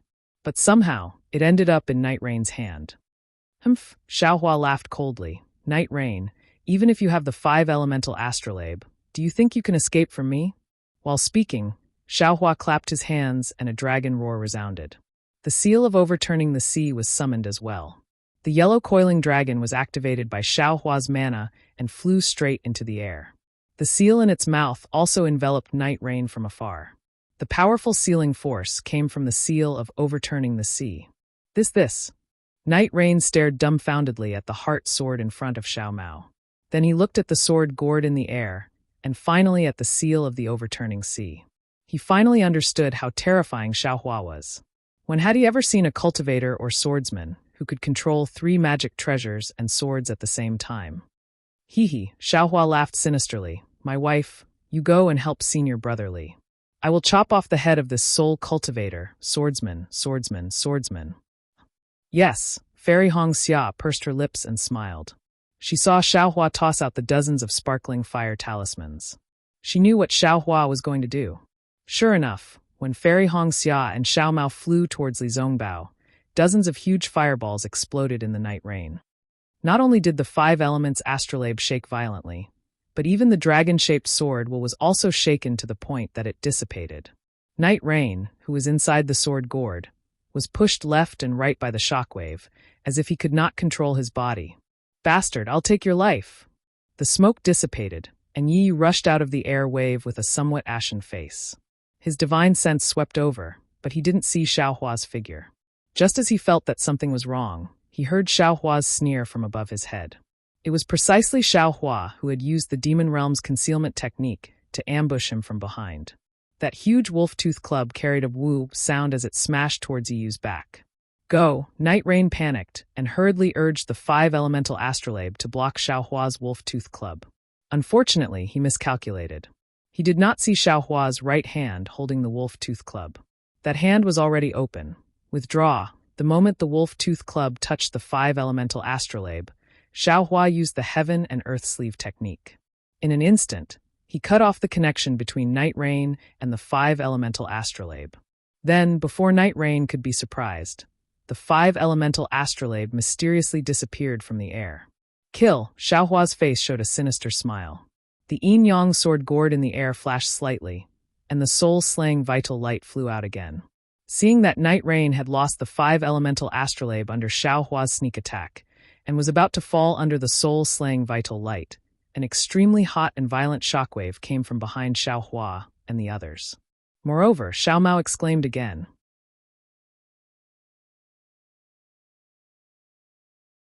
Chapter 2850. Xiaohua had no time to kill Night Rain. He hurriedly looked back and saw that Hitorigami was already less than 2 li away from them.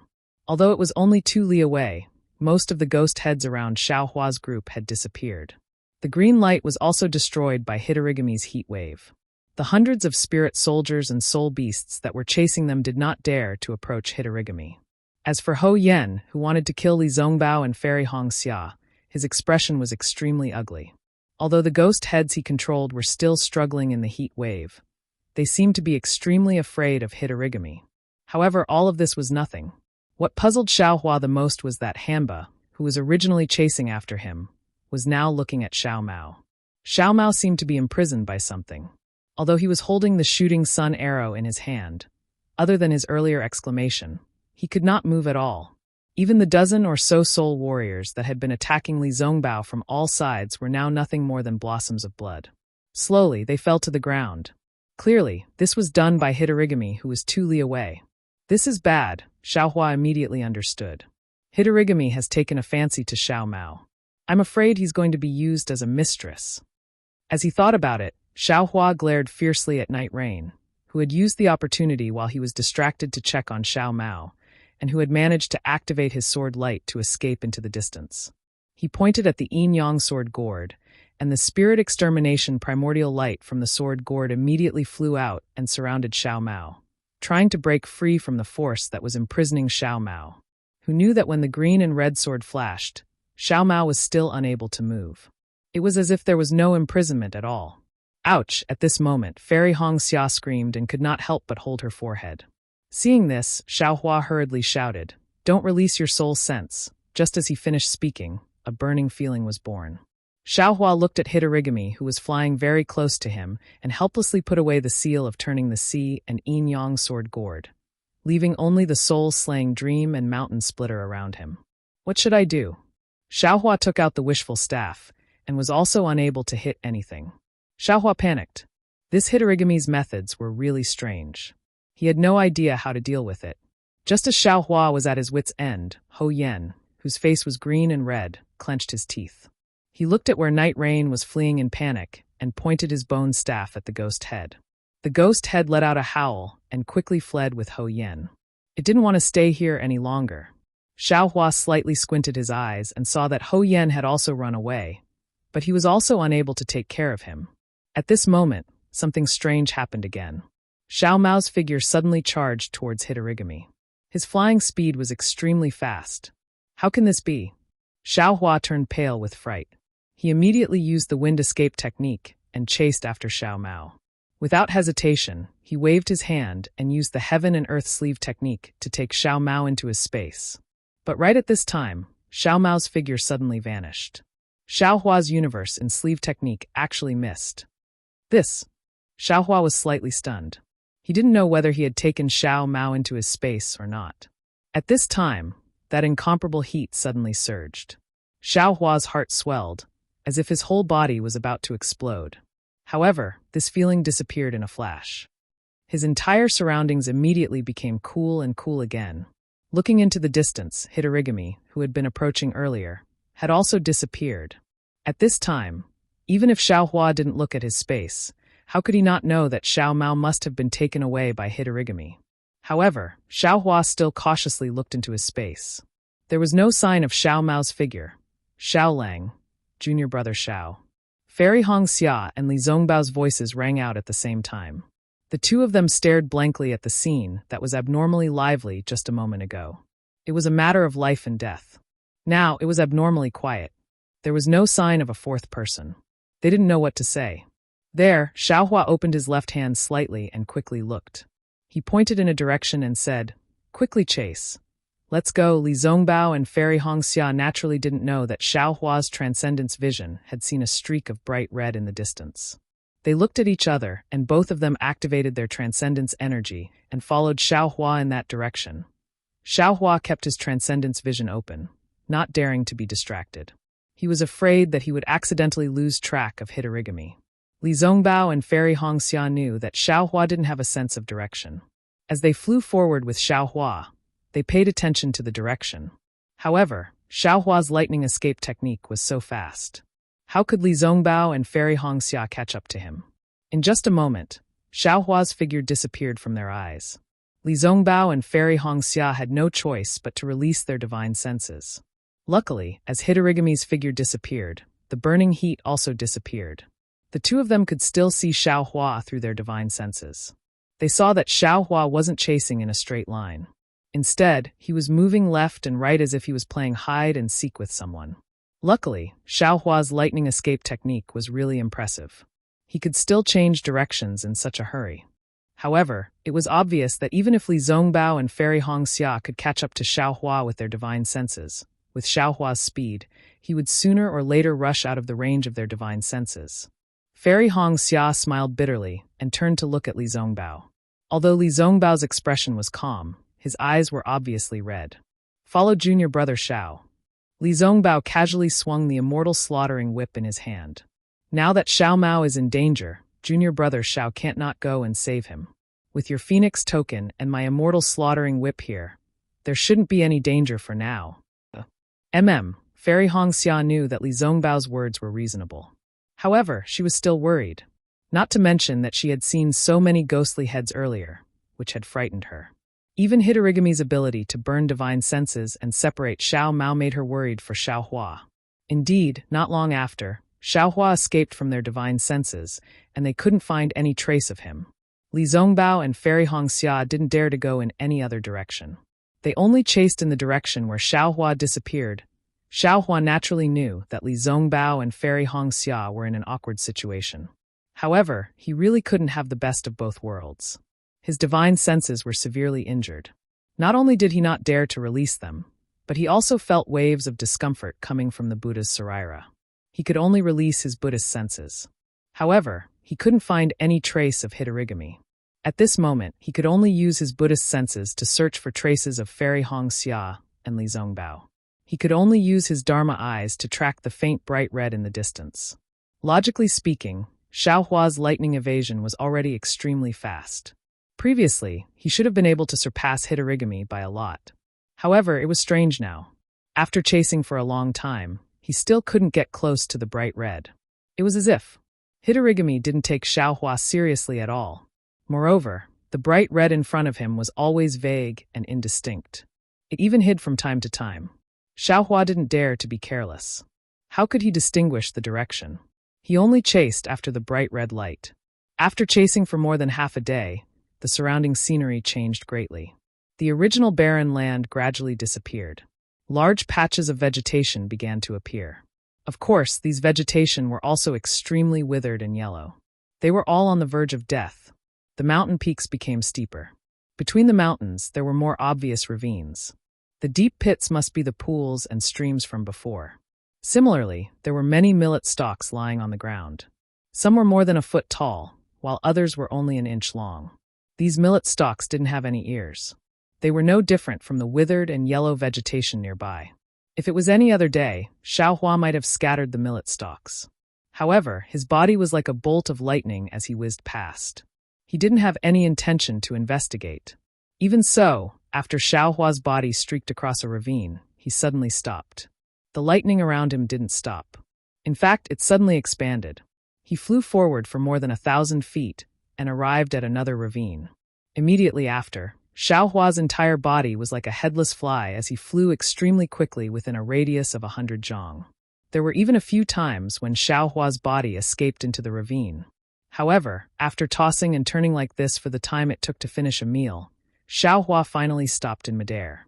His eyes quickly spun around, as if he wanted to find something in this place. That's right, just a moment ago, an indistinct bright red flew to this place and suddenly disappeared. It disappeared without any warning. Xiao Hua had already searched this place for a long time. Within his Dharma eyes and Buddhist perception, there were no traces of it. There were no burning marks. It was as if Hamba had never come to this place. At this point, how could Xiao Hua not know that he had lost Hamba? Hamba had calmly escaped in front of his eyes. In fact, Xiao Hua had a faint feeling that the so-called bright red might be Hamba's plan to lure the tiger away from the mountain. But now, what could Xiao Hua say? He had been flying for a long time. Not only did he not catch up to Xiao Mao, Fairy Hong Xia and Li Zongbao who were behind him had also disappeared. Ah! Xiao Hua looked up to the sky and shouted. He was really vexed. However, that voice reverberated in the distance. There were many echoes. Every echo seemed to be the mountains mocking Xiao Hua. Right, how could this young master forget? Suddenly, Xiao Hua thought of the fire ape in his spirit storage bag. Without hesitation, Xiao Hua patted his hand and took out the fire ape from his spirit storage bag. At this moment, the fire ape was wearing a Taoist crown on its head. It looked left and right in astonishment. Its expression was even more like a monkey wearing a crown. When the fire ape saw Xiao Hua, its eyes were completely red. Its face revealed its extreme viciousness. Flames appeared on its hands without hesitation and attacked Xiaohua. Humph, Xiaohua sneered. He pointed his finger and chanted an incantation. Roar, roar, roar. The sun and moon corona above the fire ape's head shone brightly and gradually tightened. An incomparable pain emerged from the fire ape's forehead. That pain was bone-piercing and heart-piercing. It directly pierced into the fire ape's soul. The fire ape screamed miserably and rolled on the ground, smashing rocks and other objects into pieces.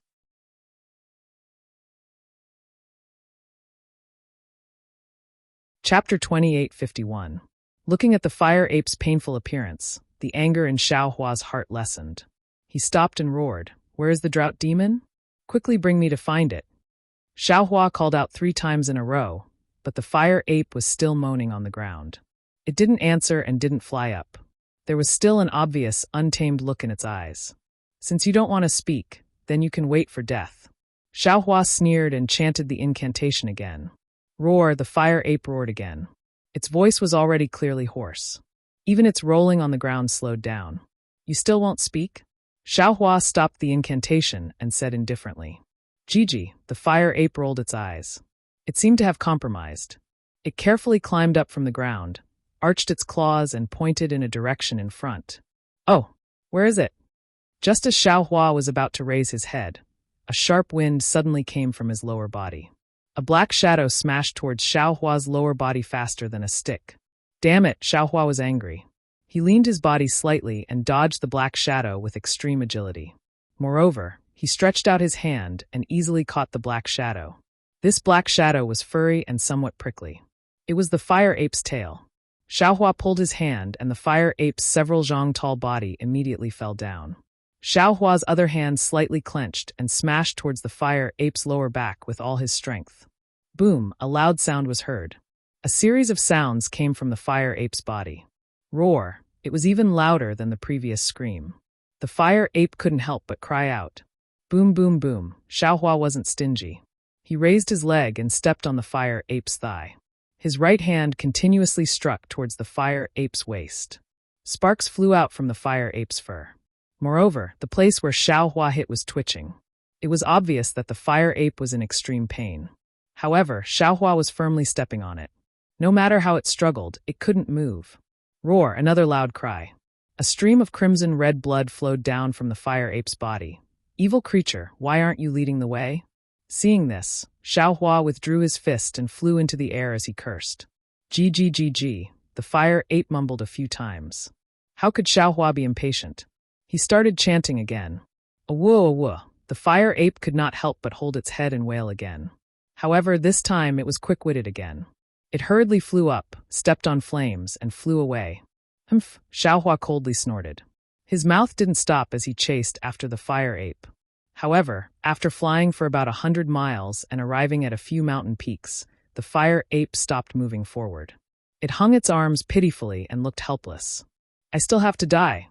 Xiaohua sneered and chanted another incantation, causing the fire ape to roll around in the valley for the time it took to drink a cup of tea. The fire ape was about to roll its eyes, but it still didn't fly up. Obviously, the fire ape also couldn't find the whereabouts of Hanba. Xiaohua was speechless. He fiercely kicked the fire ape and kept it into his spirit storage pouch. Then he looked around. Under the fire ape's lead, he had already flown far away. He released his Buddhist perception and roughly looked around. Within 200 miles, there was no sign of Fairy Hong Xia or Li Zongbao. Damn it, what is this? Xiaohua was angry. He raised his head and roared. Ah! Following Xiaohua's roar, countless heavenly lightning fell from the sky from his hands. Rumble. It was like rain falling down. Kacha. Tens of hundreds of thumb-sized heavenly lightning struck the mountain peaks around Xiaohua. Countless mountain rocks were smashed and rolled down the mountain. Countless dust flew up and covered the entire mountain peak. Even the countless withered trees and vegetation were ignited and turned into powder.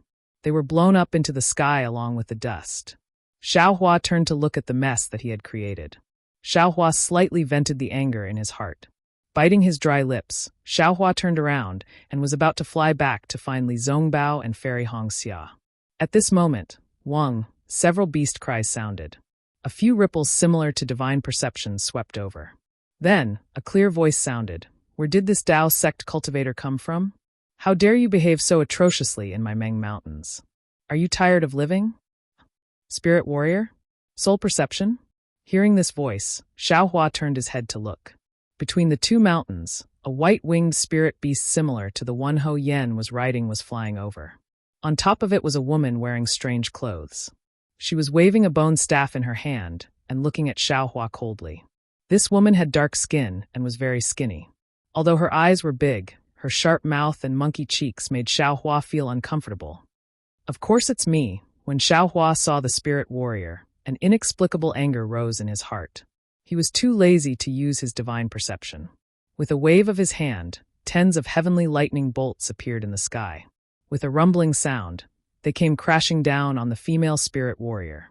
You dare! Seeing so many heavenly lightning bolts, the woman's face changed greatly. She hurriedly waved the bone staff in her hand. A black gas was emitted from the bone staff. Tens of fist-sized ghost heads rushed out and lined up above the woman's head. Clearly, they were trying to block the heavenly lightning bolts that were similar to Xiaohua's anger.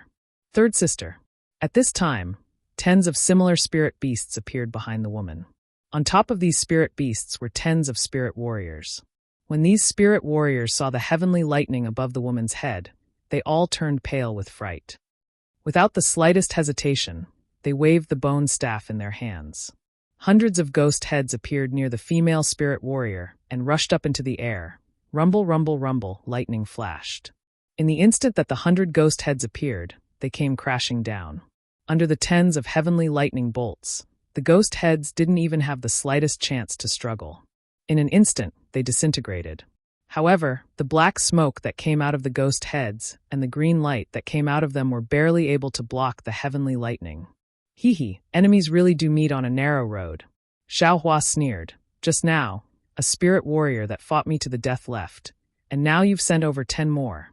This young master will send you all on your way. Thinking of this, Xiaohua didn't say anything else. He slapped his hand and the yin-yang sword gourd flew out. With a point of his finger, the green and red executioner's primordial light soared into the sky. It was aimed at the neck of the female spirit warrior, who had already lost her soul. The executioner's primordial light was extremely fast and sharp. The faint black smoke and the thin green light couldn't block it at all. Although the female spirit warrior was extremely ugly, her slender neck had a string of small white bones. It was dark and somewhat alluring. But this allure was powerless under the executioner's primordial light. It could only show the deathly whiteness of her life. Xiaohua, have mercy. Seeing that the female spirit warrior's head was about to roll down under the executioner's primordial light, an anxious and pleasantly surprised voice came from afar. Ah? Xiaohua was stunned. He hurriedly pointed his finger. With a size sound, the two executioners' primordial light stopped. It had just touched the female spirit warrior's skin. Traces of blood flowed down the female spirit warrior's pitch-black neck and dyed her pure white bones red. The female spirit warrior was already stunned. She didn't dare to move in the slightest. You are. Xiaohua raised his eyes to look. Behind the female spirit warrior, a similarly dressed woman flew out on a soul beast. But this woman's skin was white and her face was also pretty. Moreover, in Xiaohua's eyes, this face gave birth to a familiar feeling in his heart. But Xiaohua blinked his eyes.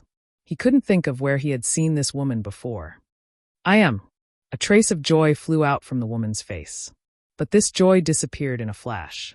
She said with a smile, You'll have to guess who I am. But I know that you are Xiaohua. Your name. I already knew it. This. Xiaohua was really at a loss. But shouldn't you first release this concubine's servant girl? The woman said with a smile, although her mouth was a bit rude. But it wasn't to the point where fellow Taoist Xiao would take her life as soon as you saw her, right? Fellow Taoist Xiao? Xiaohua was even more stunned. What kind of spirit warrior would call a cultivator fellow Taoist? Looking at this woman's increasingly familiar face, Xiaohua couldn't think of where he had seen her before. Seeing the disappointment on this woman's face, Xiaohua suddenly came to a realization. He hurriedly said, Io? You're Zai? You, how are you a woman? You can still remember? The woman laughed. But then she shook her head slightly.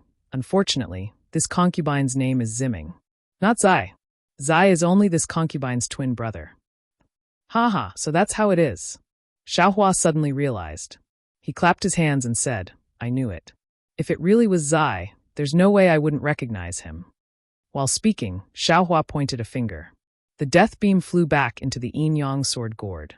When the death beam left the woman's neck, she instantly collapsed on the soul beast. Her bones were soft and her muscles were numb. It was difficult for her to get up. In this world, not everyone could face life and death calmly. Xiao Hong, why aren't you thanking young Master Xiao? Ziming scolded the woman. The woman struggled to get up, but she couldn't. She could only whisper, "This servant thanks. Don't." Xiao Hua hurriedly waved his hand and bowed. "This has nothing to do with you. It's all this Xiao's fault. I'm the one who should apologize." "Good," Ziming clapped his hands and said, "Young Master Xiao, no wonder Zai has been praising you since he came back from Sky Patrol City. It turns out that you're really as magnanimous and pure as he said. This kind of apology is easy to say, but it's extremely difficult to do." "Sai, don't mention it." Xiao Hua smiled bitterly and waved his hand. "It's clearly this Zhao's fault. How can it be this lady's fault? How can this kind of thing affect one's character?" Then, Xiao Hua looked at Ziming and hesitated for a moment before saying, "This Xiao always thought that Zai was a disciple of an aristocratic family in the 3 kingdoms of cultivation. I really didn't expect him to be a citizen of Meng Mountain. How is he now?"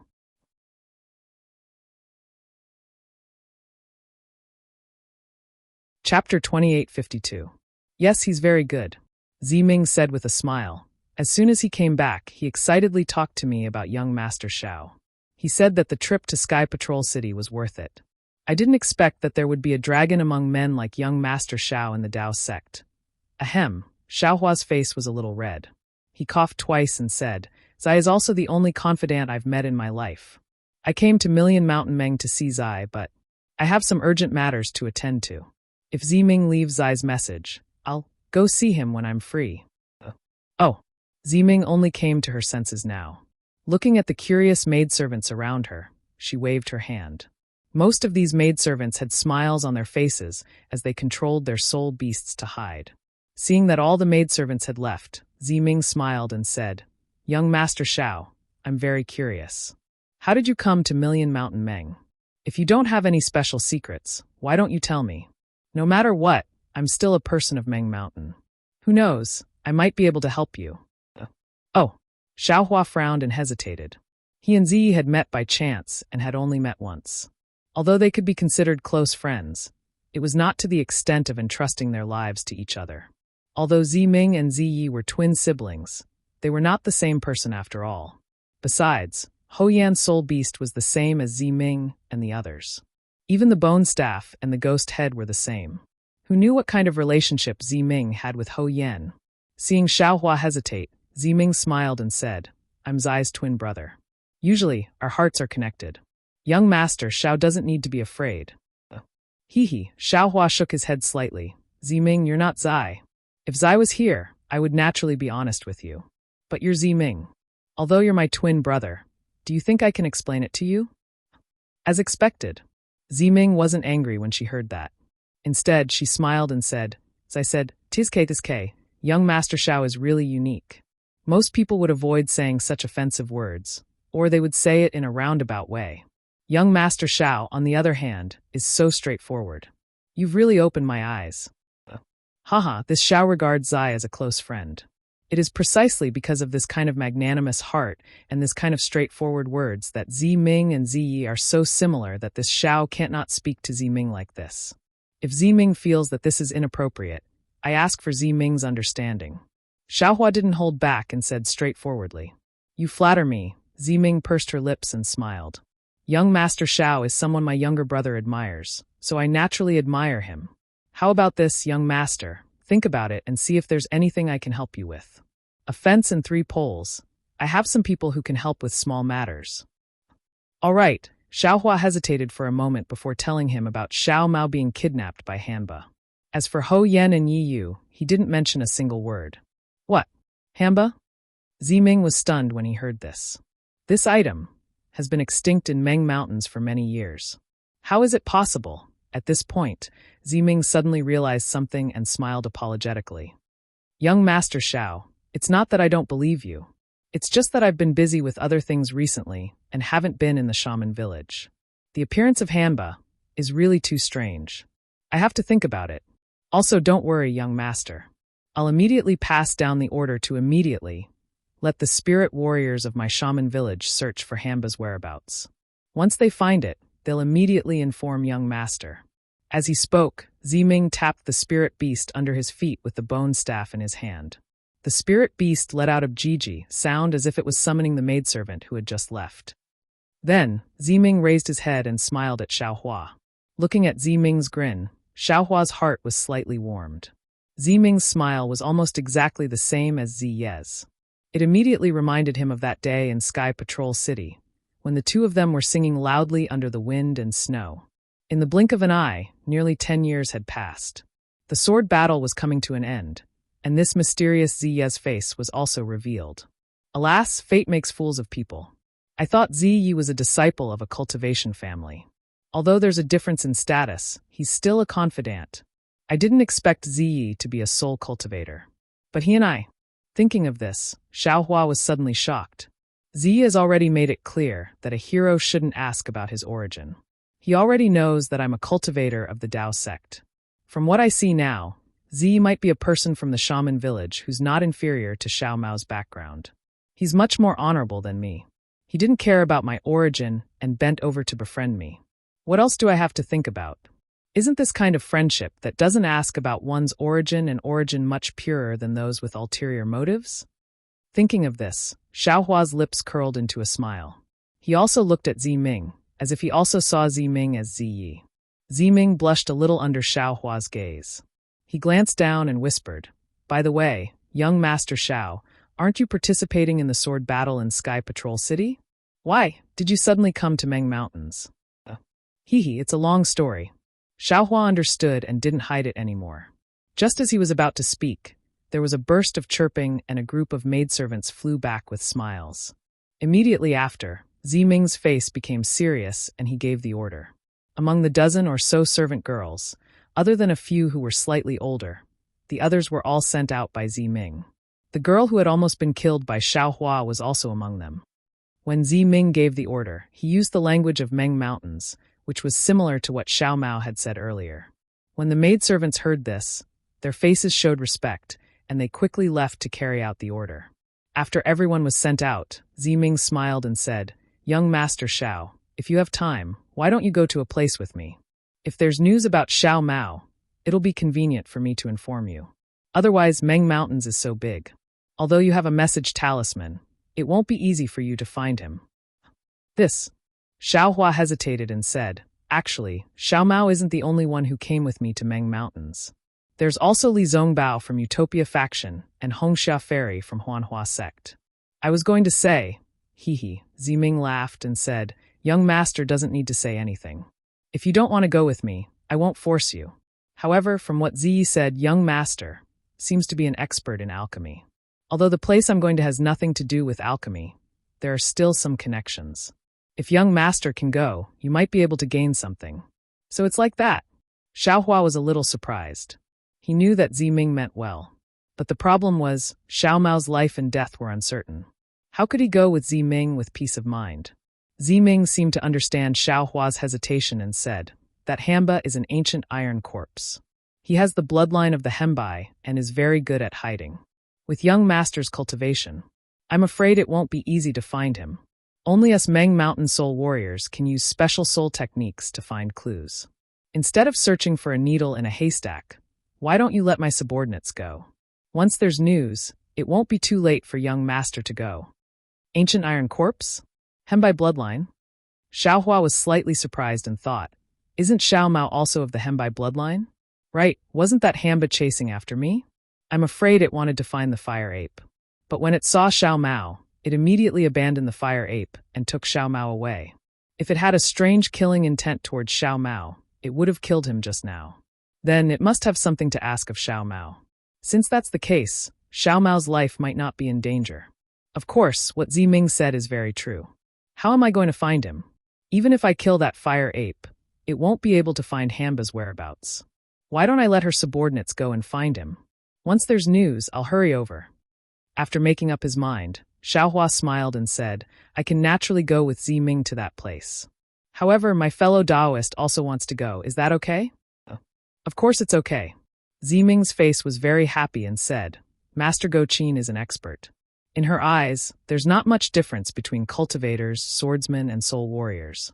If you go, she might be very happy. Master Go-chin? Xiaohua stared blankly.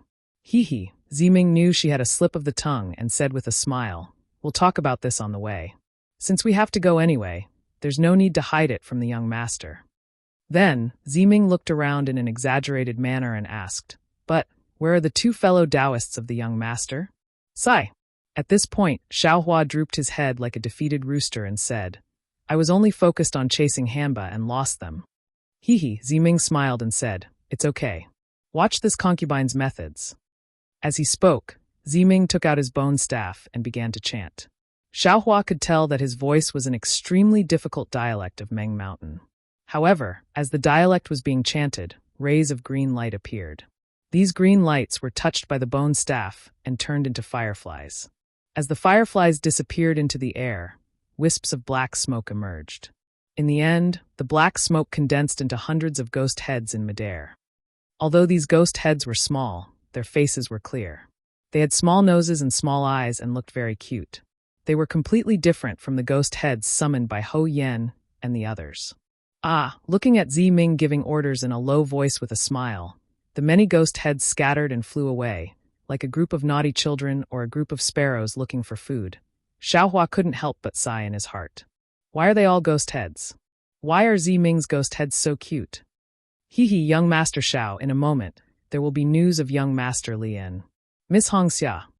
Ziming saw Xiaohua's smile and said shyly, Thank you, Ziming.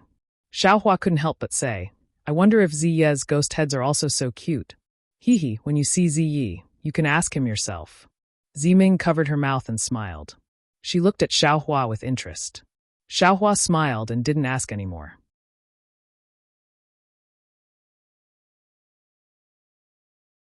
Chapter 2853. In just the time it took to brew a cup of tea, a lot of ghost heads flew back one after another. They gathered in front of Ziming and started chattering. Xiaohua was baffled when he heard this. However, from Ziming's smiling face, Xiaohua knew that there was news about Fairy Hongxia and Li Zongbao. Sure enough, Ziming raised his head and said, Fortunately, I did not disappoint you. The two esteemed guests are about 100 miles away. Good. Ziming, please wait a moment. Xiaohua cupped his hands and flew in the direction Ziming pointed, somewhat impatiently. Master. Xiaohua had just flown up when a woman hurriedly said, This person is a Dao sect cultivator. Master is going to visit Master Qin. How can you bring them along? I know that Master's matter is extremely important. This is the last chance. If Master angers the Master, everything will be for naught. I naturally know this. Ziming looked at Xiaohua's back and said faintly, In this world, who knows the origin? Who knows where to go? Who knew who they would meet here? Who is the one who sent us off? This world is so big, to actually meet him here. At this point, Ziming smiled faintly and said, Actually, this person is an extremely famous alchemist in the Dao sect. Perhaps he will be of some use to me. If you bring him along, perhaps you will have some confidence in this matter. Oh, I understand. The woman suddenly understood and nodded and retreated. Ziming snorted coldly and shook his head as he watched the maidservant leave. He seemed to be extremely disdainful. Subsequently, many more ghost heads returned, but Ziming did not ask any more questions.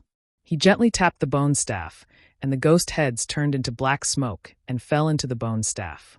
After a while, 3 figures appeared in the distant horizon. It was Xiaohua, Li Zongbao, and Fairy Hongxia.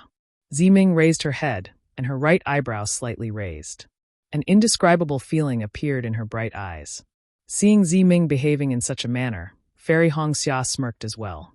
A hint of enmity could be seen in her eyes, and the expression on her face spoke for itself. On the other hand, Ziming no longer had the same expression as before. He cupped his hands and said, Brothers, please. I am a woman. I can't be considered a brother. Without waiting for Li Zongbao to reply, Fairy Hongxia lightly said, If it's convenient for you, just call me Dao friend. That's not impossible. Ziming said with a smile, Since my younger brother addressed young Master Xiao as fellow Daoist that day, I will also address you as fellow Daoist. Fairy Hongxia looked at Xiaohua in annoyance. If she had not met Ziming here, Xiaohua might not have told her about Ziyi. Thinking about the mysterious Jioxia who had just left, and then looking at Ziming who was also of noble birth and extraordinary appearance, Fairy Hongxia felt an indescribable sense of crisis. "Haha," Xiaohua said helplessly. "Senior apprentice brotherly, this is my old friend's twin sister, Ziming. That Ziyi looks very similar to her. And junior brother has already told us about Zai. He's a mutant. If I meet him, I will also make friends with him." Li Zongbao was straightforward, bowing and saying, "Since he's your old friend, then he's also my old friend. Ziming, you don't have to be so courteous. I will still have to rely on Ziming and Ziye's strength in the millions of Meng Mountains. Rest assured, young Master Li." Ziming lightly waved her hand. "As long as it's young Master Zhao's matter, Ziyi will definitely do his best. Even if it's Ziming, I will definitely not shirk from it." Seeing Ziming's indifferent attitude towards Li Zongbao and her praise for Xiaohua, Fairy Hongxia also said, "I hope, things will be as you said, that we can find Xiao Mao's whereabouts as soon as possible." "Rest assured, Miss Hongxia," Ziming lightly said, "as long as it's within Meng Mountains, Ziming will definitely be confident." "I hope." Fairy Hongxia gave a tit-for-tat reply. Ziming. Xiaohua was very sensitive to Fairy Hongxia's unfriendly tone. He lightly sighed and reminded, "My two Dao friends are already here. Shouldn't we leave now? If we can help Ziming before we find Xiao Mao, I will also be happy." "Hee, young Master Xiao is too considerate." Ziming heard Xiaohua's words and was very happy. She said, "If Ziming has anything to ask of young Master Xiao, I hope that young Master Xiao will not stand by and do nothing. Rest assured, Ziming is Ziya's elder sister. Why would I stand by and do nothing?" Xiaohua hurriedly explained when he heard Fairy Hongxia's cold snort. However, no one knew whether these words were directed at Ziming or Fairy Hongxia. "Hee, young Master Xiao, please." Ziming did not care who Xiaohua was talking to. She slightly bowed, and the spirit beast beneath her flew up and came to Xiaohua's side. "Oh, Ziming, please lead the way."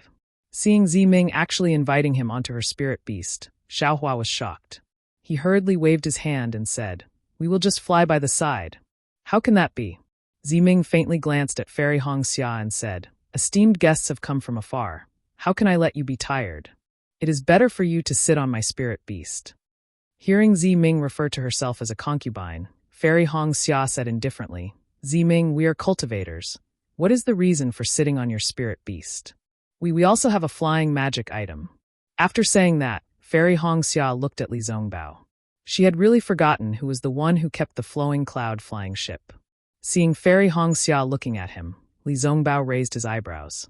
Although he did not say anything, the expression on his face said, "How can such a precious item like the flowing cloud flying ship be with me?" Indeed, Xiaohua laughed bitterly and took out the flowing cloud flying ship from the space. Under the influence of his magic power, the flying ship slowly expanded. "Oh, this is the Dao Sect's flying magic item? This is the first time I have seen it. Miss Hongxia, can I sit on it?" Ziming ignored Xiaohua and asked Fairy Hongxia instead. This. Fairy Hongxia was at a loss for words. She could not refuse so obviously and could only hesitate. "You are a spirit warrior. Do you think you can sit on it? This concubine can even speak the language of cultivators. Naturally, I can sit on a flying magic item," Ziming said with a smile. He urged his spirit beast to fly above the flowing cloud flying ship and jump down from the sky. His body was strong and agile. Fairy Hongxia pursed her lips. Although she did not express any dissatisfaction on the surface, it was obvious that her gaze was full of disdain for this uncivilized woman who did not know etiquette. Seeing Fairy Hongxia roll her eyes after pursing her lips, Xiaohua was very tactful. After boarding the flowing cloud flying ship, he immediately hid in a corner, neither controlling the flying ship nor speaking. If it was the Shui of the past, she might have jumped on the flying ship, called out husband, and sat beside Xiaohua sweetly. But Fairy Hongxia knew that she could not do that. She just stood by the side of the flying ship and looked at the desolate surroundings, thinking about something. Li Zongbao was helpless. This flying ship could only be driven by him. "Miss Ziming, please lead the way." Li Zongbao looked at Ziming, who had a strange expression on her face, and said lightly, "It's in that direction." Ziming nodded and pointed in a direction. Then, she gave a few instructions to the maids on the left. After the maids agreed, she said to Li Zongbao, "This concubine will follow Mr. Li. These maids will follow soon." Li Zongbao responded indifferently. Then, he urged the flowing cloud-flying ship to go in the direction Ziming pointed. The maids rode their spirit beasts and flew behind the flying ship. In a moment, they disappeared without a trace. The atmosphere on the flying ship was a little strange. Xiaohua sat cross-legged in a corner of the flying ship, holding a jade pendant in his hand. He seemed to be comprehending a cultivation technique. Fairy Hong Xia had been staring forward since she boarded the flying ship. Ziming stood in the middle of the flying ship, and did not seem unfamiliar. Only Li Zongbao was a little busy. He sat cross-legged and focused on driving the flying ship. After the time it took to eat a meal, Ziming's mouth curled up slightly. She asked with concern, "Mr. Xiao, when you met Hitorigami earlier, did it hurt your spiritual sense?" Xiaohua heard and opened his eyes slightly. He nodded and said, "That's right. That Hitorigami's divine ability is indeed powerful. I was not careful and fell for it." "If that's the case, then it's still very fortunate." Ziming smiled and said, "But if Mr. Spiritual Sense is burned by Hitorigami for a long time, I'm afraid it will be permanently damaged." At this point, Ziming's face changed slightly. She said anxiously, "Mr. Xiao, could it be that you, darling Xiao?" Although Fairy Hong Xia had been facing outside the flying ship, her ears were already perked up. When she heard Ziming's question, she sneered in her heart. She also knew about Hitorigami's divine ability. Her spiritual sense was also injured by Hitorigami, but it was fine now. However, when she heard Ziming's question and saw Xiaohua's situation, she immediately understood. She panicked and turned around. Could it be that your spiritual sense was injured by Hitorigami?" Sigh, Xiaohua smiled bitterly and sighed. "After I separated from you all, I met Hitorigami. Without my spiritual sense, where do you want me to go to find you all?" Darling Xiao, Fairy Hong Xia's eyes were filled with tears. She instantly thought of the time when they were in danger. Xiaohua's spiritual sense was so weak. How could she not know that Xiaohua was risking his spiritual sense being permanently damaged to find her? Fairy Hong Xia did not want to be angry anymore. She floated to Xiaohua's side and asked anxiously, How is your spiritual sense now? How else can it be?" Xiaohua released his spiritual sense and scanned everyone. Hiss, Fairy Hong Xia sensed for a moment and could not help but suck in a breath of cold air. At this moment, Xiaohua's spiritual sense was very weak. It was not as vast as before. His spiritual sense even felt like it was riddled with holes. It was seriously injured. Darling Xiao, Fairy Hong Xia was so distressed that she did not know what to say.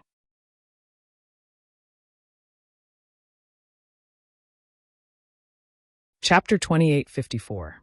It's all my fault. Fairy Hong Xia lowered her head and said, "If I didn't ask you to come to Meng Mountain, you wouldn't have suffered such a serious injury." That's right. Divine sense is the weapon of a cultivator's Naiwan palace. It's the most delicate. Ordinary injuries are difficult to heal, let alone such a serious injury.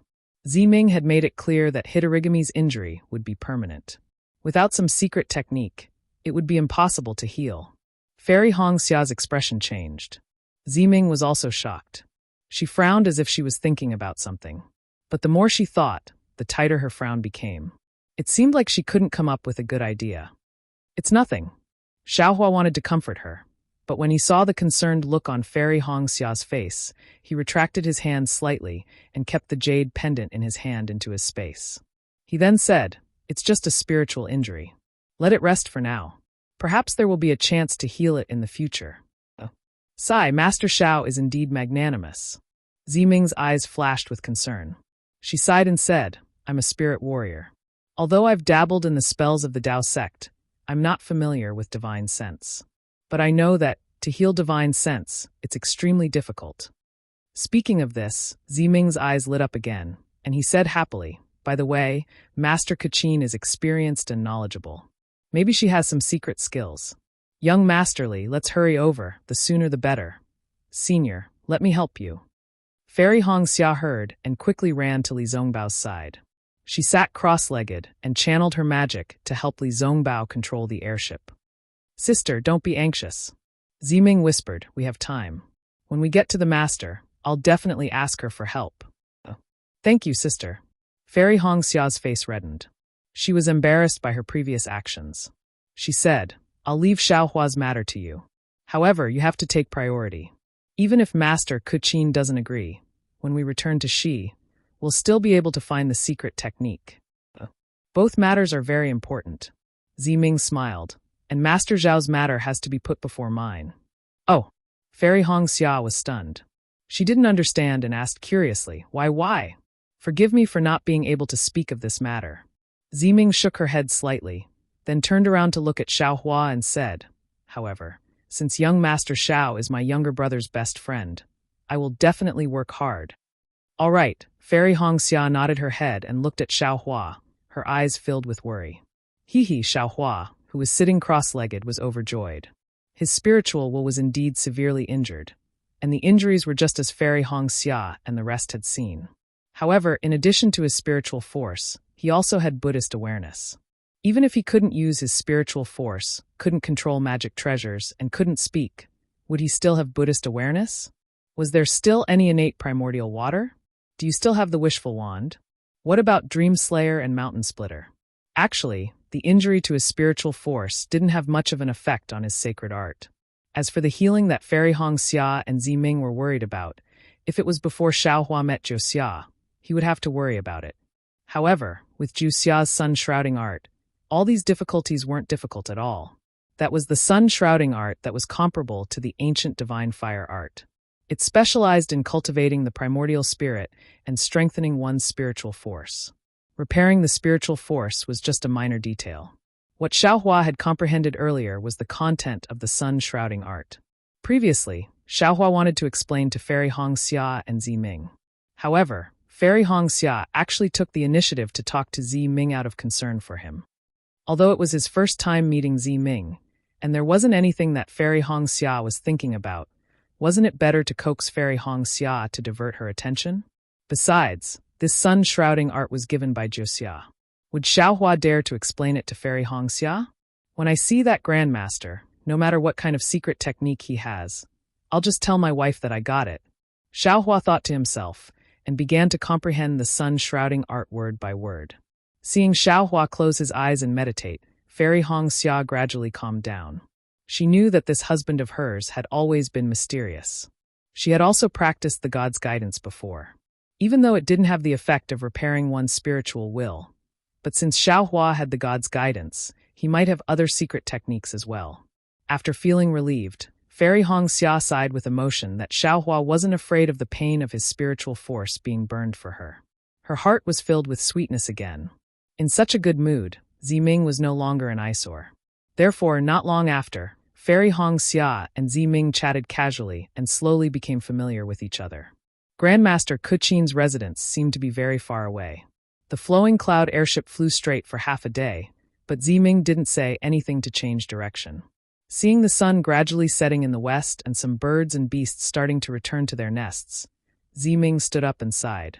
Back then, my Meng Mountain was prosperous.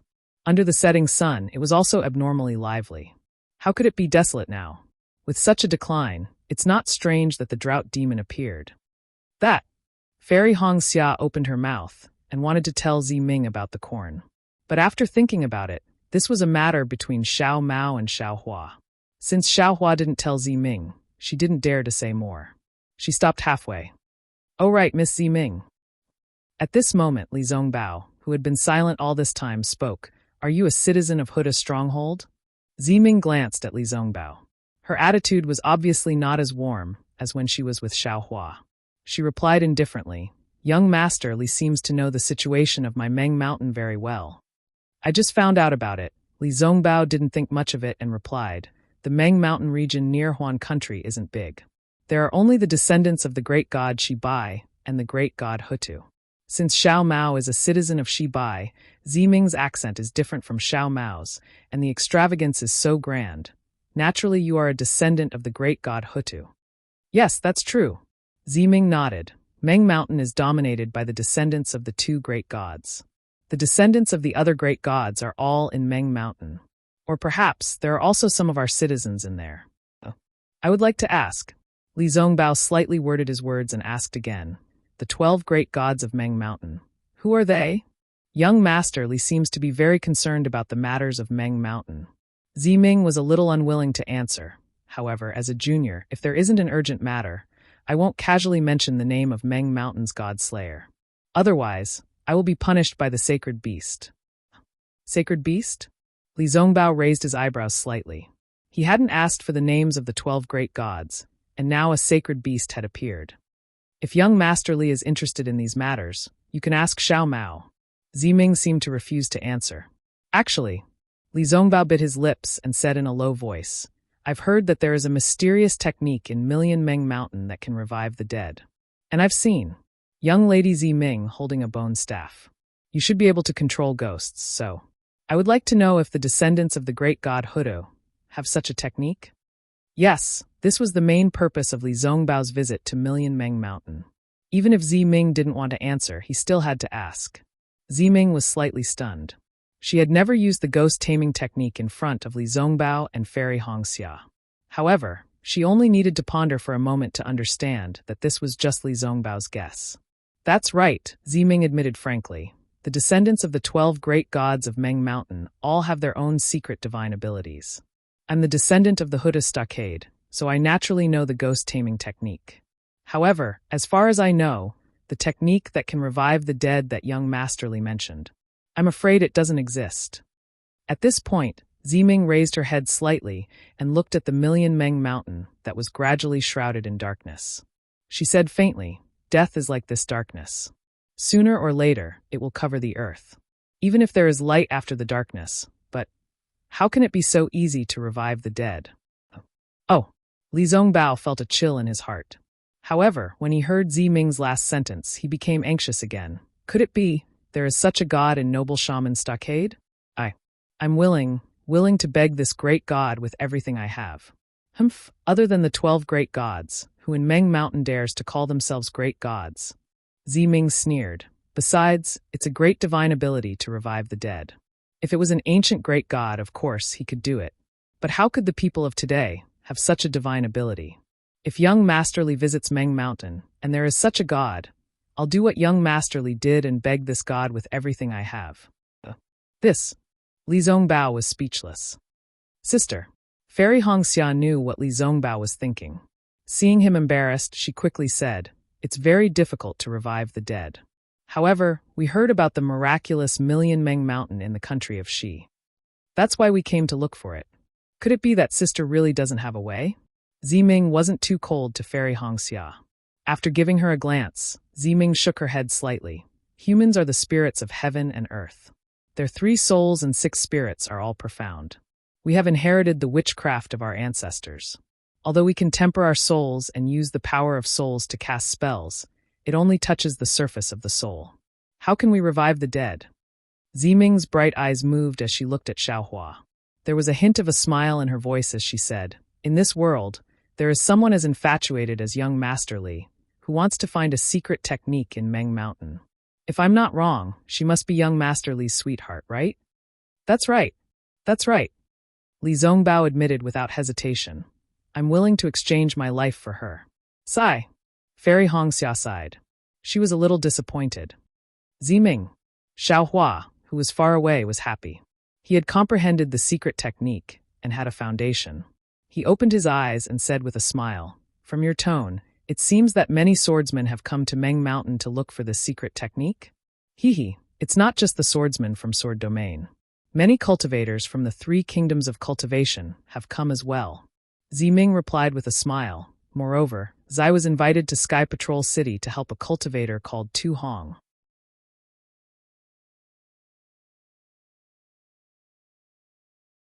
Chapter 2855. Tu Hong. When Xiaohua heard this, he was shocked and asked curiously, Z went to Golden Spring Mountain to help Tu Hong revive Yu. Oh, young Master Xiao knows about this? Ziming was surprised. I don't think. Z told you about this? Xiaohua laughed. Everything in this world has a cause and effect. The intertwining of cause and effect is like a tangled knot. Therefore, there has never been a secret in this world that has been hidden for 10,000 years. Although Z didn't tell me about Golden Spring Mountain, I have experienced life and death in Golden Spring Mountain, and I know some of Tu Hong's secrets, so I naturally know that Ziyi went to help Yuji. I see. Ziming laughed. Tu Hong is a cultivator in Sky Patrol City. His dual cultivation partner, Yuji, died because of him, so he vowed to revive Yuji. Your Dao Sec's methods are truly miraculous. I don't know what method he used, but he was actually able to preserve Yuji's soul from dissipating. Furthermore, he even used the ice frost mirror to preserve Yuji's corpse. This way, Ziyi would be able to use some of his methods. But that Yuji didn't seem to be revived. Xiaohua had seen Yuji before, and asked curiously, what methods can Ziyi use? How can he revive Yuji? Ziming pursed his lips and laughed. That day, Ziyi told the person clearly that he could only let Yuji speak and move. But he never said that he could revive Yuji. In fact, even so, it consumed a lot of Ziya's soul power. If Tu Hong didn't have a soul treasure from Meng Mountain and paid a certain price, Ziyi wouldn't have made a trip to Sky Patrol City. At this point, Ziming laughed again. Of course, if not for the trip to Sky Patrol City, I'm afraid Ziyi wouldn't have met young Master Xiao. A soul and a spirit. Li Zongbao was a little dazed, as if he didn't even have a soul and a spirit left. Ziming, if someone has died for dozens of years, can they be like Yuji? Xiaohua hesitated and asked. He knew that if he didn't confirm this matter, Li Zongbao would never be able to let it go. Decades. Ziming was shocked. Not to mention that the 3 souls and 6 spirits have completely dissipated.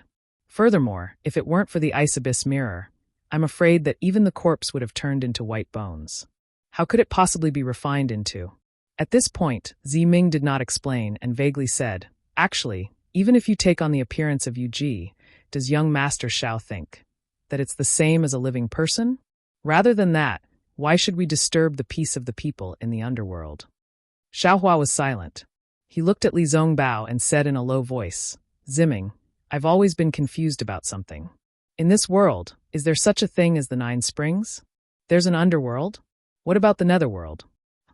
Of course there is.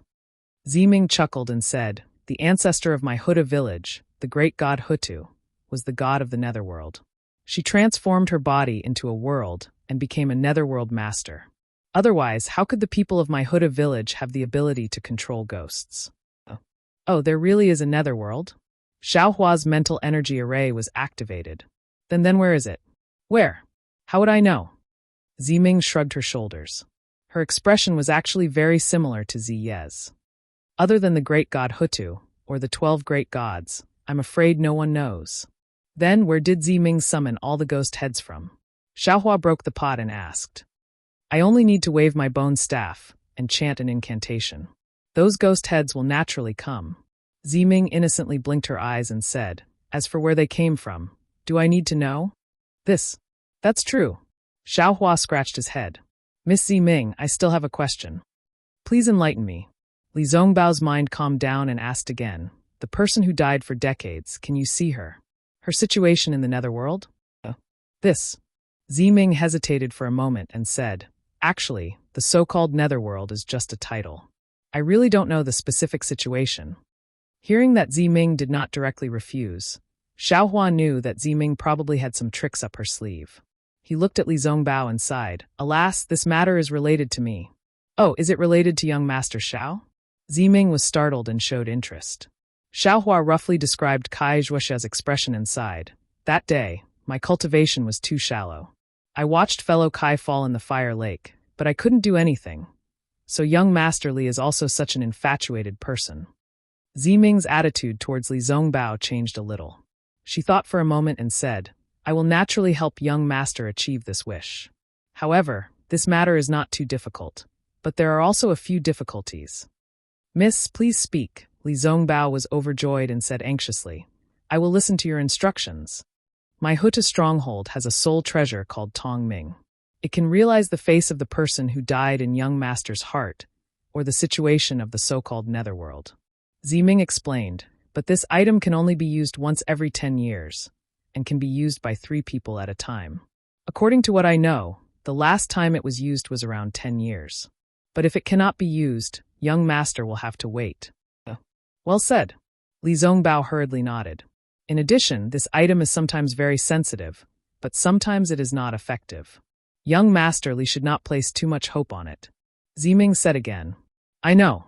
If I can see Zhuoxiao alive, even if there is a chance, I will not give up. Li Zongbao hurriedly said. All right, since that is the case, I will go and see Master Kachin. Young Master Li can follow me back to Huda's stronghold. Tong Ming is my clan's sole treasure, and it is enshrined in the ancestral hall. Ziming smiled. Young Master Xiao can also go and see Zai. Good, Xiaohua clapped and said. I have long wanted to see Zai again. As you wish. Ziming smiled like a flower. Sister, when senior brother Li uses it, can I watch from the side? Fairy Hong Xia hurriedly asked. Of course not. Ziming shook her head, but after young Master Li uses it, I can use it too. Will I disturb Zhuoxia? Fairy Hong Xia was a little worried. Oh, sister also wants to see Kai Zhuoxia? Ziming was stunned again, but then she understood. Sister's surname is also Kai? That's right, my name is Kai Hongxia. Kai Zhuoxia is my sister. Fairy Hongxia nodded. Ziming was a little speechless. She thought for a moment and smiled bitterly. This? Sister does not know. You can try. Then forget it. Fairy Hongxia shook her head.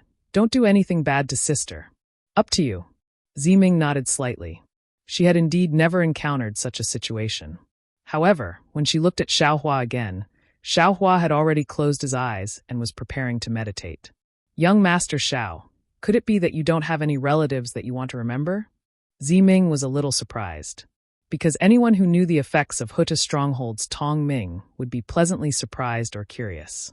They had never been as calm as Xiaohua. Xiaohua thought for a moment and shook his head. I really don't. That's strange. Ziming was a little curious. But Xiaohua smiled and closed his eyes again. Ziming tactfully didn't ask any more questions. She didn't have Xiaohua's drive to get to the bottom of things. The place where Master Qin Qin lived was really far away. The flowing cloud airship flew for more than 10 days before they arrived at a place filled with dead trees. Along the way, Xiaohua asked Ziming a lot. After all, he was still worried about Xiao Mao. But Ziming shook her head. There was no news on the way, so she didn't know whether or not they found Hanba. Of course, Ziming's 2 reasons for comforting Xiaohua made Xiaohua feel a little relieved. The first reason was that if the Huta Stronghold's spirit warriors couldn't find Hanba, then it was even more impossible for Xiaohua to find Hanba. And Xiaohua had seen Ho Yen of Huta's Stronghold lead the spirit warriors to find Hanba, so he naturally believed Ziming. The second reason was that Ziming mentioned before. Hanba was an ancient iron corpse and had some relationship with the ancient god Shibai. And Xiao Mao was the descendant of the ancient god Shibai, so his bloodline was abnormally pure. Hanba might not have any bad intentions. Or maybe Hanba wouldn't dare to have any bad intentions. And Xiaohua had thought about this before. He guessed that Hanba must have her reasons for kidnapping Xiao Mao. Therefore, Xiao Mao's life might not be in danger. But the problem was that even if Xiao Mao's life wasn't in danger, other dangers were worrying. If Hanba really kidnapped him and made him the wife of the stronghold, then it would be really unfortunate. But now they were in the millions of Meng Mountains. Even if Xiaohua knew that Ziming was comforting him, he could only listen. There was a limit to human strength. He didn't have the ability to find Xiao Mao and Hanba at any time. At this time, Xiaohua missed Zhuoxia very much. It wasn't that he missed Zhuoxia's beauty, but Zhuoxia's seemingly omniscient ability. Maybe, after comprehending the complete sunshade art, I should also take a look at Zhuoxia's divination skills. Xiaohua looked at the withered yellow below the flying boat and couldn't help but think. There are so many withered trees here. It must have been a place with lush vegetation in the past. Fairy Hongxia said from the side. Ziming heard and sighed. Yes, there used to be mountains and rivers, flowers and grass here. There were also some beautiful soul beasts and feathered birds resting here. It was really a beautiful scene. I came here with Zai a few years ago and really liked this place. But now, the weather of Meng Mountains has changed greatly. Not only are the plants withered, even people find it difficult to survive. Xiaohua hesitated slightly and said, this might have a solution. What did young Master Xiao say? Ziming didn't seem to understand Xiaohua's meaning. At this time, Xiaohua had already thought it through. He nodded and said, what I mean is that the weather of the millions of Meng Mountains has changed greatly. The plants have withered. This is a natural phenomenon. But human survival might not be without a solution.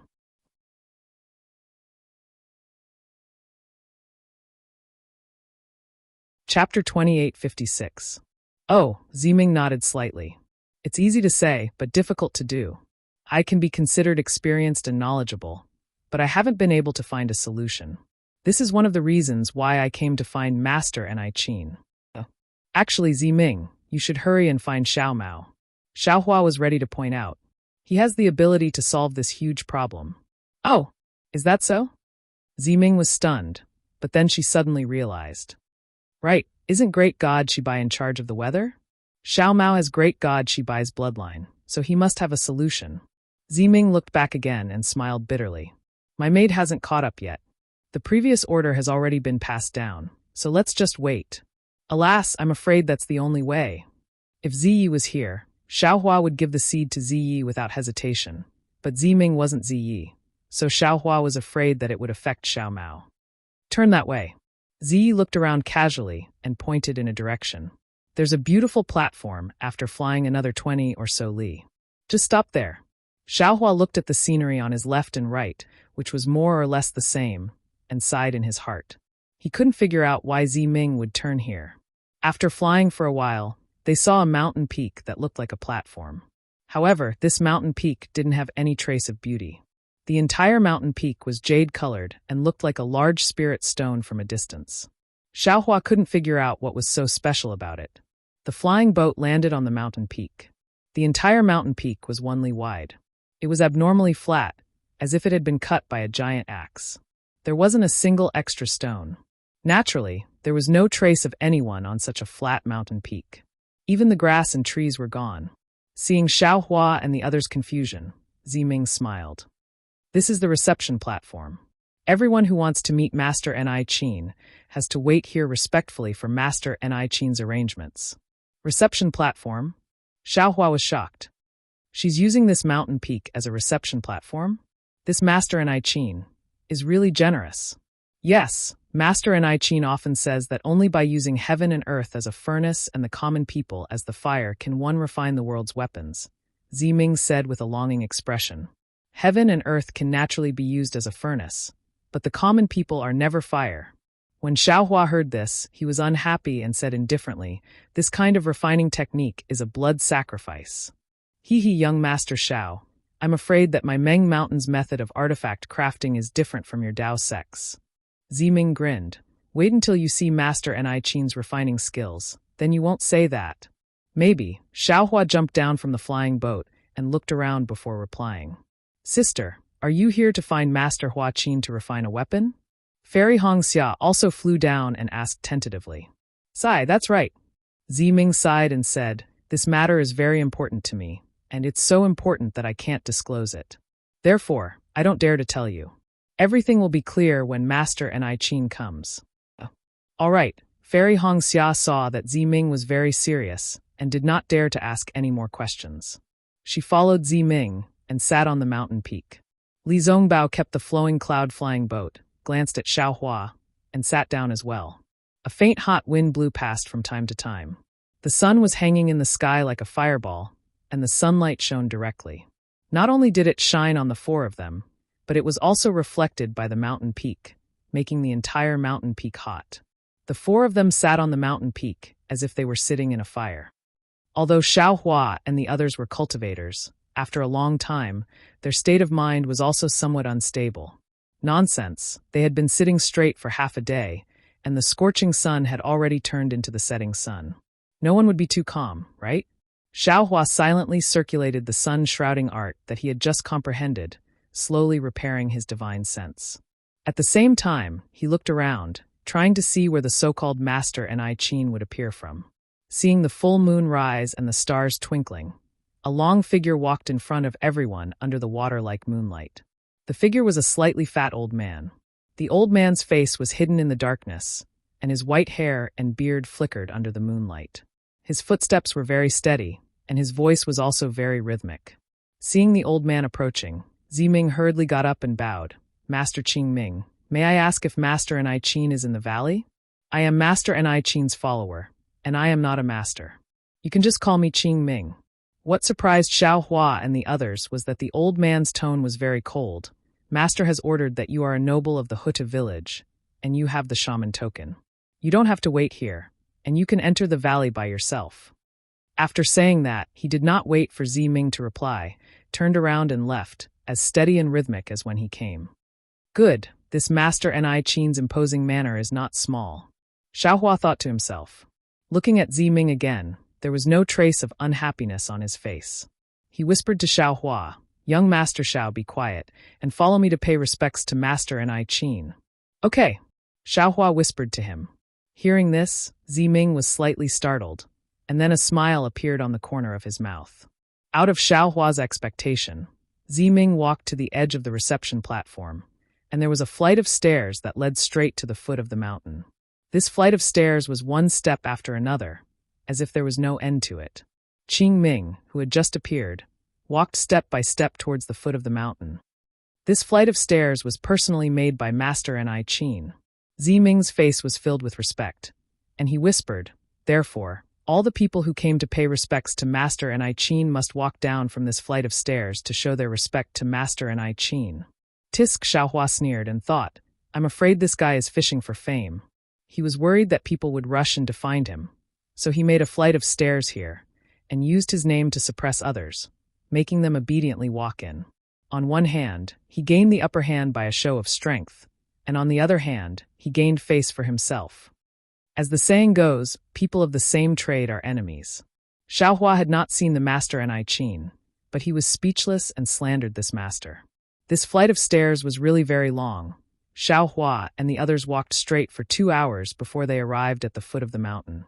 When they looked again, the flight of stairs extended into the darkness and into the valley at the foot of the mountain. "Damn it, is there a mistake?" Xiaohua whispered. "How long is it from the foot of the mountain to the bottom of the valley?" "Young Master Xiao, don't be anxious," Ziming whispered. "There is still an hour. Last time, it took this concubine 3 hours to pay respects to Master Ni Qin. Isn't this a waste of time?" Xiaohua said coldly. "Just fly down from the mountain. This so-called Master Ni Qin is really too arrogant." "Young Master." Ziming did not have the slightest intention of complaining. Master Ni Qin knows the purpose of this concubine's visit, and to personally receive this concubine is already very satisfied. Perhaps this time, there really is hope. If Ziming was a cultivator of Dao sect, Xiaohua would have already asked her. Unfortunately, Xiaohua did not know how to refine soul tools, so of course, he would not speak blindly. He could only curl his lips, expressing his disdain. The welcoming platform during the day was very hot, and the dark valley was cold and desolate. A sound similar to the sound of pines drifted into Xiaohua's ears, and waves of cold air blew up from the bottom of the valley.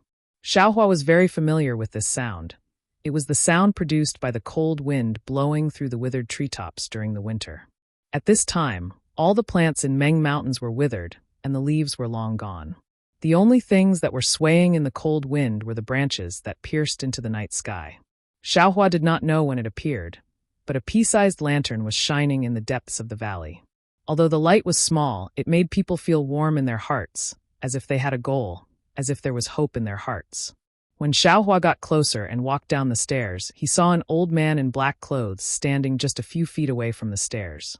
The light came from the candlestick held in the old man's hand. The light was small, but it was able to clearly illuminate the old man's face. Sure enough, it was not out of Xiaohua's expectations. The old man's face was ferocious. Not only was there a very deep knife wound on his face, even his ear was cut off, which made people think of a lot of things. However, this was not what surprised Xiaohua the most. What immediately attracted Xiaohua's attention was the old man's height. This old man was only 3 feet tall, and Qing Ming, who was standing respectfully beside him, was at least twice as tall as him. However, Ziming did not lose his respect because of the old man's height. He quickly ran over from the stairs, bowed and said, "Ziming greets Grandmaster Hua Qin." Strange. Xiaohua felt a little strange. He thought Ziming would use the etiquette of Meng Mountains to kneel on the ground, but unexpectedly, Ziming's etiquette was similar to that of the cultivators of Dao sect. "Ziming is the nobleman of Huda's stronghold. How can I be so respectful? Please get up quickly." Grandmaster Hua Qin's voice was very strange. It was a little hoarse and a little sharp. She reached out her hand to help Ziming up and said with a smile, "I don't dare. Grandmaster is a senior, and Ziming is a junior. I don't dare to be disrespectful." Ming stood up with Grandmaster Hua Qin's hand, then pointed at Xiao Hua and the others and said, "They are a few old friends of mine. They are cultivators of Shidao sect. I met them on my way here, and they happened to have something important to do, so I brought them here." "Hee, it's okay," Grandmaster Hua Qin said with a smile. "Everyone who comes from afar is a guest. I didn't know that you were coming, so I'm sorry for not coming out to greet you. It's a sin, a sin." Junior greets Grandmaster Hua Qin. Fairy Hong Xia and the others did not dare to be negligent. They quickly stepped forward and bowed, then reported their names. Xiao Hua cast a sidelong glance at this Grandmaster, but he had no choice but to follow the two and bow. In contrast to Grandmaster Hua Qin's pleasant expression, Qing Ming's face was always covered in frost. He looked at them coldly, waiting for Grandmaster Hua Qin to order him to bring something to entertain Ming and the others. Only then did he turn and leave. Then, Ming and the others were led into the cave by Grandmaster Hua Qin. This cave was somewhat similar to a Dao sect cultivator's cave abode. However, the furnishings inside were mostly white bones, vines, and other objects. There were also some rather large oil lamps hanging on the walls. There were no clear flower stones that were commonly seen.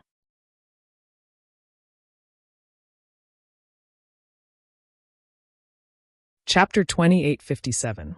Since it was an oil lamp, it was hard to avoid the flickering of the flame. The flickering of light and shadow in the cave clearly showed the strangeness of soul cultivators. Deliberately mystifying. Xiao Hua snorted again. As they sat down, a few young disciples immediately served them tea. Of course, these young disciples had long faces like Qing Ming. They came and left quietly, without even a smile. Little friend Xiao, and Miss Hong Xia. Master Qin raised his teacup and smiled. "My tea is not as good as the spirit tea of Taoist sect. Please don't mind. Please. I don't deserve it. Thank you." Li Zongbao answered briefly. He also raised his teacup and took a sip. After checking that there was nothing wrong with the tea, he swallowed it. "Actually, I don't usually use tea." Master Qin was a straightforward person. "It's just that some cultivators came from afar, so they asked my disciples to simply boil the mountain spring water and use it to complement the tea." "Master, you're too polite." Fairy Hong Xia smiled and said, "Currently, the millions of Meng mountains are extremely dry. It's good enough that we have spring water to boil the tea." "Sigh, excellent." Master Qin sighed. "This astronomical change is the beginning of a great change in the millions of Meng mountains. There will definitely be earth-shaking changes in the future. Unfortunately, those ordinary natives are innocent. I'm afraid they won't be able to escape from this catastrophe."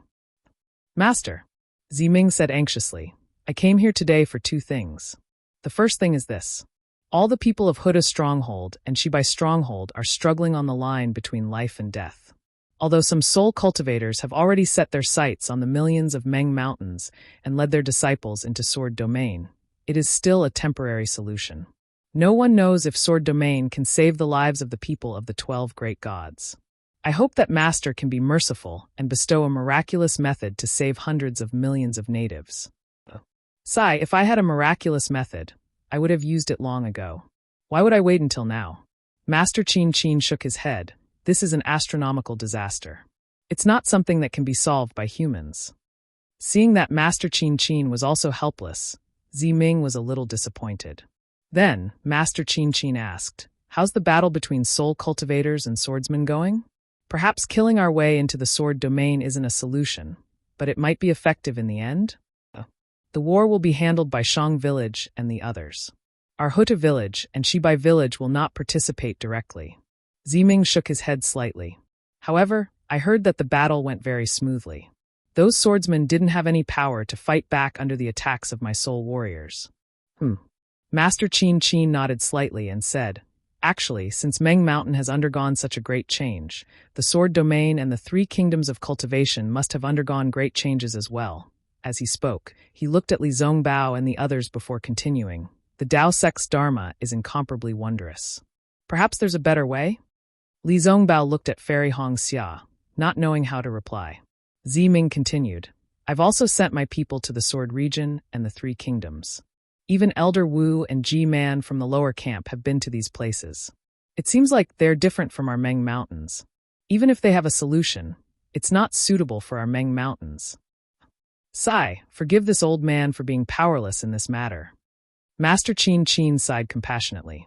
His skinny figure seemed even smaller. However, Ziming's second request, this old man, will agree to it today. Really? Ziming was overjoyed. He almost jumped up and said, Master is indeed a trustworthy person. This junior thanks Master. You're welcome. Master Qin laughed. You've brought the shaman token to me 3 times. Even if this old man doesn't owe your shaman village any favors, this item is related to the prosperity of the shaman village. This old man can't refuse. However, because this is my 3rd time crafting a soul treasure, this old man has to be more cautious. I need to prepare for a few more days.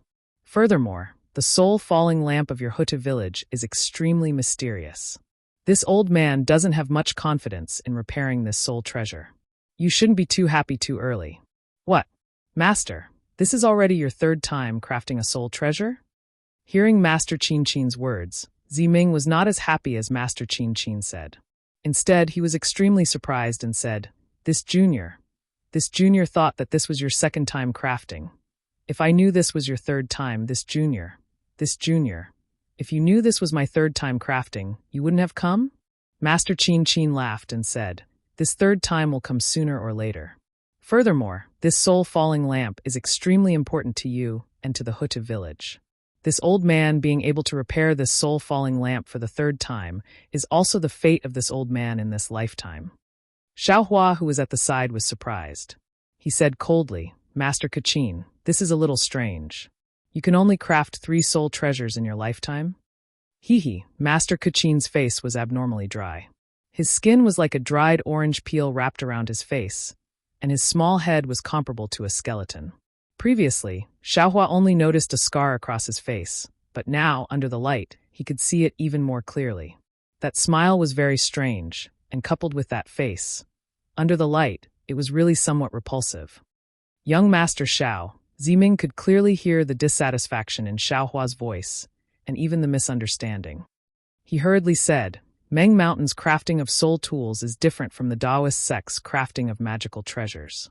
Every time we craft a soul tool, we need to consume life essence. Especially for a soul treasure like the soul-falling lamp, the consumption is even greater. Although Grandmaster's crafting skill is one of the best in Meng Mountain, but he can only craft 3 soul treasures in his lifetime.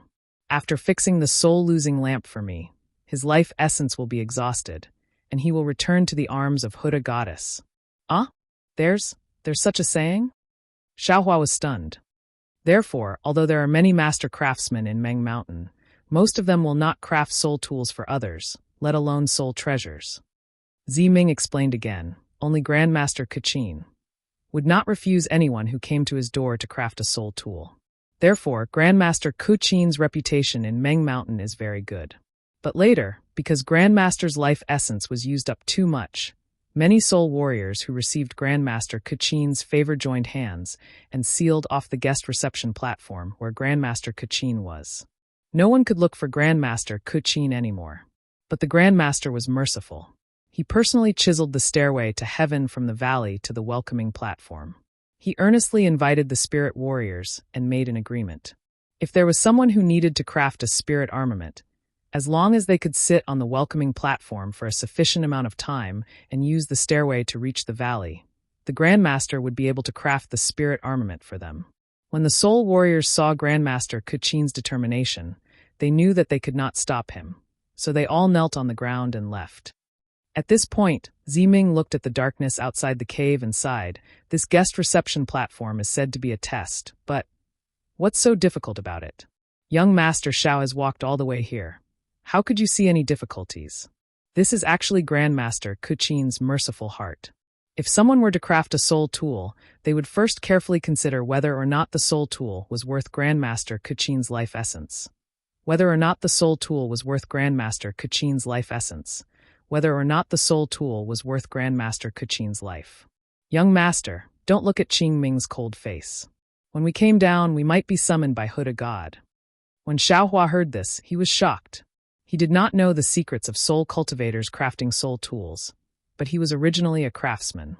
If crafting a soul tool, and even if it was a soul tool, could actually shorten his lifespan, then to tell the truth, Even if he was beaten to death, he would not craft it.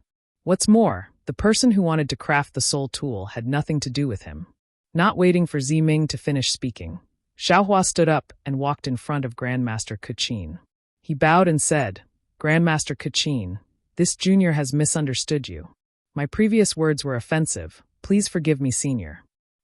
"It's fine." Grandmaster Keqin still had a smile on her face, but this smile made Xiaohua look very benevolent. It was far from the strange smile from before.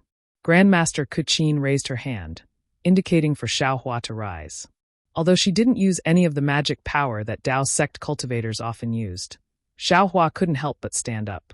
He was afraid that if he was any slower, he would blaspheme this magnanimous soul cultivation grandmaster. This junior has always believed that I do not judge a book by its cover. But when it comes to this matter, this kind of narrow-minded thinking can't help but appear. Xiaohua didn't try to hide anything. He straightened up and spoke with a pained voice. Furthermore, this junior also knows some of the soul tool crafting techniques of the Dao sect. Judging others by my own standards immediately magnified my originally dark thoughts. This concubine really admires young master's magnanimity. Ziming's eyes flashed with joy. If young master is a craftsman, then you will definitely have Grandmaster Keqin's heart in the future. AI, this junior also has some distracting thoughts. Li Zongbao stood up and bowed. In front of Grandmaster Keqin, this junior also has to bow. "Don't." Grandmaster Keqin laughed. "Don't stand up. Regardless of whether it's you or me. We are all humans, not gods. We cannot judge people by their hearts. This has always been the most important thing. This old one was also like this when he was young. But later on, with some luck, he slowly changed. You are so young, yet you can understand this. In the future, your actions will definitely surpass this old one." Grandmaster's bearing of risking her life to craft soul tools. Tizke. This junior will definitely not do that. Xiaohua's heart was calm, and his words were clear and bright. "Don't speak so highly of this old one." Grandmaster Keqin actually stretched out her thin and small hand. Ziming brought the Huda Stockade's shaman token to this old one. This old one didn't dare to disobey. Haha. Grandmaster must be joking. Ziming shook his head slightly. The shaman token has no effect on Grandmaster. "Sister." Fairy Hongxia was about to stand up and bow again, but was stopped by Grandmaster Keqin. At this moment, she found an opportunity to ask Ziming, "Why does Grandmaster Keqin have to repair this soul-loss lamp? And why did you consume life essence when you were crafting soul tools?"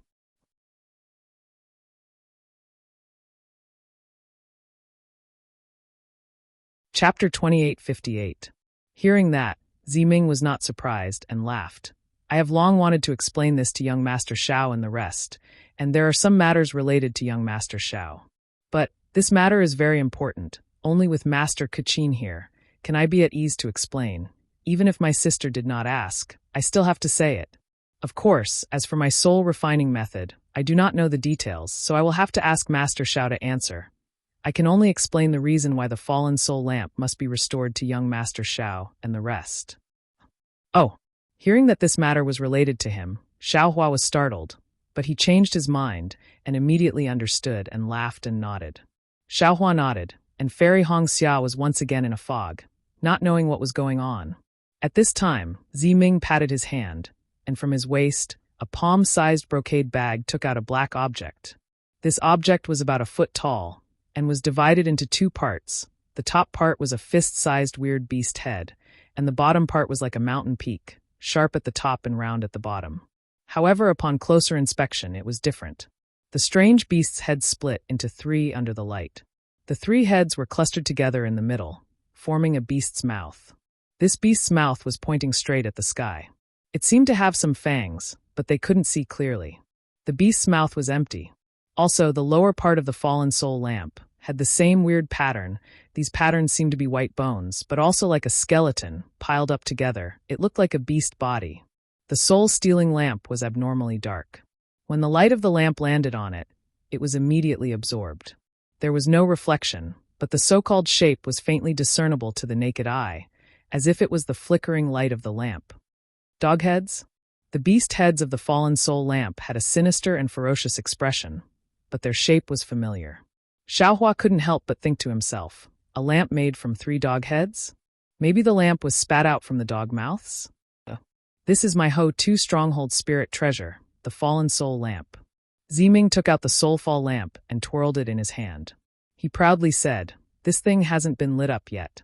If Master Kuchin can repair it this time, my Huda stronghold will immediately regain its former glory. Young Master Shao, even if the nascent soul cultivators of your Dao sect are very powerful, if they are enveloped by the lamp of the fallen soul, their lives will be at my disposal." Oh my God, you're making my little heart jump. Xiaohua pats his chest exaggeratedly and says with a smile, "It seems that no matter what, this Xiao can't let Master Kuchin repair this fallen soul lamp. Or perhaps, this Xiao will have to consider whether or not to take the soulfall lamp." Back then, young Master Xiao used the soul-falling lamp. Ziming said meaningfully, "Back then, young Master didn't even want it. What are you planning to do now?" Oh. Xiaohua stared blankly for a moment, then immediately understood, and said with some disbelief, "What? That day, Midnight actually took this soul lamp to Sky Patrol City? There was something like this in the storage pouch? This Xiao really can't believe it?" Ziming smiles and looks at Master Kuchin. Refining a spiritual servant naturally requires this soul-falling lamp. Otherwise, Midnight wouldn't have brought this soul-falling lamp to Sky Patrol City. Spiritual servant? Hearing this, Xiaohua squints his eyes as if thinking of something. "Sister, didn't you say that this soul-falling lamp hasn't been repaired?" Fairy Hong Xia asks curiously, "Then how can Midnight use it?" The soul-falling lamp is a spirit treasure. Legend has it that it was passed down by the great god Hutu. Its functions are mysterious. Although it hasn't been repaired and can't be lit up, it still has other small functions. Ziming smiles. "If that's the case, why must it be lit up?" Fairy Hong Xia asks curiously, "This soul-falling lamp hasn't been lit up for many years. Now that it's repaired, Master Kuchin's life will be sacrificed?" Sigh, if I wasn't forced into a dead end, how could this concubine do this? Ziming sighs and loosens his hand. The soul-falling lamp flew into the air, and a strange black shadow covers the entire cave. Although this soul-falling lamp is a spirit treasure, it's also my Huda stronghold's inherited treasure. Ziming looks up at the soul-falling lamp and says faintly, "But if the next generation Elder Wu or G-Man wants to inherit, they must light up the soul-falling lamp. Only when the soul-falling lamp is lit up will it mean that they have received the approval of the great god Hutu. Ziming is not talented, but I am the next G-Man candidate. If Ziming wants to become G-Man, the only way is to light up the soul-falling lamp." Ah, G-Man? Xiaohua and the rest were stunned. They knew that Ziming's status in the Huda stronghold was not ordinary, but they never thought that it would be so high up.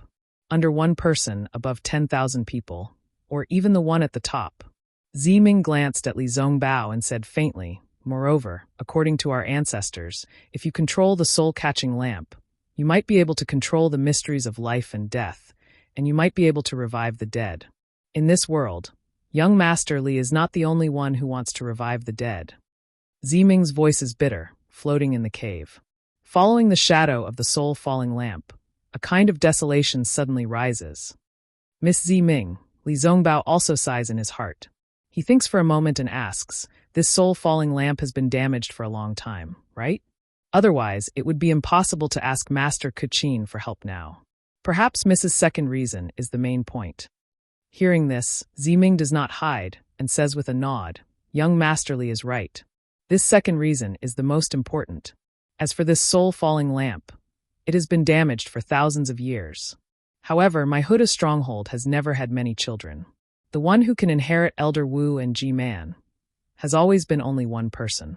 There will not be any disputes, and no one will care whether this soul-falling lamp is lit or not. But my generation is different. There is more than one person who is qualified to inherit G-Man or Elder Wu.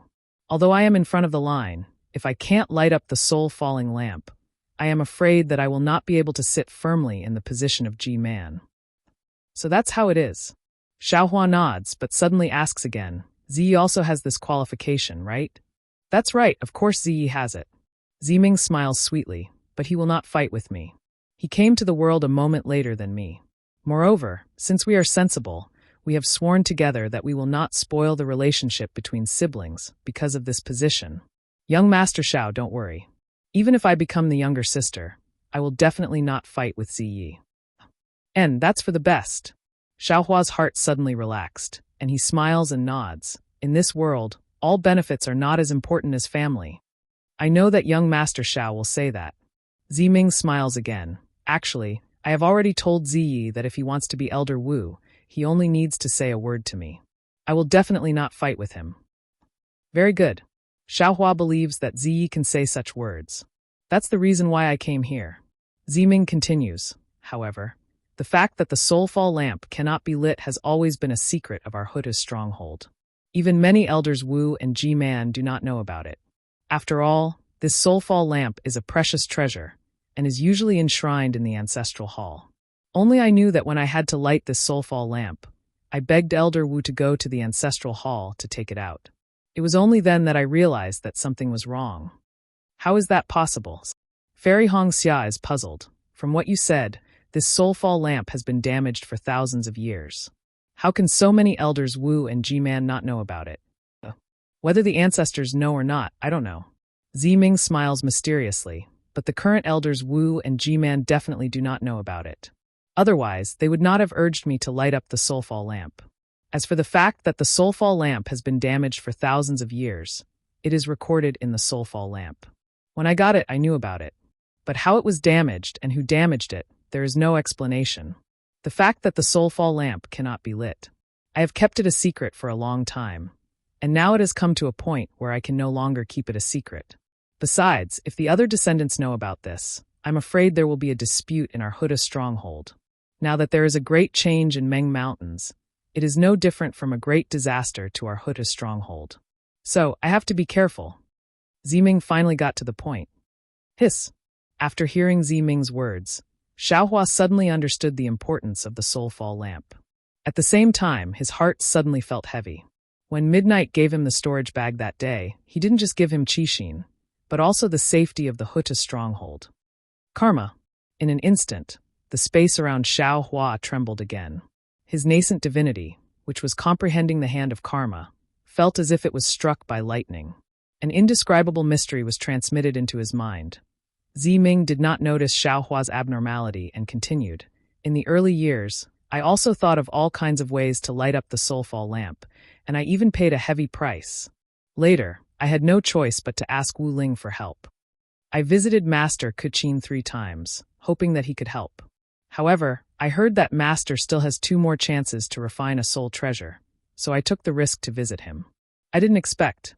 Master Kuqin met Ziming's apologetic gaze and did not care. On his ugly face, the expression in his eyes was very calm. Of course, Master. Ziming smiled again. I know that Master will consume your life essence because of this, and I have been trying my best to find a way to make up for it all these years. Coincidentally, when Ziyi went to Sky Patrol City, not only did he get to know a confidant like young Master Xiao, but he also brought back a spiritual medicine from the Dao sect. This spiritual medicine should be useful to Master. As he spoke, Ziming took out a jade box from the brocade bag at his waist and offered it with both hands. However, this is the last time Master will refine a soul treasure, and your life essence has been overdrawn. I don't know if this thing is still useful. Oh, Master Kuqin was surprised. He reached out and took the jade box. After opening it and looking at it, he asked, what kind of medicinal pill is this? It looks a little strange.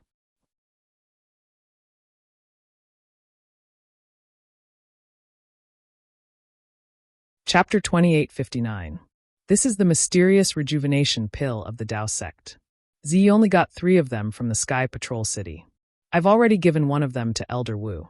After Elder Wu took it, he regained his youth and looked even younger than me. Ziming smiled. I'll give this rejuvenation pill to you. Perhaps it can offset the loss of life essence from refining a spirit treasure. There's such a miraculous pill in this world? Master Kuqin was shocked. I wonder which immortal could refine such a miraculous pill. As he spoke, Master Kuqin's body flashed with an obscure fluctuation. The space within a few feet of him was slightly distorted. The rejuvenation pill in his hand flew into the air, and the pill's shadow flickered in and out of existence. After waiting for half a cup of tea's worth of time, a violent fluctuation rippled out from the surroundings of the rejuvenation pill. An indescribable hurricane swept through the entire cave. This hurricane was different from the usual wind. Once it was formed, it immediately rushed in all directions, seeping into the walls of the cave and blowing out of the cave. Hiss, Master Kachin gasped. After the hurricane, he looked at the traces of green lines on the mountain walls. His face was filled with surprise and disbelief. He whispered, "Not bad, this miraculous pill is actually filled with the power of thunder. This power of life can replenish the life essence I used to refine a spirit treasure. After taking this pill, I can refine a spirit treasure again." Good. Ziming clapped his hands and said, "If that's the case, I can rest assured." Thank you, Ziming. Although Master Kuchin's temperament was outstanding, and he did not care about life and death, this was life and death after all. Since he could survive, he was happy. "This is what I'll do." Ziming beamed with joy and said, "Master, do you want to take it now or after repairing the lost soul lamp?" This. Grandmaster Kuchin pondered for a moment, then smiled. This immortal pill contains the power of thunder. Although it can replenish life essence, the power of thunder is the opposite of my secret soul cultivation method. If this old man takes it now, I don't know how long it will take for the lamp to be repaired. It's not too late to take it after repairing the lost soul lamp. Grandmaster, please weigh the pros and cons yourself. Ziming naturally knew the severity of the situation and nodded with a smile. Putting away the rejuvenation pill, Grandmaster Kachin raised her head again. Outside the cave stood a dozen or so soul warriors of different heights. It was impossible to see the expressions of these soul warriors in the dark. Grandmaster Kuchin ordered Qing Ming to come in. Smiling, Qing Ming explained the situation to Qing Ming. Finally, a smile appeared on Qing Ming's face. Bowing to Zi Ming and the others, he happily led his disciples away. The Dao sect's spells are indeed profound. Grandmaster Kuchin also relaxed when she saw that all the disciples had left in satisfaction. She was once again in a leisurely mood as she sighed and said, "The rise of the Dao sect is not without reason." "Hee, master." Zi Ming's face lit up as he said, "Junior wanted to give Grandmaster the rejuvenation pill, but I didn't expect that Huta Great God would send this alchemist here as well. I guess Huta Great God must have seen Grandmaster's magnanimity and knew how much Grandmaster had done for Meng Mountains. That's why she sent this alchemist here to save Grandmaster's life." "Oh?" Grandmaster Kuchin was shocked. She hurriedly stood up from her seat and looked around. She walked towards Xiao Hua and bowed. "Immortal Master Xiao, please accept my bow." Who would have thought that after Grandmaster Kuchin bowed, Xiao Hua only looked at her indifferently. He did not move at all, as if he was being extremely rude. "Xiao Hua." Fairy Hong Xia was shocked. She looked at Xiao Hua's half-smiling face and hurriedly said to Grandmaster Kuchin, "Grandmaster, Xiao Hua probably had some enlightenment just now. Right now he is." But before Fairy Hong Xia could finish, Xiao Hua's eyes moved slightly. Countless stars flashed in his eyes. In this somewhat dark cave, it was extremely obvious. Grandmaster Kuchin was facing Xiao Hua at this moment. Hearing Fairy Hong Xia's reminder, she raised her head in surprise. When her gaze landed on Xiao Hua's eyes, she was even more shocked. She was stunned for a moment. Then, she shuddered and a trace of horror flashed in her eyes. At this moment, Xiao Hua seemed as if he had just woken up from a dream. He looked at Grandmaster Kuchin strangely. "Cough, cough," Fairy Hong Xia hurriedly said. "Xiao Hua, Grandmaster Kuchin is thanking you." "Thanking me? Thanking me for what?" Xiao Hua scratched his head in confusion. "Hee, young Master Xiao, about the matter of the rejuvenation pill." Zi Ming laughed. "This concubine has already given the rejuvenation pill that Zai obtained from young Master to Grandmaster.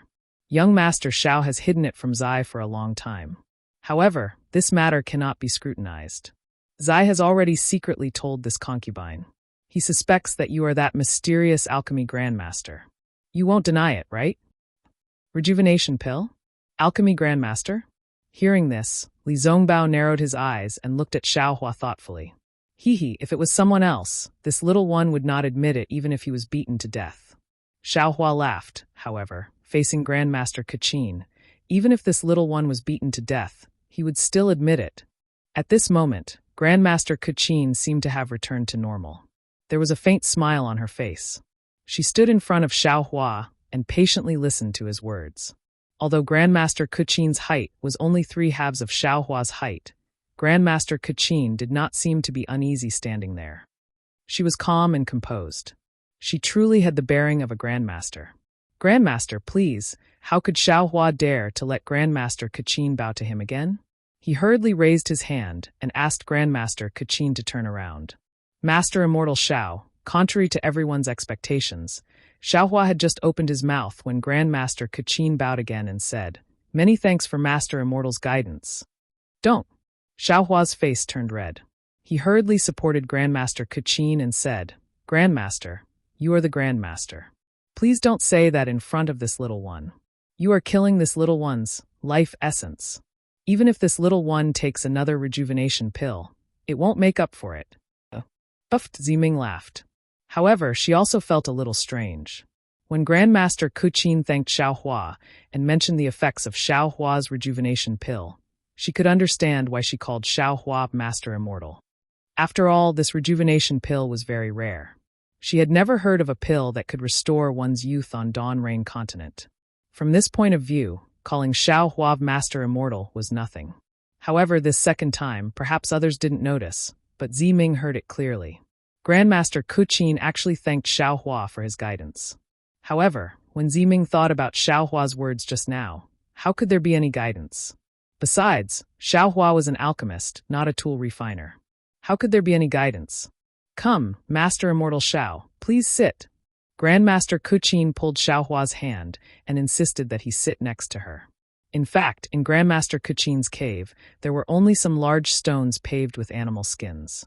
The tea set was also placed on the stone table. There was no order to it.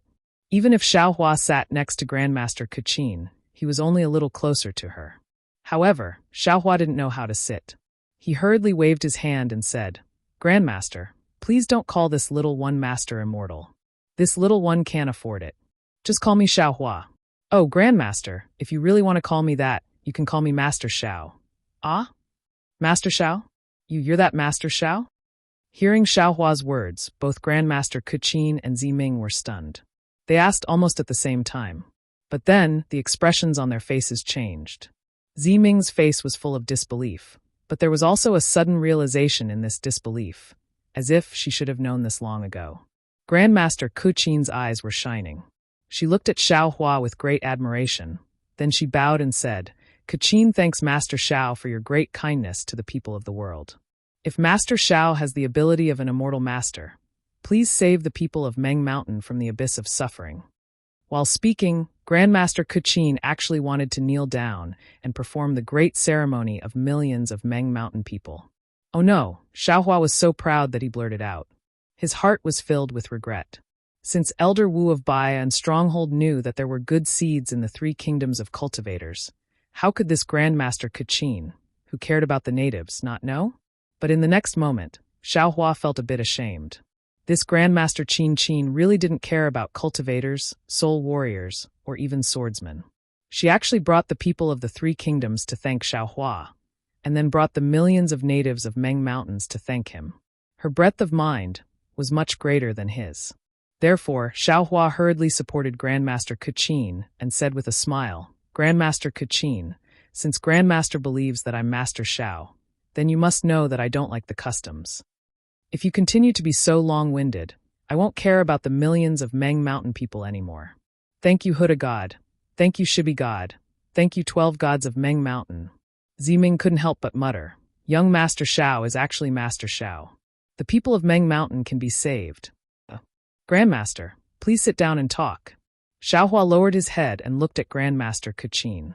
His neck was really sore, so he could only smile and say, "Please." Grandmaster Kachin invited Xiao Hua to sit next to her, and then she carefully accompanied him. After all, Xiao Hua was not only an alchemist who concocted the rejuvenation pill, but also a benefactor who could save millions of Meng Mountain people. How could Grandmaster Kachin dare to treat him poorly? Actually, looking at Grandmaster Kachin and Ziming's eager eyes, Xiao Hua smiled and said, "Regarding the millions of Meng Mountain people, I already have a plan, and I've already started to implement it in Bai Lu Stronghold." "Great." Ziming and Grandmaster Kachin looked at each other, and their previous worries immediately disappeared. Ziming thought for a moment and understood. He smiled and said, "Young Master Xiao, the matter of Bai Lu Stronghold, is it related to young Master Xiao Mao?" "That's right." Xiao Hua was also calm. If it wasn't because I wanted to help Xiao Mao return to Shibi's stronghold and get what he deserved, I would have already told you about this matter. Hee, young Master Xiao, since you want to help Xiao Mao, then all the more reason you should tell me about this matter. Ziming smiled and said, as long as I can get Grandmaster Kachin's help and repair the Soulfall lamp, I'll be the next G-Man. My Hotian stronghold and Shibi stronghold are on the same side. With my Hotian stronghold supporting Xiao Mao, what worries do you have? You're tuning in to the Li Mei's Sword of Destiny YouTube channel. We're so grateful for your support, and don't forget to subscribe to join us on this incredible journey through captivating stories. Your generosity through donations truly makes a world of difference, as it's the primary source of revenue that allows me to expand and enhance this channel for you. Thank you from the bottom of my heart for being a part of this adventure.